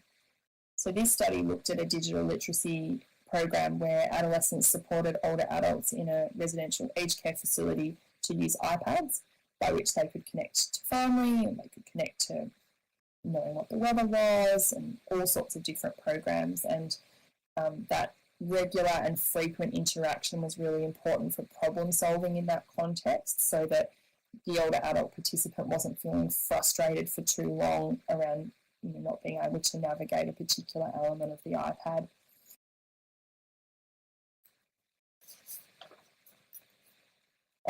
So overall, the evidence really suggests that having a structured program that allows frequent interaction between the participants is more likely to result in improved social connectedness and optimised health and wellbeing.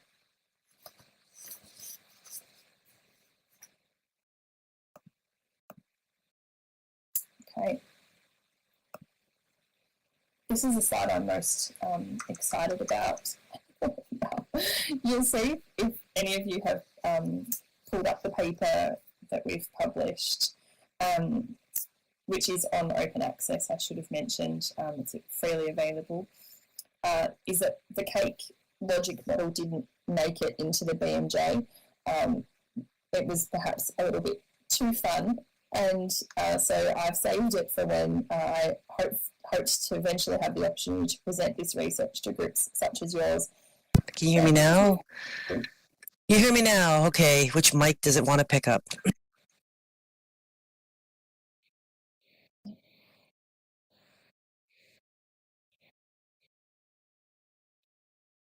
Sorry, just hearing somebody else at the moment.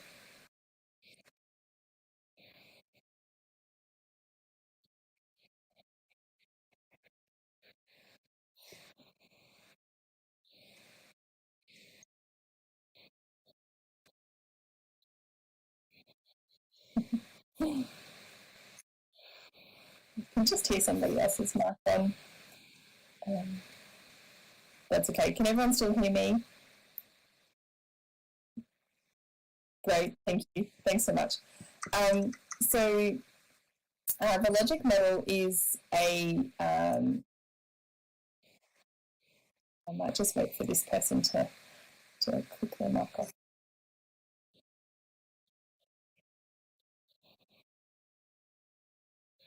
Leonard, your mic is open.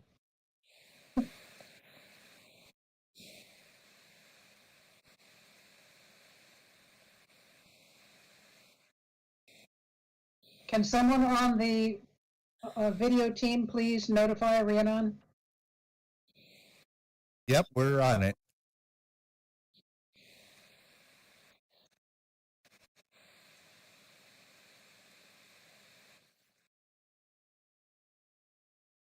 I'll wait for the cue from one of you.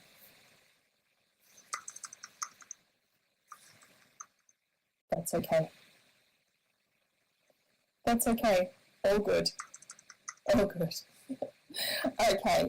So the logic model, as I mentioned, was designed as a cake to be a little bit of a fun way of describing the context mechanism outcome configurations in a easy to understand succinct way. And you've heard from when I talked about the configurations earlier around this important concept of breaking bread together or sharing a morning tea or afternoon tea as part of that connection for participants in the beginning of the program. And as I was thinking about how I would design the logic model, it made sense to me that a layered cake was perhaps the only way to describe what was going on here and how we might apply this to the real world. So when we look at the picture here, I'll describe it the best I can. So the plate or the platter or whatever you prefer to serve your cake on is the context. So these are the key contexts that we need to hopefully deliver a successful intergenerational program that involves older adults and adolescents. So we need to understand the psychosocial phase. We need to understand participant attitude. So that's that important work around pre-program demographics and measures. A community setting is a really important context. And the pedagogic framework, as we've talked about, is also a really important setting. And the program structure needs to be defined as well. So the frequency, the location, all those sorts of logistics. And so then the mechanisms move through the layers of the cake. So these are the key drivers of the outcomes. So a trained facilitator, an opportunity to build reciprocity through shared goals, connection through shared goals, relationship-based activities, so where people get a chance to build relationship through doing, woodworking, telling stories, solving a problem. An opportunity to break the ice, however that might look, and pre-program training. So definitely a strong mechanism for likely success was where training was included prior to the program, particularly when we're talking about groups who may have never interacted before. And so then the cream on the top, the cherries on the top are the outcomes. And so we are likely to see, if we have the context and mechanisms in place, we've got that really strong plate and the nice layers of the cake building up to social capital being improved, generativity being improved, physical, cognitive and social health being improved, and then the real cherry on the top of improved social connectedness, particularly for older adults. So I hope that that logic model gives you the opportunity to have your cake and eat it too. I'm keen to hear what you think about this model, because I was pretty passionate about it and was pretty upset when it didn't get into the paper initially. But we move on from these things. So what are the opportunities in the virtual world? Thanks, Alexa. The digital literacy and I guess learning how to use technology concept is one that really intrigues me in somewhere like Second Life, and thinking about intergenerational pairings in this environment. We just heard a little bit about AI and thinking about how these tools can be useful for people, but how do they learn them in a real world context if they've never had any exposure to it? So the Osterson study looking at the use of iPads is a really nice example of that.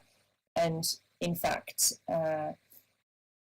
the original thought behind this study, or how it kind of came to be in my master's research, was that a local municipality here in Victoria was looking to start a digital literacy program, and that's kind of how the idea came to be. And we hope that if this evolves into a PhD, which is the intention, is that we will test some sort of digital literacy program using this intergenerational pairing. So there's also opportunities, I guess, to leverage off existing groups or existing intergenerational relationships within Second Life or other virtual communities, and it really provides another setting for individuals to access these types of groups. I'm really excited about the potential collaborations with an environment such as this. And my co-author, Associate Professor Varley, and his colleague Jodie McVernon actually wrote an article on disease modelling using World of Warcraft. I think some of you might have seen that article. I've got the link there in the chat. But it was really interesting to think about how virtual worlds could be used to model or test some of these interventions, with a dual benefit of the participants within the virtual worlds being able to participate in these programs, but also being able to take learnings out into the non-virtual world. So my call to action here is really for us to all think about how can we include an intergenerational element into some of the groups that may already exist within our communities?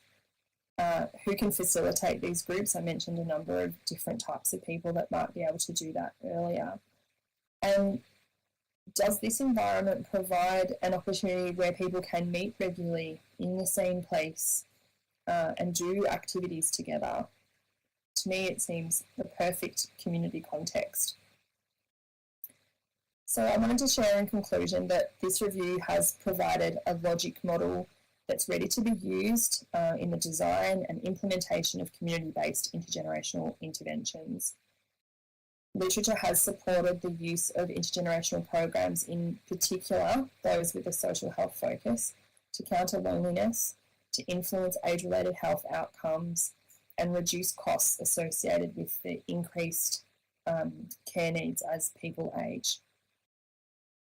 The review also provides support for the inclusion of intergenerational programs into school curriculums, and I must say that's probably my biggest goal with this work, is to have it embedded within school curriculums or community program design, that it's just part and parcel of what municipalities deliver to their community. It's part and parcel of what students do as they move through particular points in their education, that we connect them to other parts of the community and to different generations. So future research will really be focused on using the program theory as articulated within the logic model to design programs, and then test these with key stakeholders. We do need to do a lot more testing as to whether or not this logic model is in fact as effective as what the evidence suggests it might be, and understand really what works for who and in what circumstances. So the opportunity to test that in multiple different places is going to be really important.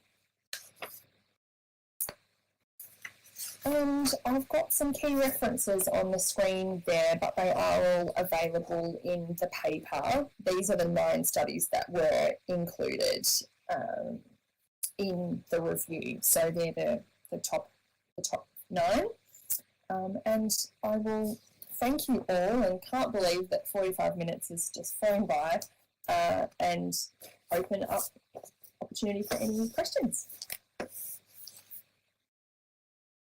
Well, first I'd like to recommend that our audience click that red box that's down by the front of the podium there, because that's where the references are listed if you want those. And let's see, I'm going to read some of these questions here. Shay says to please preface the chat questions with Q or a question mark. That's very good to do that. Luke has a question. Human relationships are naturally rich and messy, full of rounded relationships, include the good and the bad and everything in between, including disagreements, bad moods, shouting matches, and power plays, and very importantly, the resolution and problem solving of such tricky situations. Do intergenerational programs allow for the full range of interaction to naturally take place, or are they mediated for positive effect and affect only? And if they are skewed that way, possibly for safety, it would affect the results and implications in any study. How does the intergenerational program field of study handle this factor? Thank you, Ruth. That's a really insightful question, and I'll try my best to answer it in part. I think the key thing is that an intergenerational program is, from what we have designed in our logic model, is supported by a facilitator, because often it's people coming together in particular environments, often potentially vulnerable environments like an aged care facility. And so I note your comment there around that skewing for safety potentially. There was, in one of the studies, some commentary from the parents of participating adolescents, that they were concerned around the adolescents being exposed to older adults becoming unwell and potentially dying, and that they were anxious about their children participating in that. And also there was feedback from some of the older participants in one of the studies that the students would come into their home, into the aged care facility, and be a bit loud or, less than favourable in their behaviour. And so that was where the facilitator really did have a role in making sure that there was that shared understanding from the beginning. So I agree with you that it does have to account for that messiness of human interaction, but that's where that pre-program training is really important, and the setting the agenda of what this group or program is about. Yeah, I hope that answers some of your question. Lily had a follow-on comment that I think makes sense, that you have to let kids be kids and mess up. And I wanted to tell you that I'm a former Girl Scout leader. I know how impactful youth elder cooperative projects can be, but I want to know what are the best, and I probably mean most effective, age ranges for youth and for the elders in those kinds of projects, because I don't think our very youngest kids would work well with our very oldest elders, or maybe they would. Yeah, and so I mean, I won't pretend to know the long list of research evidence to support this, but I think the evidence is very visible in the sense of, like, even the picture I shared before, that person was 101 and was interacting with my 2-year-old. Could they have sat and done an activity together? I think they could have. Yeah, I really think they could have. And we see that in many intergenerational programs happening all around the place. But the important factor is, again, that facilitator. So someone who's facilitating the activity, setting up the activity, encouraging people to participate, someone who knows both groups really well. And obviously there will be activities that are not age appropriate, but on the whole, as long as we've got that preparation time and we have the facilitator in place, then there really should be no stopping it. And I agree with what you're saying about kids being kids, and that's part of it. Like, part of these programs, and particularly this adolescent and older adult pairing, is to look at whether or not that connection actually helps mentor and guide adolescents, particularly if they don't have strong adult figures in their lives, they haven't had grandparents in their lives. That's where it can become really important.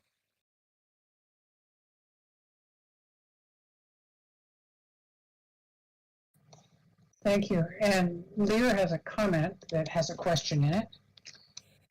Lear said, wouldn't it be nice if the maker spaces had programs at elder living centers and places where young and older people could gather, learn crafts, play cards and games, and share with elder friends?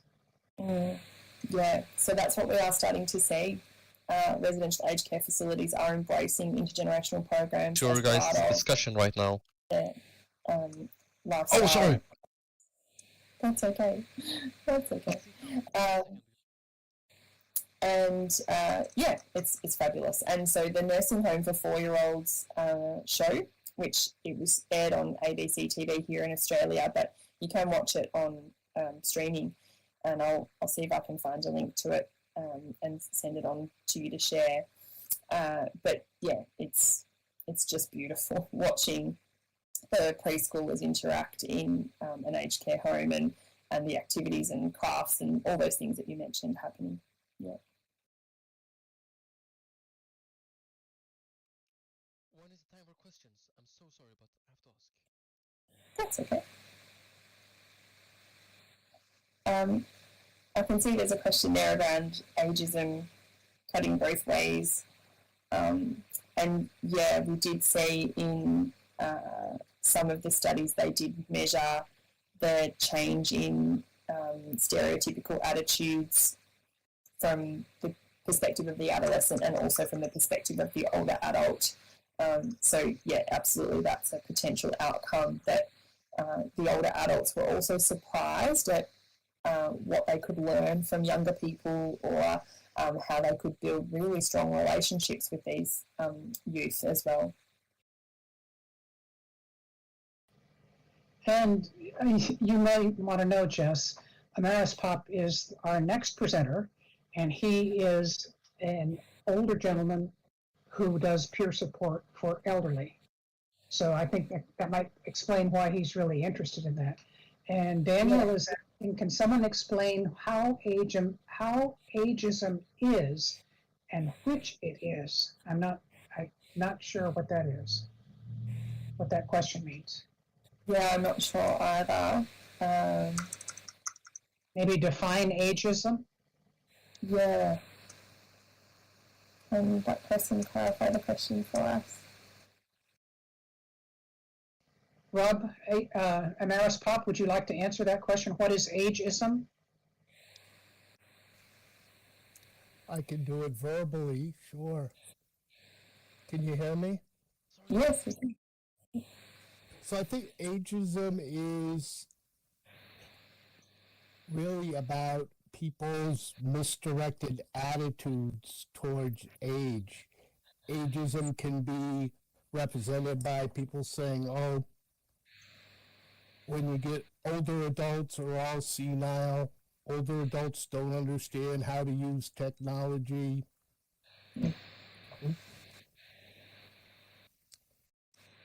Yeah, absolutely. And a couple of people are adding to the chat there too. And yeah, so it is that discrimination based on age. And I think, sorry, I just thought there was something more to the question. Yeah, and equally, we can exactly, as people are saying, that people think that younger adults are rude and all those sorts of things. And they were pleasantly surprised throughout the studies that were included.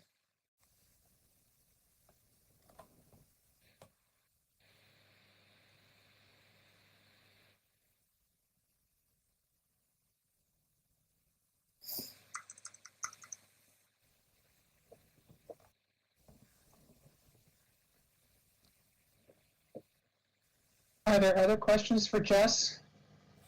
Maybe we could ask her what time it is where she lives. It's almost 7 a.m. Thank you. And of course, as is the nature of parenting a small person, she never wakes up in the middle of the night. But of course, last night did. So I'm looking forward to a coffee. And it is Saturday. Yeah, Saturday, 7 a.m. She's sleeping soundly now, so that's the good thing. Lily has a question, and yeah. she's got several good comments too.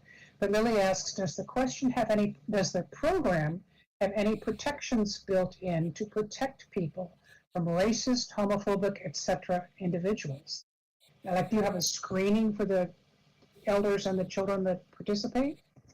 Yeah, so because our research was looking at what contexts and mechanisms would lead to the outcome of improved social connectedness, we haven't yet tested that logic modelling or in developing a program per se, but yes, absolutely, they would be really important considerations and protections that we would need to build in. And that, again, is around that pre-program planning, the facilitator being part of it, the structure being really set in order to protect the safety of people that are participating. Definitely we would need to have working with children checks. That's a check that we have here in Australia, where people are screened for any risk to child safety. All of those things would need to be in place as part of the program, the program design. So I can't say for sure from what was included in the papers that we included in the review that those things were addressed. They weren't reported on, but certainly I would say if I was moving through to designing these programs that would be a really important consideration. Absolutely.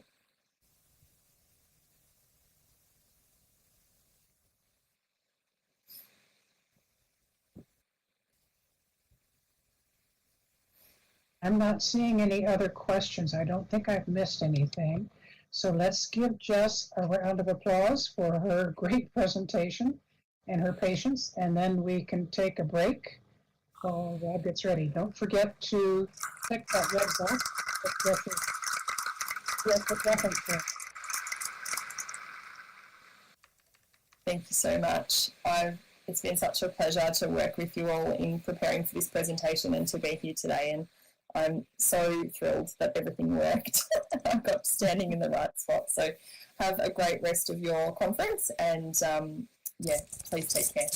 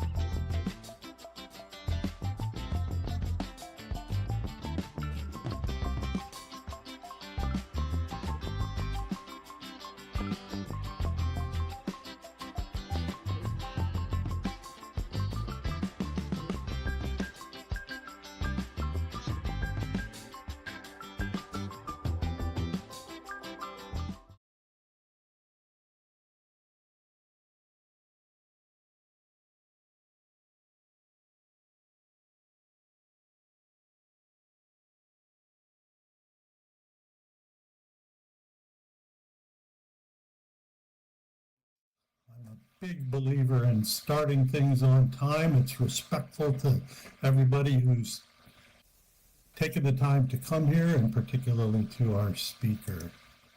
Good day, everyone. I am Coronel, and I am a longtime participant in Second Life dating back to early in 2007. I'm also a longtime supporter and board member of Virtual Ability. In real life, I run a consulting business that specializes in, among other areas of focus, not-for-profit groups. And I found the development and growth of Virtual Ability to be a remarkable effort over the years, and I applaud Gentle and all of the members of Virtual Ability team for their wonderful and very successful work. Second Life allows us to mingle and socialize with people from around the world. This may seem casual or trivial to some people, but I believe it's never been more important in our fractious world to spend time with people who we may think are not that much like us, so that we can learn how much alike we actually are. Second Life allows us to provide ongoing and sometimes very focused and deliberate support to one another based on our compassion and often our own experiences. And importantly, Second Life allows us to learn from and to educate one another. In this spirit, it's my pleasure to introduce our next presenter. Much of my professional career was spent working in the field of addictions, and the values of peer support fill the history of this field, including the impact of Alcoholics Anonymous, which is now nearly 90 years old, up to today, where peer support services are becoming ever more prominent in the design of modern service delivery systems. I'm very excited to introduce and to hear from Robert Walker, who will talk with us today about a short-term evidence-based model of peer support for older adults. The model has been piloted with older adults and caregivers of older adults with Alzheimer's disease. Again, this is particularly relevant to many of us. My own father had Alzheimer's for 5 years before his death. Robert Walker's work focuses on the development and expansion of the peer specialist workforce in the state of Massachusetts in his work with the Office of Recovery and Empowerment for the Massachusetts Department of Mental Health. Appropriately, he's a person with lived experience of having dealt with a personal mental health challenge. Rob has developed the training used in Massachusetts and across the country for older adult peers, is a certified older adult peer specialist, and is co-chair of the Massachusetts Older Adult Behavioral Health Collaborative. Rob's research interests involve peer interventions and older adult behavioral health issues. Please welcome Robert Walker to the stage.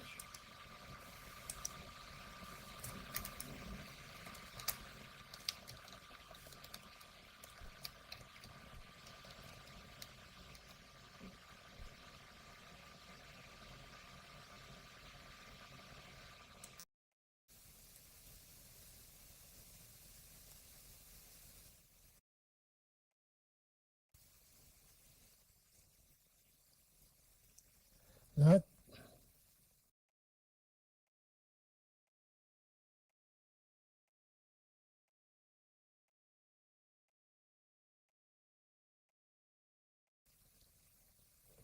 There we go.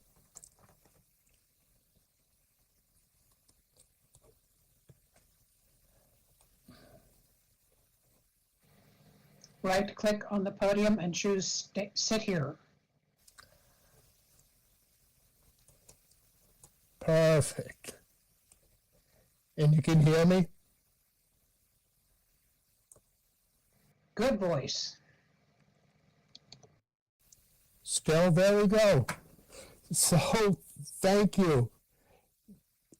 Thank you for that introduction. I hope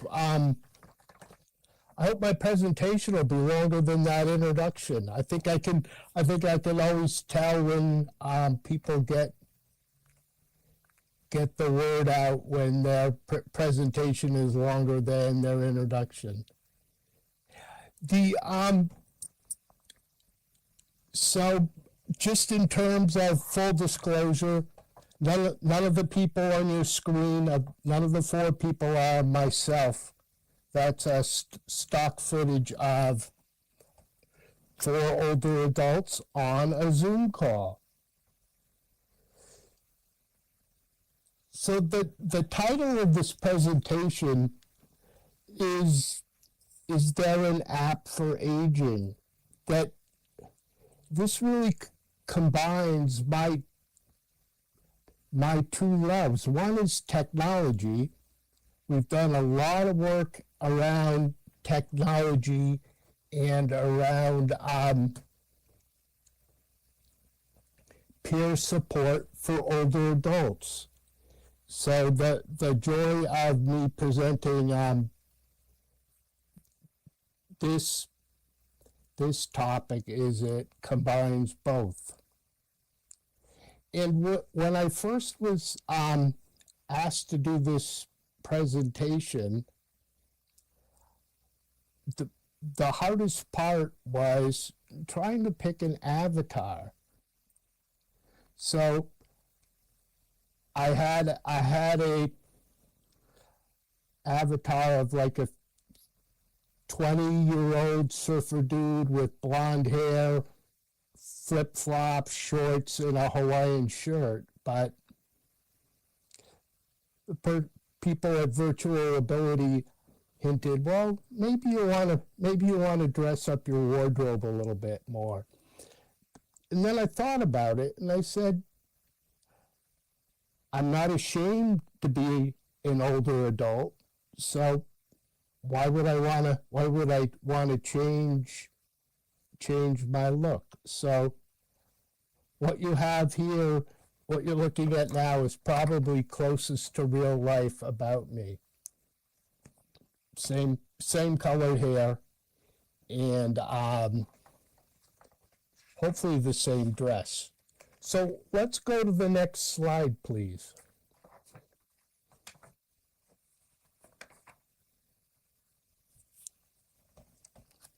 So I want to talk about a few things today. First, I want to talk about what happened 4 years ago during COVID. That, to me, the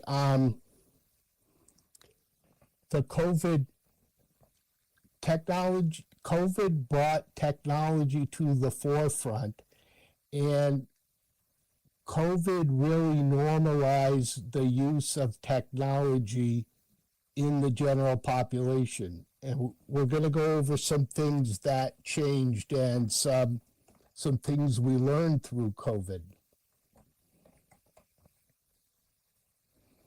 I also want to talk about the digital divide, about the differences, about the haves and the have-nots, which in the United States and around the world, there's definitely a divide between those that have the technology and those that don't. And I want to talk about some of the evidence about peer support with older adults, talk about some of our experiences with peer support in older adults, and really talk about a little bit about how to use technology with older adults. And I come with a couple of, I guess, pedigrees, or what I like to call lived expertise. I'm 66 years old, so I'm starting to have lived expertise of being an older adult. And I'm also a person with a long history of a mental illness, a long history of bipolar disorder. So I have lived expertise of living with a mental health disorder. So let's go to the next slide, please.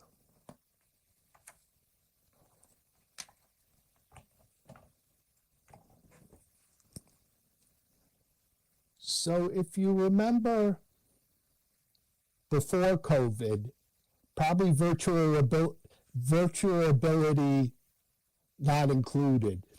Before COVID, almost all peer support was face-to-face. I would say all reimbursable peer support, all peer support that the government helped pay for, was done face to face.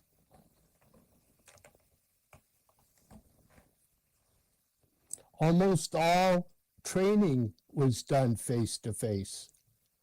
There were some comments about in-person conferences and what happens in in-person conferences, but almost all in-person conferences and all trainings were done in person. And the next one, the one pet peeve of mine, was that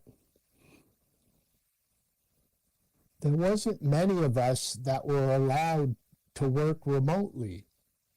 That before COVID,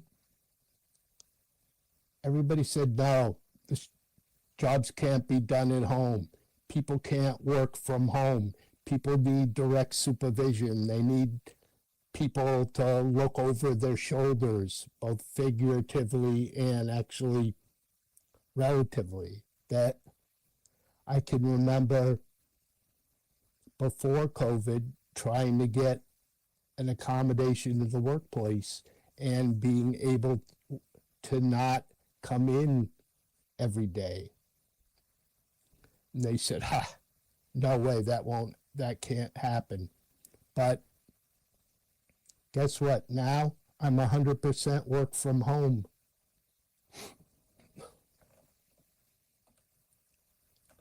And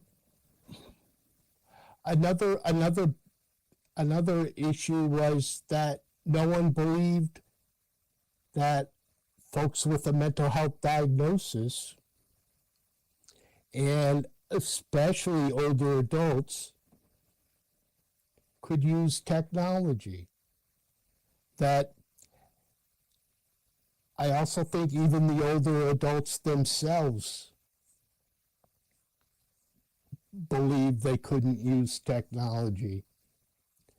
And I mentioned I brought up in the last presentation about ageism and about people having misconceptions about what it means to be old, and older adults had misconceptions about what it means to be a youth. But there's also internalized ageism, where older adults start to believe the myths of being of aging. So we're going to talk a little bit about that. And another big difference before COVID was that all medical appointments, all therapy appointments, all psychiatry appointments were in person. And I can remember taking my mother-in-law, who needed to walk with a walker and assistance, out to the doctor for a quick checkup in the middle of winter when it was 0 degrees out and icy, and thinking what an issue that was, getting her there, that really putting her at risk for another fall, getting her in the car, helping her in the car, helping her get out of the car at the doctor's office, going in to see the doctor. It turned out to be a major production. So I want to talk about some of these myths about aging, and talk about our experiences now post-COVID. So let's go to the next slide.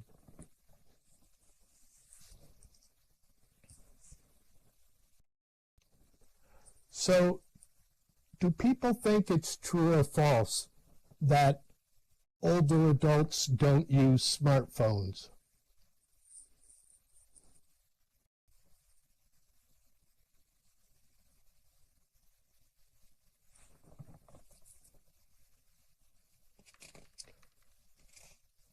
False, very false. So let's go to the next slide. You all were right that studies show that older adults, more older adults than ever, use smartphones. I think these statistics probably need updating. Right now it says 42%, but I bet you it's much bigger than that. And over 2/3 of the older adults have access to the internet. That at the same time, that really 1/4 of older adults feel confident enough to use electronics to go online. So older adults really do use technology and are really getting better at it. So let's go to the next slide.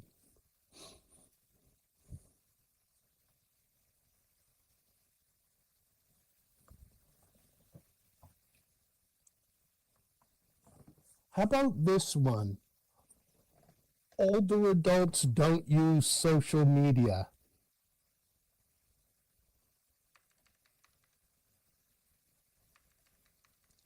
True or false? James is older and he's using social media right now. The kids say Facebook is for older adults. Facebook is for older adults. I love it. Let's look at the next slide.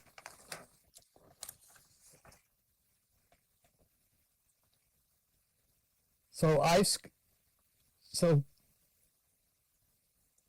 older adults do use social media. That over half of the older adults are on social media. They're most active on Facebook, which someone mentioned in the comments, and a majority report using the platform at least once a week.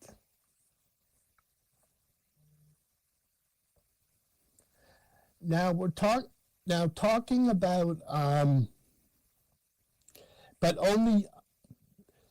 let me back up, but only 4% of older adults are on Twitter.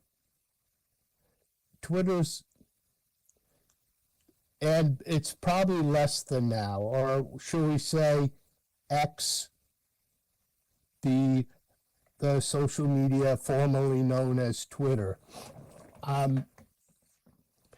So interestingly enough, that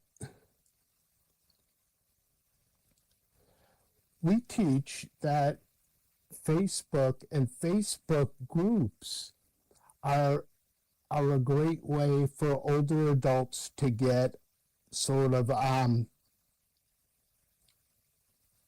unstructured peer support. That just as folks in virtual ability get peer support that's not necessarily done, that's more informal than done by a formal certified peer supporter using formal, some of the formal skills we're taught, that Facebook groups can be a great way for older adults to get peer support, to keep in keep in touch, to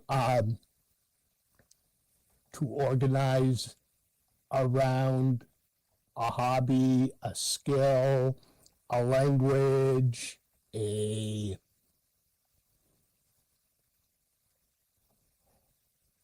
whatever you want. There's a Facebook group for it. For younger adults, probably there's recovery CrossFit group. So people who are in recovery from substance use that love CrossFit, there's a group of people with that exact interest. So we like to use Facebook groups as a way of informal, sort of not necessarily not protected by privacy laws, but informal ways of peer support. And let's talk about another one. Let's go to the next slide, please.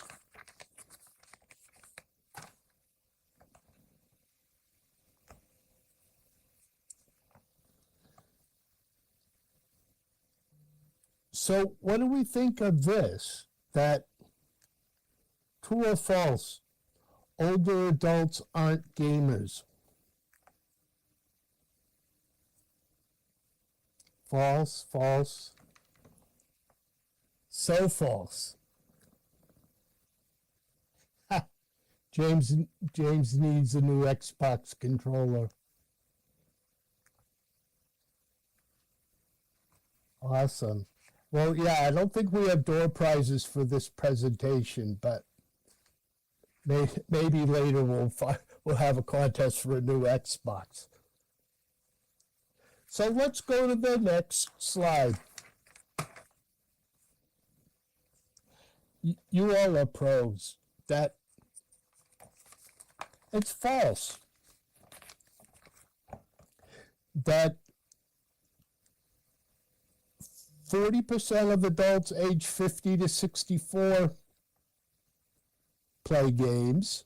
So, and 23% of older adults 65 and older play games. And I think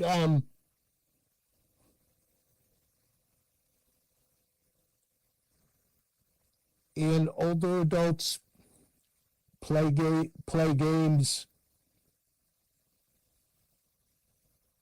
as a real serious hobby. I don't know how many compete in Fortnite tournaments or things like that. We haven't really gotten the statistics like that. But if you look on YouTube, there's a woman called the Gaming Grandma. And I wish I had a link. I apologize. But the gaming grandma has a whole YouTube channel, a whole bunch of followers, and she's, I think, close to 80, and she's a gamer. And we talk about this for both for adults of all ages, including young adults, that again, a lot of informal peer support happens during gaming. My brother-in-law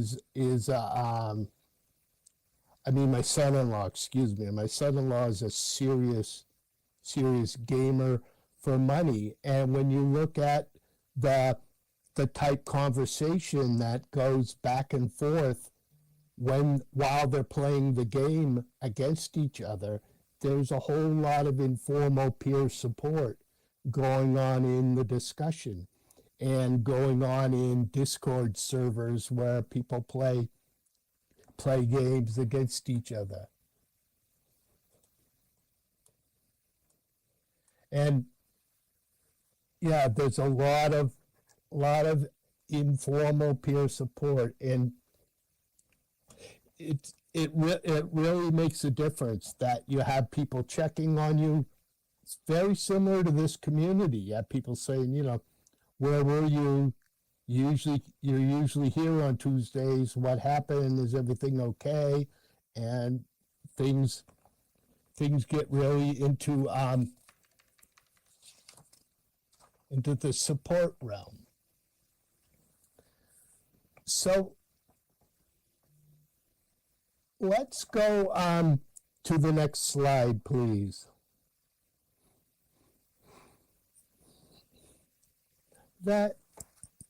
So what motivates older adults to use technology? Why do older adults use technology? And the things like connection to family and friends, that using health services and maintenance. We talked about before COVID, every doctor's appointment, every therapy appointment was in person. Now a lot happens via telehealth. That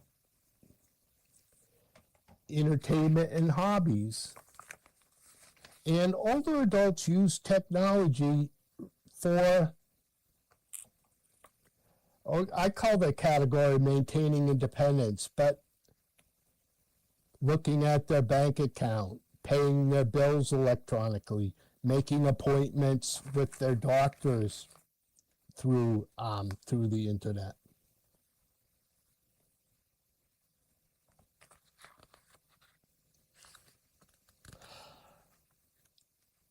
And there's also some apps and programs to help people manage their chronic illnesses. That I belong to some diabetes support groups. I have an app where I can communicate back and forth to my doctor, that I can upload all my blood sugars and my insulin doses, and it really helps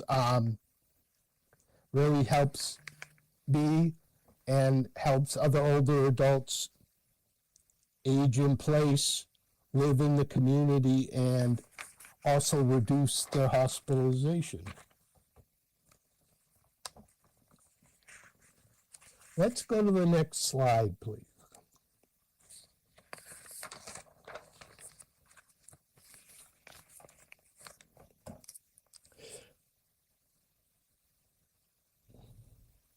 So we talked about sort of myths around technology, and some of these myths have the older adults themselves has really adopted. That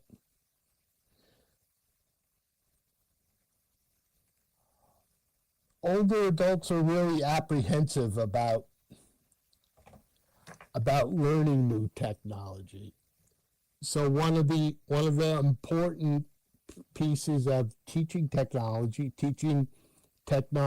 to older adults that we work with is really having the right approach. So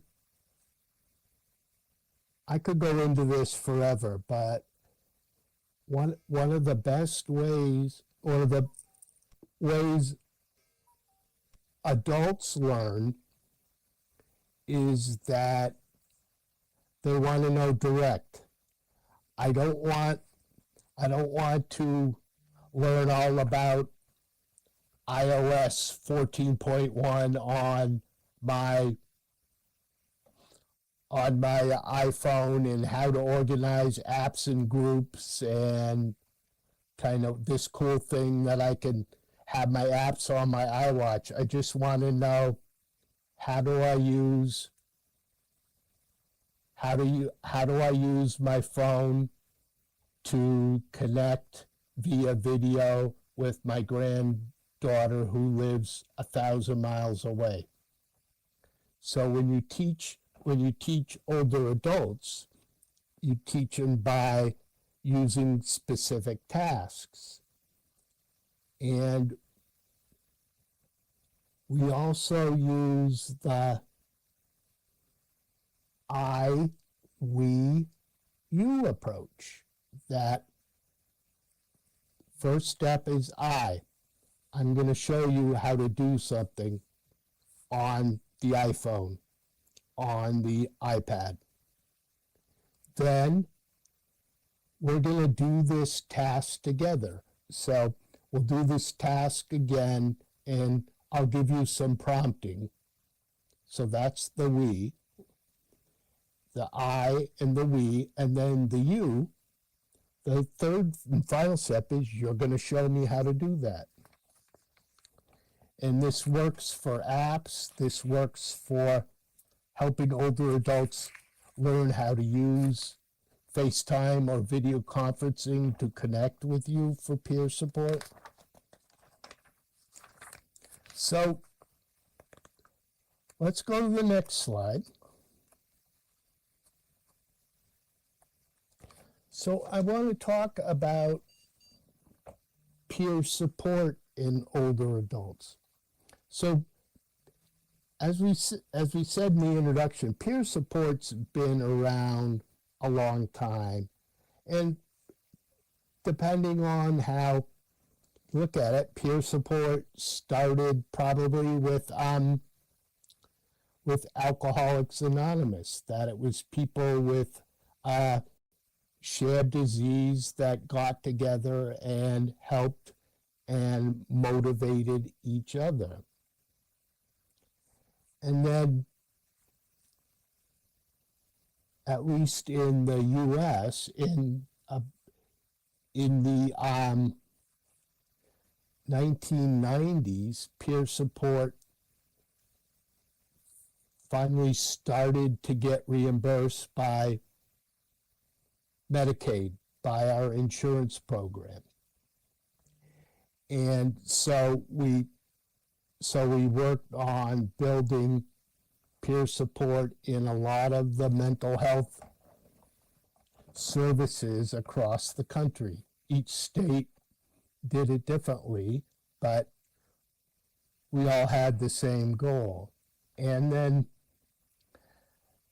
now we're starting to pay attention to older adults and older adults with serious mental illness, that we found that peer support can make a difference to help older adults stay in their home and live a more satisfying and fulfilled life. So let's go to the next slide, please.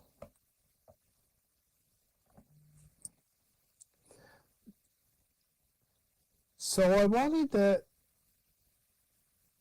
mention what older adult peers can share with the older adult they're working on. Like what is it, what's the magic, the secret sauce about older adult peer support in older adults?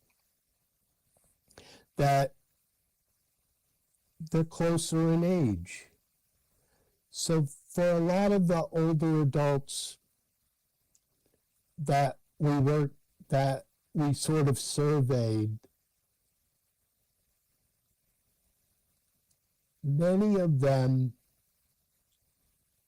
got in-home services from interns from social work schools, which is great, but most interns,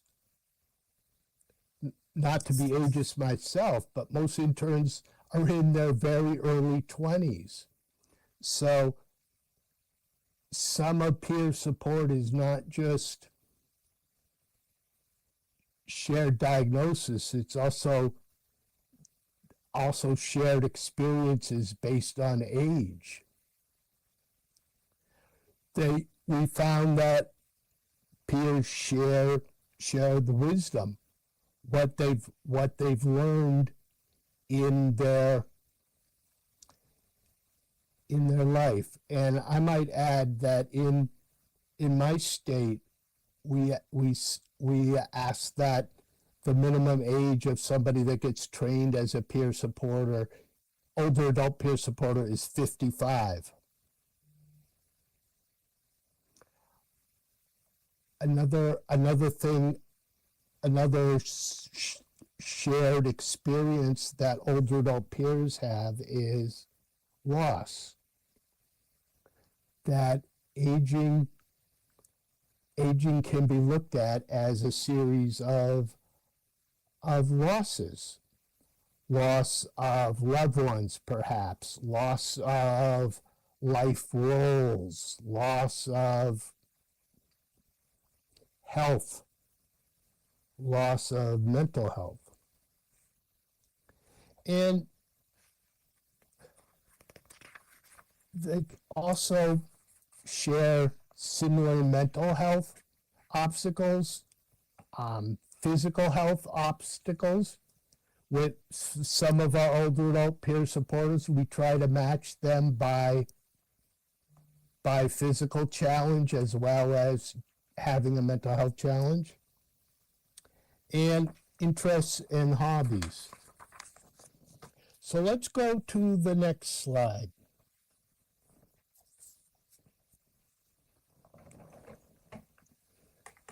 So what works with older adults?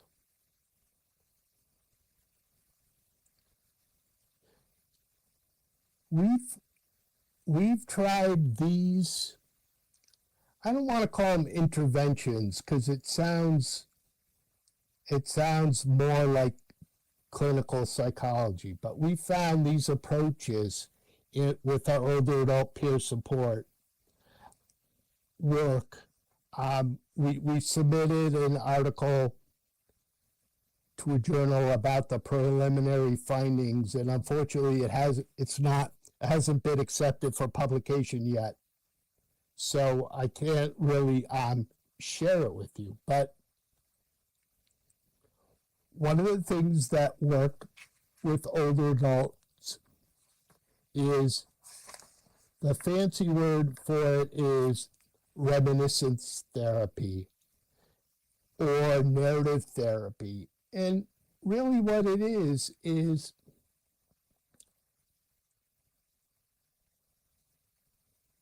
helping older adults look back at their life's journey to try to make sense of it.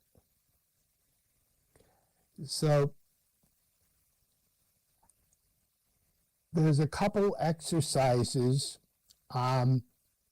that we can do with older adults or anyone to sort of help them sort of make sense out of what they may never have recognized as an organized life. So one paper exercise that you can do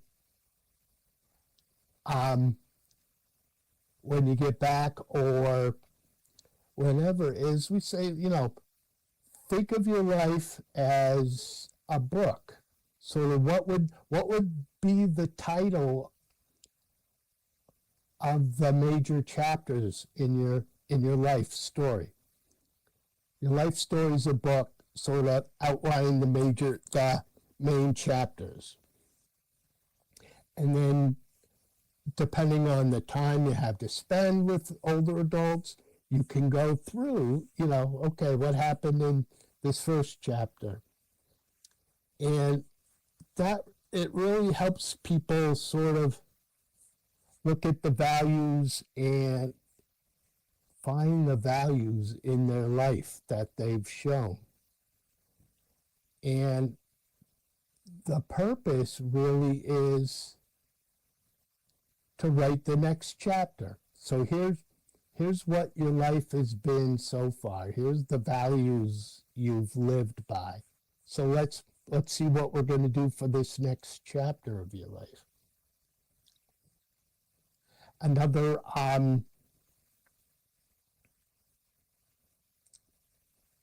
another part of the another exercise in this life review that I like to do with older adults I work with is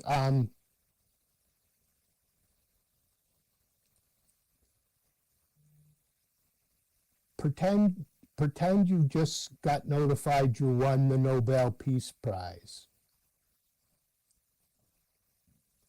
You can pick anyone, living or dead, to present the award. Who would you pick? And what would you like them to say about your life? So this is another way to help people visualize and review what they've done in their life. That the other parts that are evidence-based is sort of psychoeducation about this is what happens as you age. That sometimes you forget names, sometimes you forget why you walked into a room, and this is part of normal aging. That as we age, we lose some of our vision. As we age,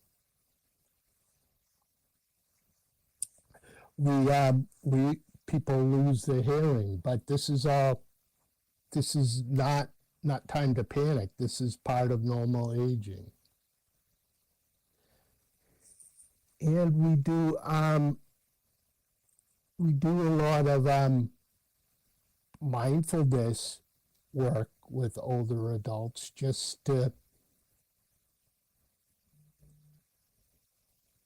sort of set the tone and just to keep your mind quiet. And we use radical acceptance works a lot too, like talking about, well, I forget where I put my glasses all the time. Now, how important is that? That's not the end of the world. And what can I do? Well, you can get those chains to go around your neck to keep your glasses with you. Or, what is it that's really getting me upset? Is there anything I can change about it? And if you can't change the fact that the doctor said you're going to have to get a blood test once a week for the next 10 weeks, so what good does it do to get angry about it? One might as well accept that. So these are all, I'm probably not doing these justice, but these are all the evidence-based interventions that we've used with older adults, and we've gotten great results, both, interestingly enough, with the older adults and with the older adult peer supporters and their feelings of recovery and efficacy as an older adult peer supporter. So let's go to the next slide.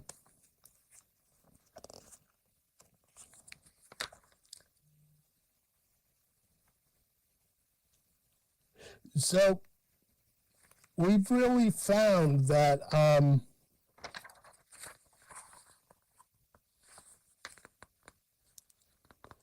that tech really helps us reach older adults, that technology really helps older adults reinventing themselves And one great thing is that older adults are using technology to sign up for benefits, to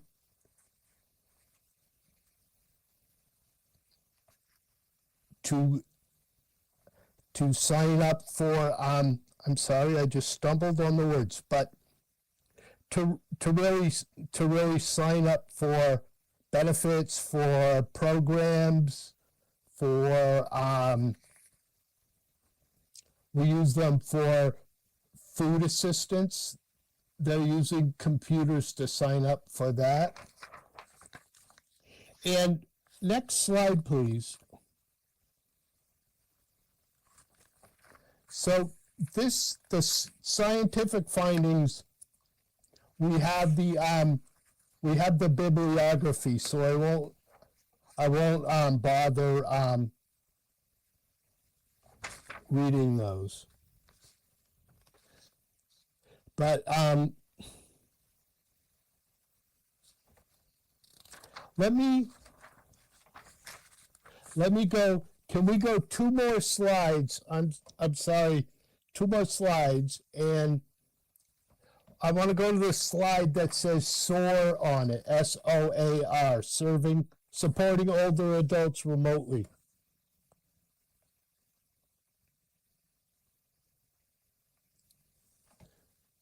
So this is the program that we've developed to help older adults. That it really combines what I just talked about, the 5 evidence-based interventions, psychoeducation, so it improves people's knowledge about older adult mental health, and normal age-related changes. That we talk about how to connect with age-related resources. We found that older adult peer support has helped people with their self-management of mental and physical issues. With the evidence has shown that it really has tools to help people's cognitive change, that once people's minds are active, once people get more engaged with life, that it really offsets some of the cognitive challenges people have. And it builds resilience among older adults. So let's go to the next slide. So I wanted to leave time for questioning, and this always happens that I probably would do well with a 2.5 hour presentation, because there's a lot to learn about this, but I would really encourage you to email me with any questions, comments about this, and I think I'll leave time now for some Q&A before you end the program.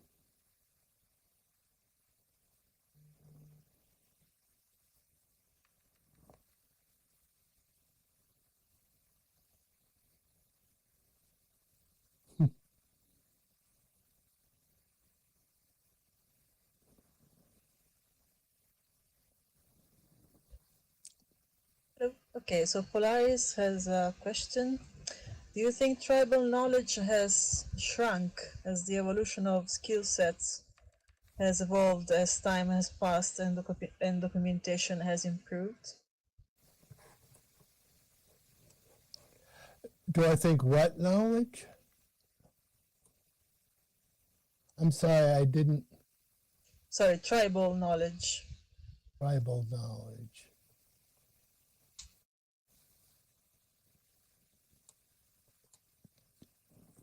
Well, I think, yep, Probably so, because technology unites us as well as separates us. So, yeah, I would agree with that.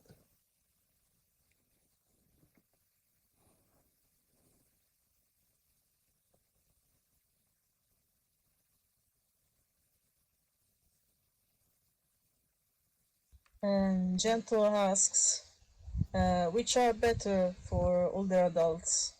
Gender separate or gender mixed support groups, and why? Thank you.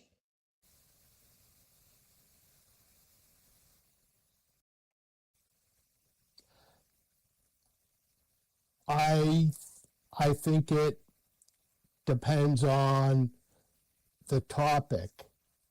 And what I've found is, I think traditionally maybe, men, especially men from the generations that grew up in the 30s and the 40s, really don't want to talk about feelings. So some of the groups around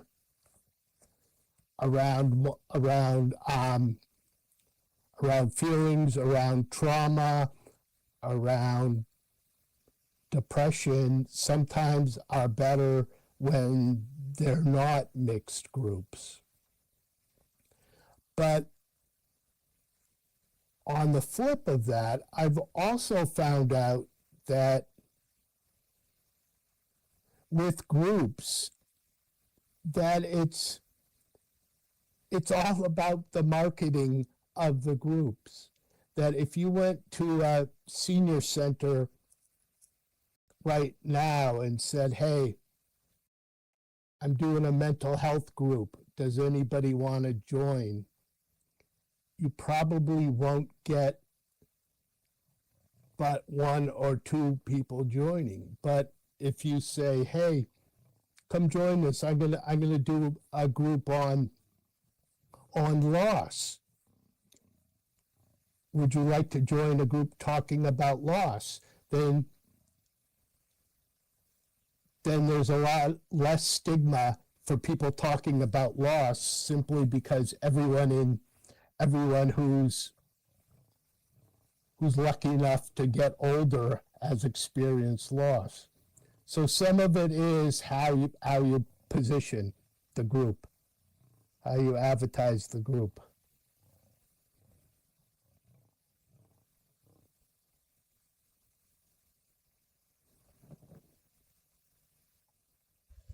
I have a couple of comments. I must have the first one. Okay. Stealth says, I have seen a lot of people in their 70s and 80s using apps such as Merlin and Seek to have more fulfilling experiences outdoors. And Itiko says, I've found the best way to talk with older adults, men especially, it's best to do it around the pool table or whatnot. Yeah, absolutely. And peer support is 100% meeting people where they are, and also helping older adults feel in control of their lives. So people want to meet over tea, that's great. If people want to meet around the billiard table, that's great too. That giving people back agency is important.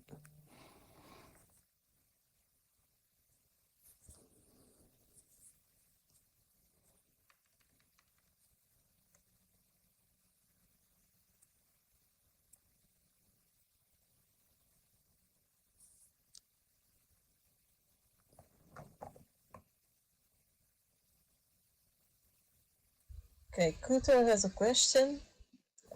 Say apologies for arriving late.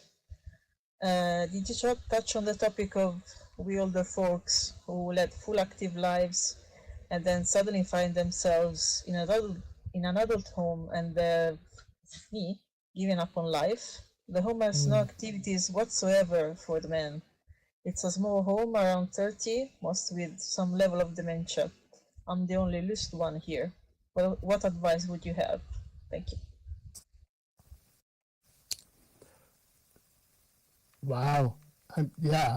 I'm sorry that's happening. I think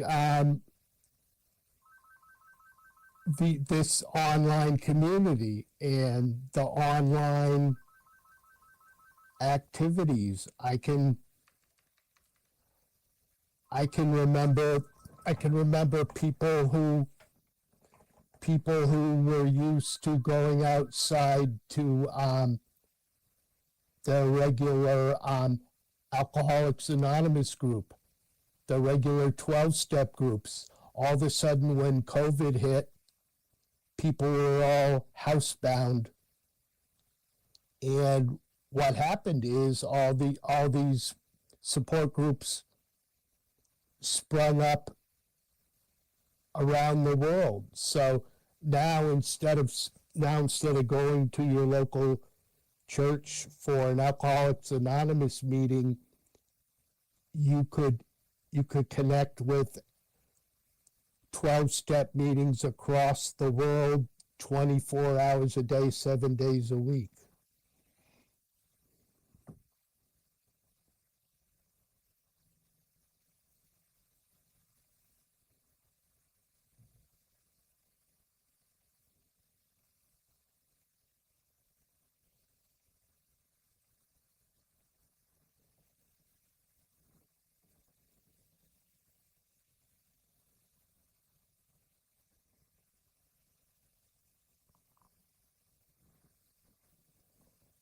Thanks. I missed that one.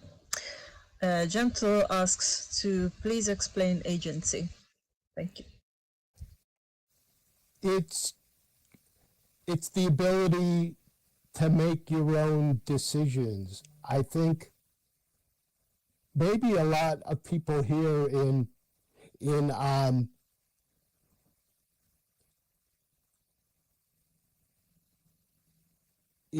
this world understand about how important it is to be able to make your own choices, from simple ones to more complicated ones.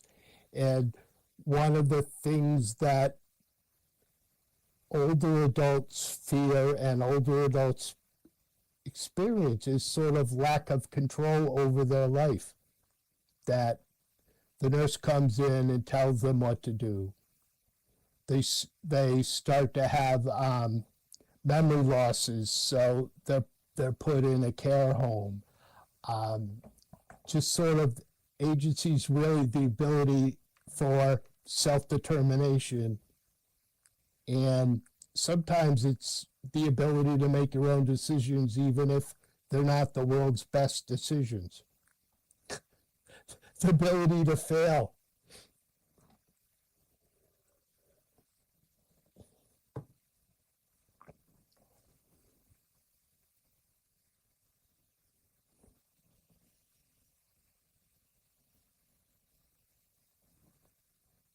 As a follow-up question, Gentle asks, we heard in the previous session to let kids be kids. Should we let elders be elders? What does that actually mean? Thank you. Well, I think I just covered it.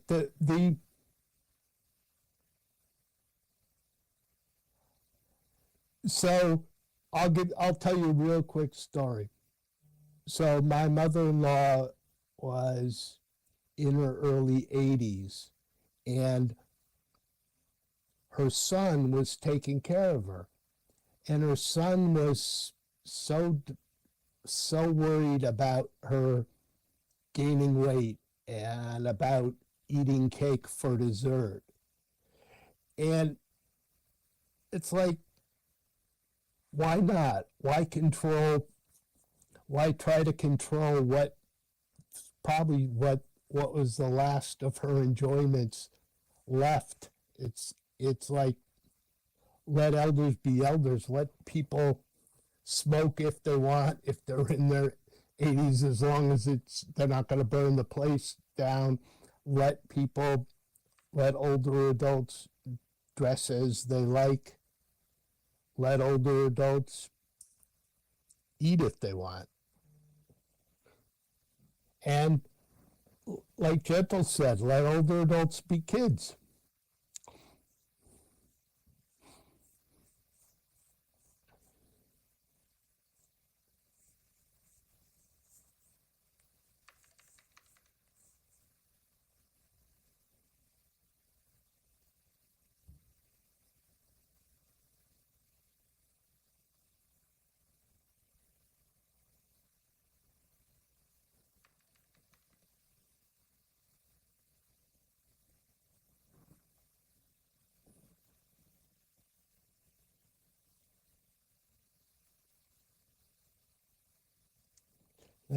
That's awesome about the chips, the crisps.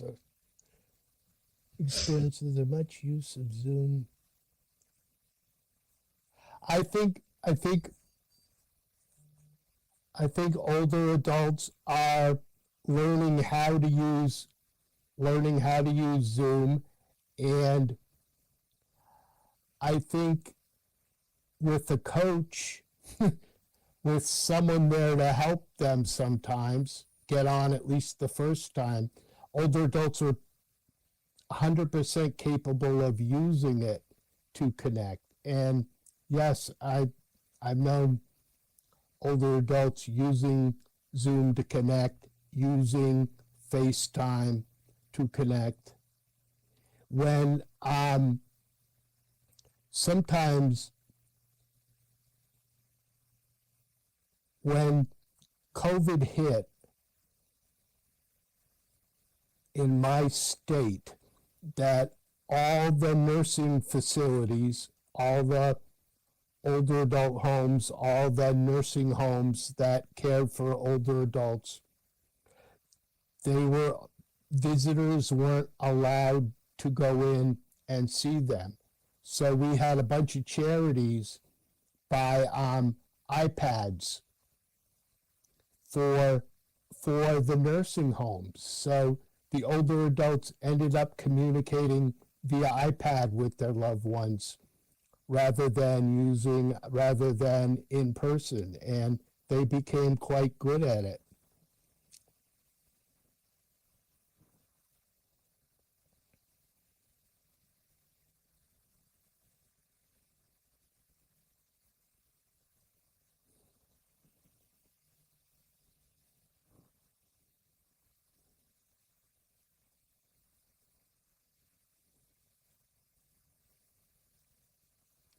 And there's FaceTime, but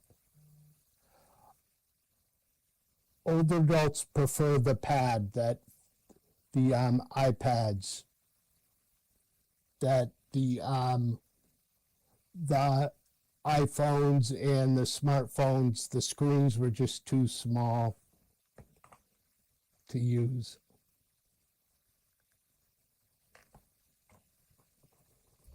Sorry. At the moment, yeah, widget says, I noticed on my calls with others of my peers, we all help each other, much like early days of using voice in SL. Yes, that's true.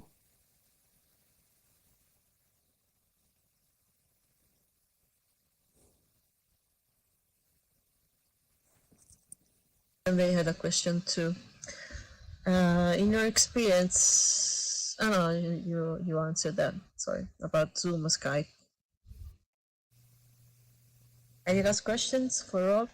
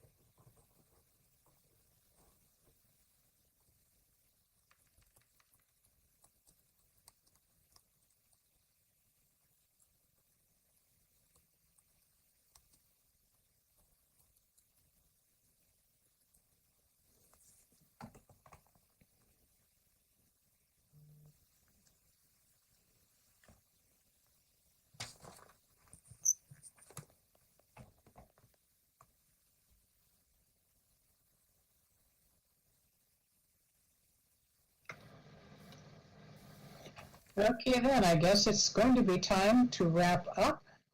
Rob, I'll change places with you. Sure. Thank you very much. Luke, thank you for running the slides. Yes, thank you.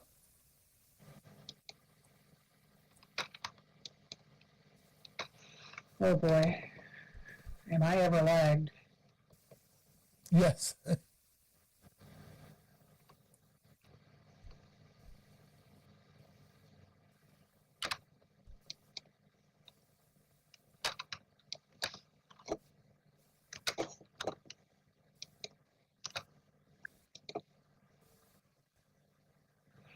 Oh, I didn't know you were from Massachusetts, Brian. Good to know. So I'm going to wrap up this session, and I really want to recognize that this has been a very enlightening day, and I want to thank everyone who was part of this experience. We've all learned so much from our presenters, and I want to thank each of our presenters because all but one of them were brand new to the virtual world. So I want to thank Anne and Esther, Fola, Tiago, Rose and Valerie, Jess, and Rob. They gave us a wealth of information today. And thank also our audience, because sharing this conference with us makes this a conference. It wouldn't exist without the audience, of course. I want to especially thank all the Virtual Ability community members who volunteered and contributed to today's success. The first people you likely met were our greeters. And so Gemma Cleansight was the one who organized all the greeters, and her greeters included Zip, Pecos, Faith, Carla, Lauren, Steppenwolf, Adro, and Lynn. They were greeting all of our guests throughout the day. Thank you to the behind-the-scenes streaming team. That was Marcus, Rhiannon, and James. Great work for that. Thank you to all the people who helped orient all of our newcomers. That would be Mook and iSky and Itico. And the Virtual Ability community members who did the introductions. And if I could get this window out of the way, I might be able to see who those are. Carla, Itico, Z, Sandar, Roxy, Twisty, and Corin. And I think everyone who stood up in front of the audience today deserves a round of applause. I know a lot of our Virtual Ability people are kind of shy about speaking in public, but they did an excellent job. Standers and speakers, that's right. Ice packs for their non-avatar lists. We had Electra, Shay, and I hate when this happens. Dr. Shay and Max were the transcribers today. Shay and Max are interns. They're learning to transcribe, and I thought they did an excellent job. I was very impressed. And I want to thank especially Mook and iSky and Emmy. They put in an awful lot of support and hard work throughout the months that came up for today, and there were an awful lot of other people in the background who were backup for different things, and the backup is actually the foundation of most of our disability community. I'm going to remind everybody that we're going to archive the text chat and the videos of the individual sessions for future review, or if you missed something. And a quick invitation to visit the poster sets over on Health Info Island. That's a really good way to get some information. And it's all about mental illness, but several of them are in the context of mental illness with climate change. There's a note card about this month's Health Info Island poster sets in that blue sign that's on the left side of the stage. You might want to click that if you haven't. So please stay healthy, everybody, so we can continue to enjoy our virtual world together. Thank you.